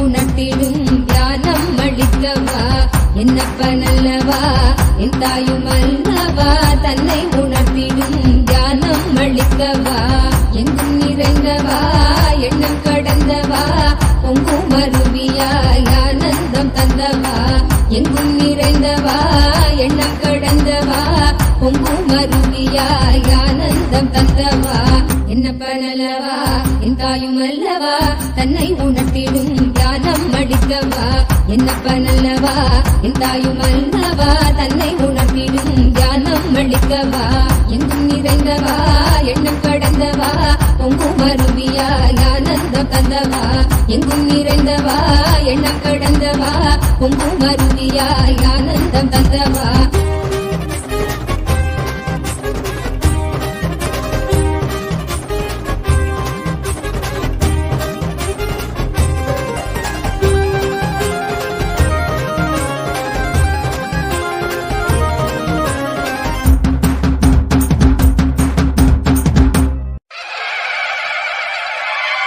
என்னப்பனே என்னையனே நித்யானந்த நித்ய காருண்யனே என்னப்பனே என்னையனே நித்யானந்த நித்ய காருண்யனே நித்யா நித்யா நித்யா நித்யா நித்யானந்தனே நித்யா நித்யா நித்யா நித்யா நித்யா நித்யானந்தனே நித்யானந்த நித்ய ரூப நித்ய காருண்யனே நித்யானந்த நித்ய ரூப நித்ய காருண்யனே என்னப்பனே என்னையனே நித்யானந்த நித்ய காருண்யனே நித்யானந்த நித்ய காருண்யனே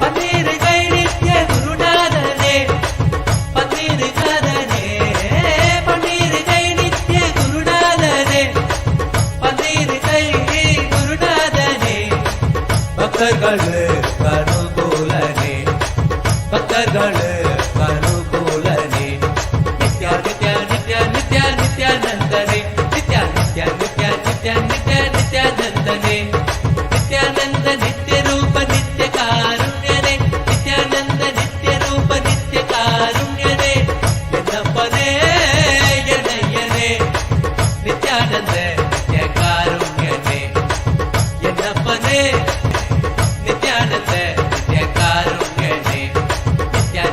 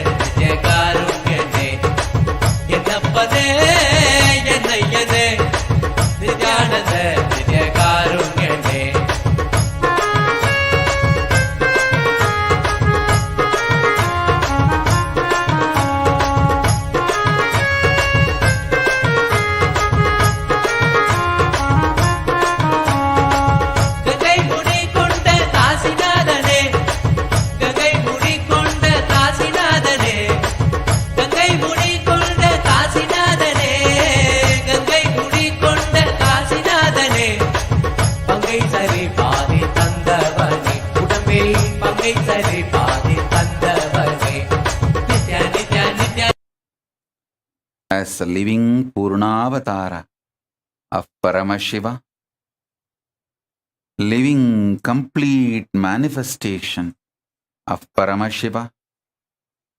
I bless you all. Let this conscious sovereignty samyama, let this Swarajya Siddhi samyama, Swarajya Shakti samyama manifest all of our lives, and all the auspiciousness blossom. The past, present, future, all the three completely be occupied by Paramashiva. Let Paramashiva manifest in our past, present, future. Make all of us realize not only our present and future is Paramashiva, even our past is Paramashiva.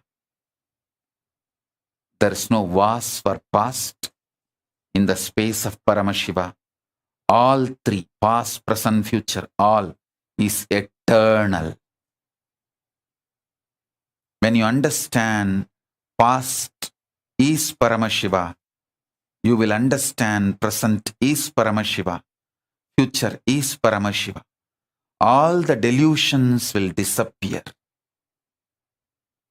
Kalatita, Mayatita, Dvandvatita, Paramashivatva manifest in all of us.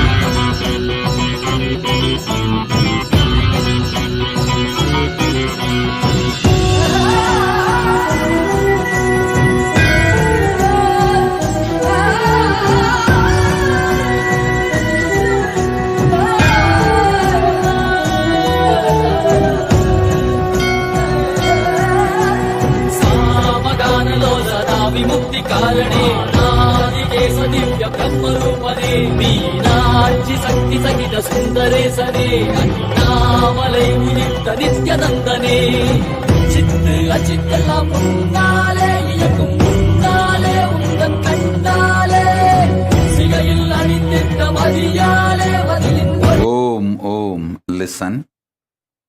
Listen carefully.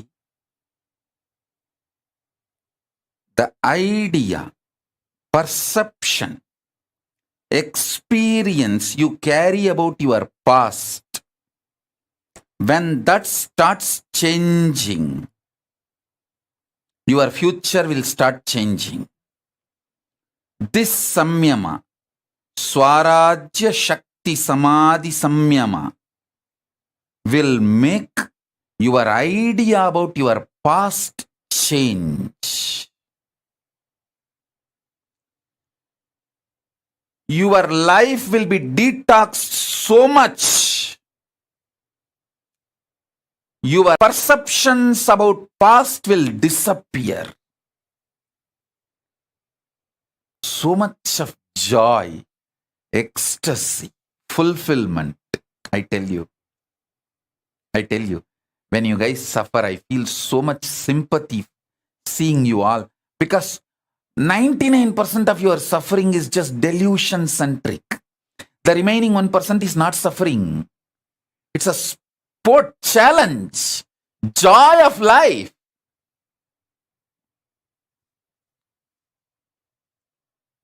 Ecstasy of life.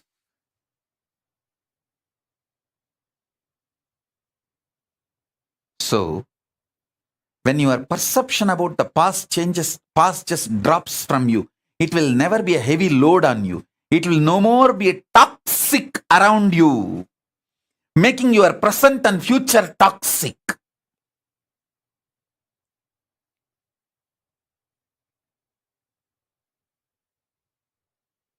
So understand?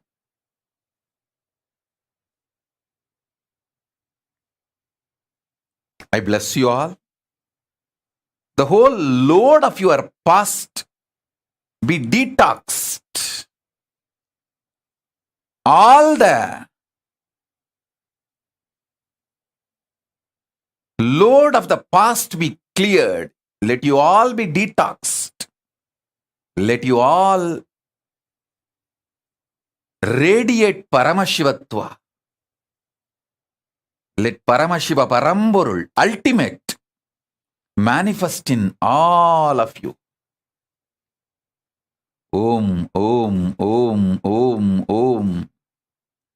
Shiva, Shiva, Shiva, Shiva, Shiva, Shiva, Shiva, Shiva, Shiva.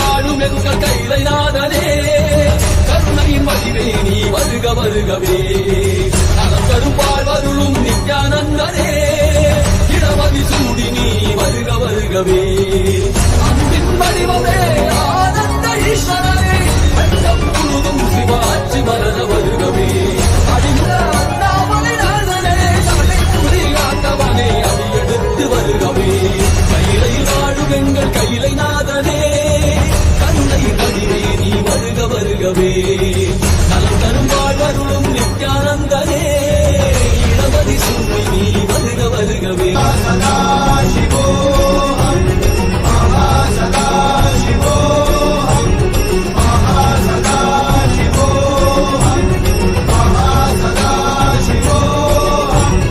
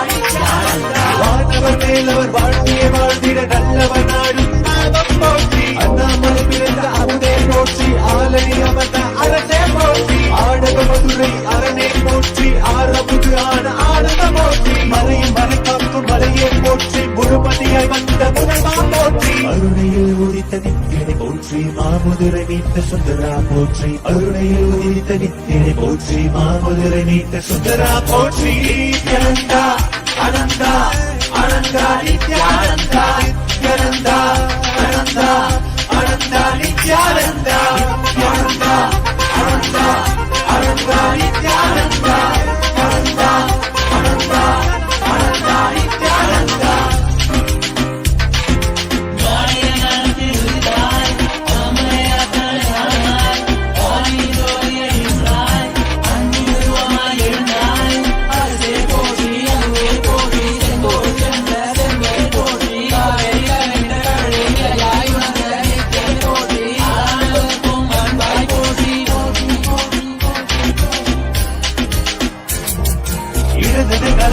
எந்தாய் போற்றி அருவமர் உருவமை ஆனாய் போற்றி முழுவதும் இருந்த முதல்வாய் போற்றி முத்தமிழ் மொழி கண்ட முகிழே போற்றி அஞ்சல் நெஞ்சிங்கு அருள்வாய் போற்றி அத்தான் போற்றி ஐயா போற்றி நாதமனாவிலே நின்றாய் போற்றி கீதமவாவிலே ஆனாய் போற்றி நித்யானந்தா அனந்தா நினைத்தால் நெஞ்சில் நிறைவாய் நித்யானந்தா நினைத்தால் நெஞ்சில் நிறைவாய் நஞ்சிய முதாய் நயந்தாய் போற்றி கனவிலும் அன்பற்கு ஆனாய் போற்றி கலியுகம் காத்த காலமே போற்றி உணர்வில் ஒன்றான உயிரே போற்றி உயிர் தாண்டி வந்த துணையே போற்றி அருமையில் எளிய அழகே போற்றி கோடியில் என கொண்ட நித்தியனை போற்றி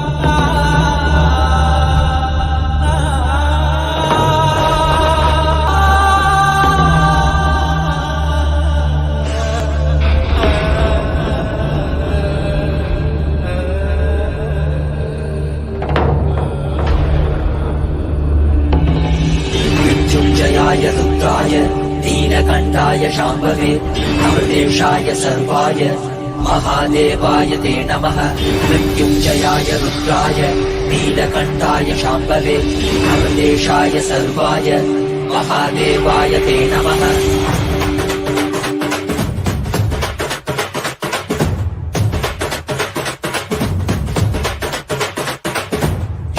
భాగ్యమురా మనకి ఎంతటి మోదమురా ఏమి సౌఖ్యమురా మనకి ఎంతటి మోక్షమురా ఏమి భాగ్యమురా మనకి ఎంతటి మోదమురా ఏమి సౌఖ్యమురా మనకి ఎంతటి మోక్షమురా అరనా శివుడేరా స్వామి మనవాడేరా కైలాస నుంచి వచ్చిన మనతోడేరా నిత్యానంద పరమ శివమేనా నిత్యానంద పరమ శివమేనా మనవాడే మనతోడి మన స్వామి వచ్చాడురా మనవాడే మనతోడి మన స్వామి పాద కమల శరణం ఏమి భాగ్యమురా మనకి ఎంతటి మోదమురా ఏమి సౌఖ్యమురా మనకి ఎంతటి మోక్షమురా ఏమి భాగ్యమురా మనకి ఎంతటి మోదమురా ఏమి సౌఖ్యమురా మనకి ఎంతటి మోక్షమురా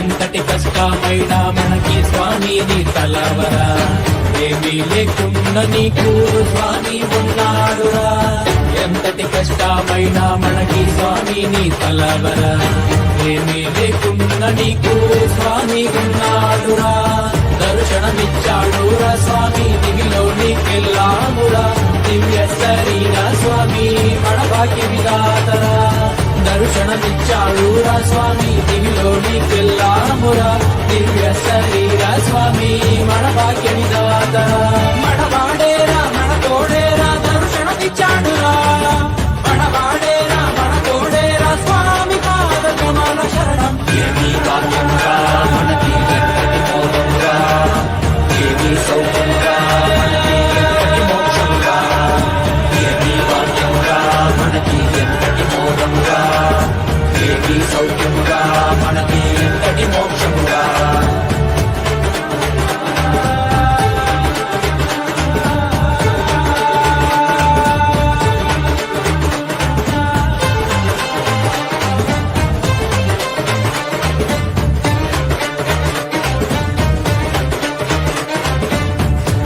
తలుపుతోటి స్వామి శక్తికిచ్చాడురా భూమిలోని అంతరికి శక్తికిచ్చాడురా ఒక్క తలుపుతోటి స్వామి శక్తికిచ్చాడురా భూమిలోని అంతరికి శక్తికిచ్చాడురా మనకి శక్తినిచ్చి మనతో అందరికీ ఇచ్చాడురా స్వామి దీక్షతో పుట్టివాడు చూసేనురా మనకి శక్తినిచ్చి మనతో అందరికీ ఇచ్చాడురా మన స్వామి దీక్షతో పుట్టివాడు చూసేనురా ప్రపంచమంతా సంతోషమే పరాశక్తి ఆవిష్కరణమే ఏమీ భాగ్యమురా మనకి ఎంతటి మోదమురా ఏమీ సౌఖ్యమురా మనకి ఎంతటి మోక్షమురా ఏమీ భాగ్యమురా మనకి ఎంతటి మోదమురా ఏమీ సౌఖ్యమురా మనకి ఎంతటి మోక్షమురా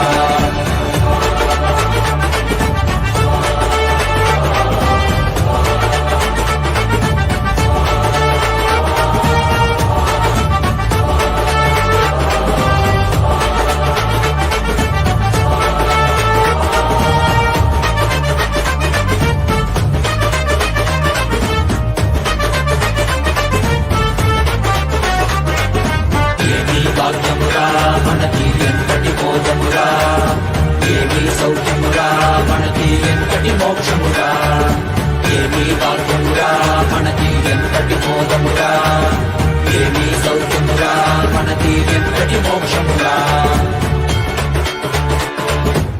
కైలాస దేశ స్వామి భూమిపైన కైలాసరా ఇక్కడ భూమిలో జనలు చైతన్యుడురా కైలాస దేశ స్వామి భూమిపైన కైలాసర ఇక్కడ భూమిలో జనలు చైతన్యుడురా వెలుకోండి వెలుకోండి దివ్య శరీరలు కండి మన స్వామి కృపతో మా మనము పరమ శివాండి మనవాడేరా మన తోడేరా మన స్వామి పాద ఏమీ భాగ్యమురా మనకి ఎంతటి మోదమురా ఏమీ సౌఖ్యమురా మనకి ఎంతటి మోక్షమురా ఏమీ భాగ్యమురా మనకి ఎంతటి మోదమురా ఏమీ సౌఖ్యమురా మనకి ఎంతటి మోక్షమురా ఏమీ భాగ్యమురా మనకి ఎంతటి మోదమురా ఏమీ సౌఖ్యమురా మనకి ఎంతటి మోక్షమురా ఏమీ భాగ్యమురా మనకి ఎంతటి మోదమురా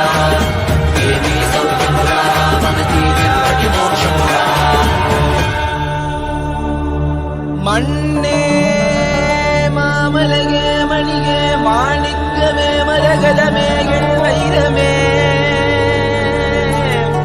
பொன்னே புகழ் சேர் பொன்மலகே சோதி வடிவான ரூபனே என் குருநாதா என் குருநாதா என் குருநாதா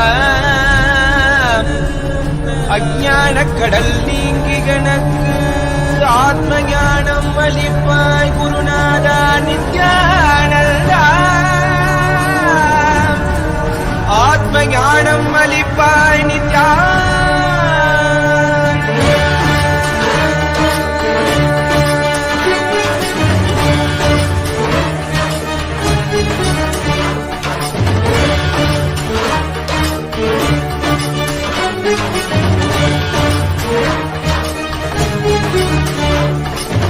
மங்கையிடம் கொண்டு கங்கை முடி கொண்டு நர்த்தனம் புரியும் ஈசனே சுடலை பொடி பூசி முடுக்கை தனையேந்தும் காலனே புடி தோலனே வீடு விழியால் உள்ள முறைகின்ற மதுரை மாநகரின் ராசனே இன்னல்களை கலைந்து இன்பங்களை அளிக்கும் சுந்தர வடமணி நேசனே ஞாயிறு திங்கள் நித்தம் உரைகின்ற செவ்விழி கொண்ட செல்வனே சொற்களே எந்த சோமனே ஐயா சோதி வடிவான ரூபனே பழிமொழி காணா அண்ணாமலையே அகிலம் போற்றிடும் ஐயனே நாமாவரணனே நால்வர் போற்றிட நயமுடனாடிடும் நாதனே ஆழகாலம் உண்டு ஆழம் காடுதனில் ஆனந்த நடமிடும் ஆதி செய்வனே மங்கையிடம் கொண்டு கங்கை முடி கொண்டு நர்த்தனம் புரியும் ஈசனே சுடலை முடி பூசி முடுகை அணையேதும் காலனே புலி தோலனே மீனின் விழிகால் உள்ள முறைகின்ற மதுரை மாநகரின் ராசனே இன்னல்களை கலைந்து இன்பங்களை அளிக்கும் சுந்தர வடமணி நேசனே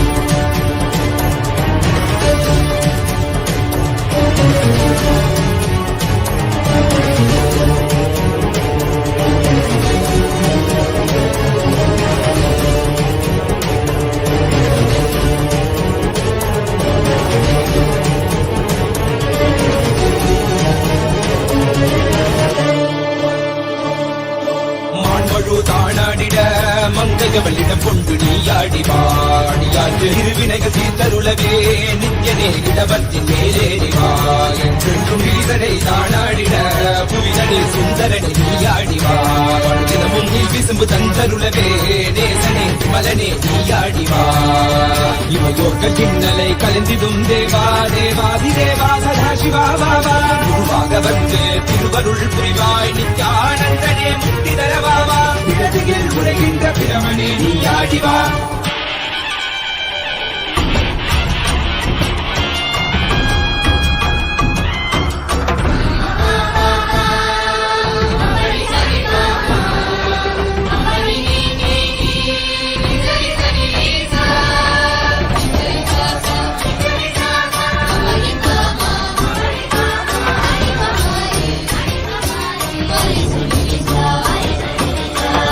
வணங்கிடவே காஞ்சியில் மண்ணாய் உரைபவனே அப்பாய் காட்சி தரும் எங்கள் ஆணை காவலசே ஆதிகந்தமிழாத ஜோதியாய் அருணகிரி உரைநாதனே உலகிய கிடும் வாயு வடிவே காலசக்தி ஈசனே பொழுதிடத்தில்லை நகர்தனி வானில் ஆடும் கூத்தனே பஞ்சபூதமும் நித்தம் பணியும் பரமனே பரமேசனே நித்ய ரசித நித்ய வைபவ குப்த கைலை வாசனே ஈசனே சர்வேசனே பரமேசனே ஜெகதீசனே நித்யனே ஆனந்தனே என் ஜீவனே குரு சேவனே நித்யனே ஆனந்தனே என் ஜீவனே குரு சேவனே நித்யனே ஆனந்தனே என் ஜீவனே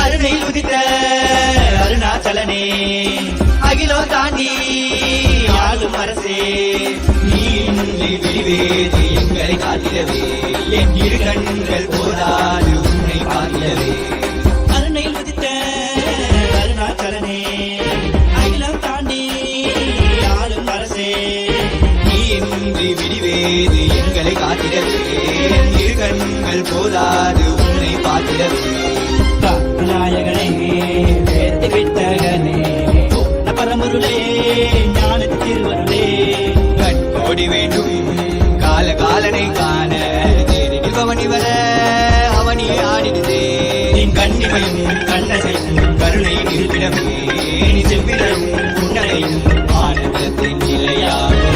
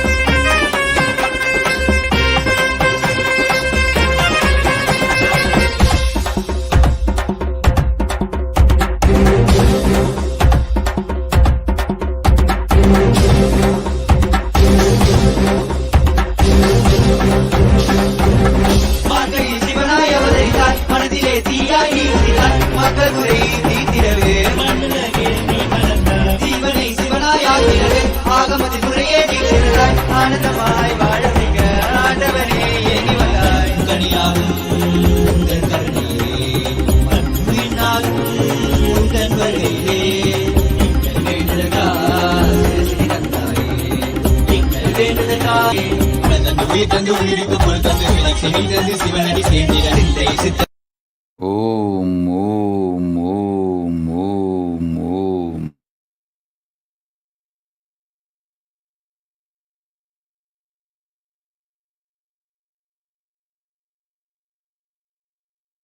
Om, Om, Om.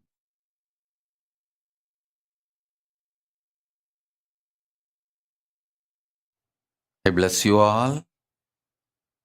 Let Paramashiva manifest with all the bliss, complete manifestation.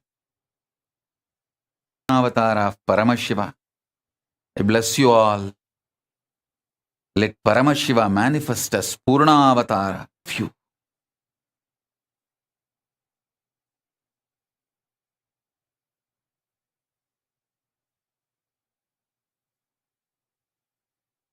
Om, Om, Om, Shiva, Shiva, Shiva, Shiva, Shiva.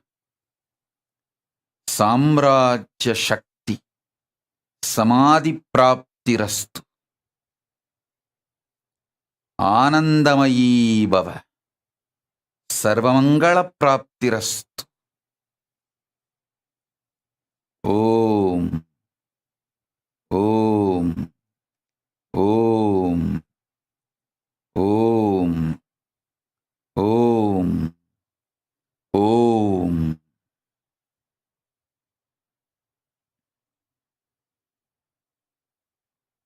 I bless you all. Let all the auspiciousness happen.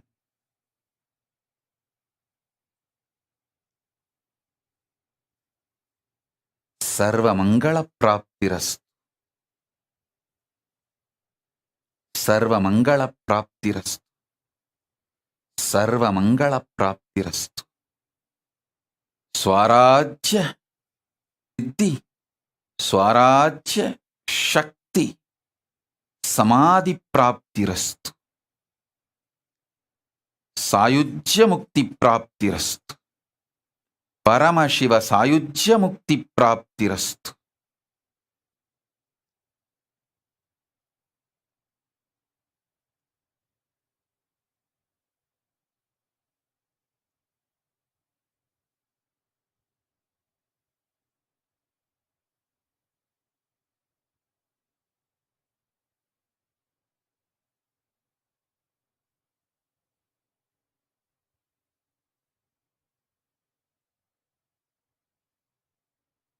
Today I also have some releases.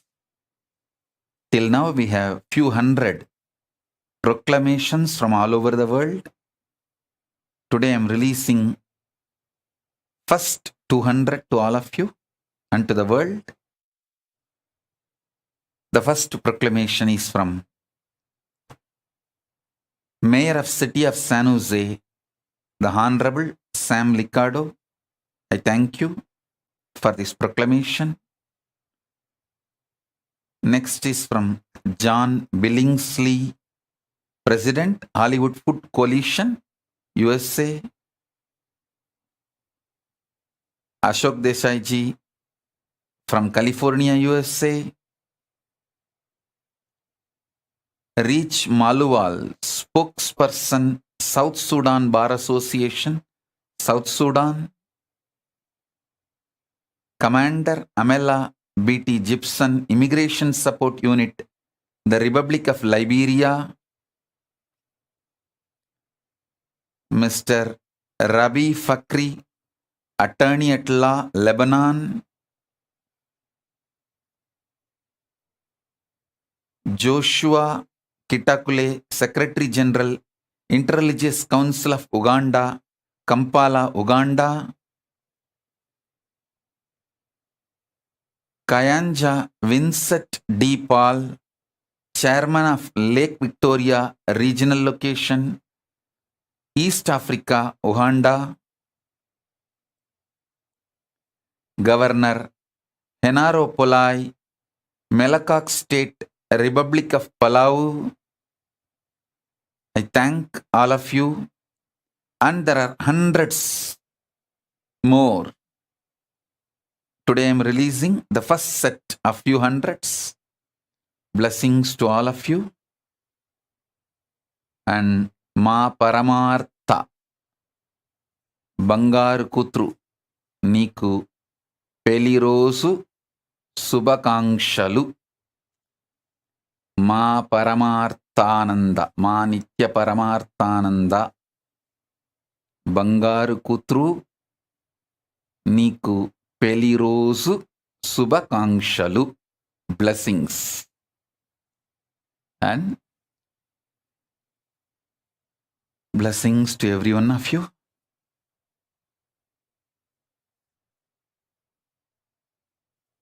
To manifest successfully this Samyama, Swarajya Shakti Samyama.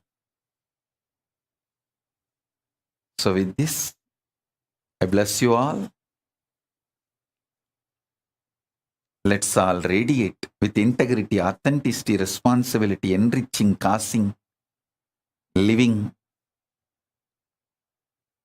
collective integrity, and Paramadvaitam, Shuddhadvaita Saivam, the state, space, powers, being, superconsciousness, and Kailasa of Paramashiva. Paramashivoham, Om Nityananda Paramashivoham, the eternal bliss, Nityananda. Thank you. Be blissful.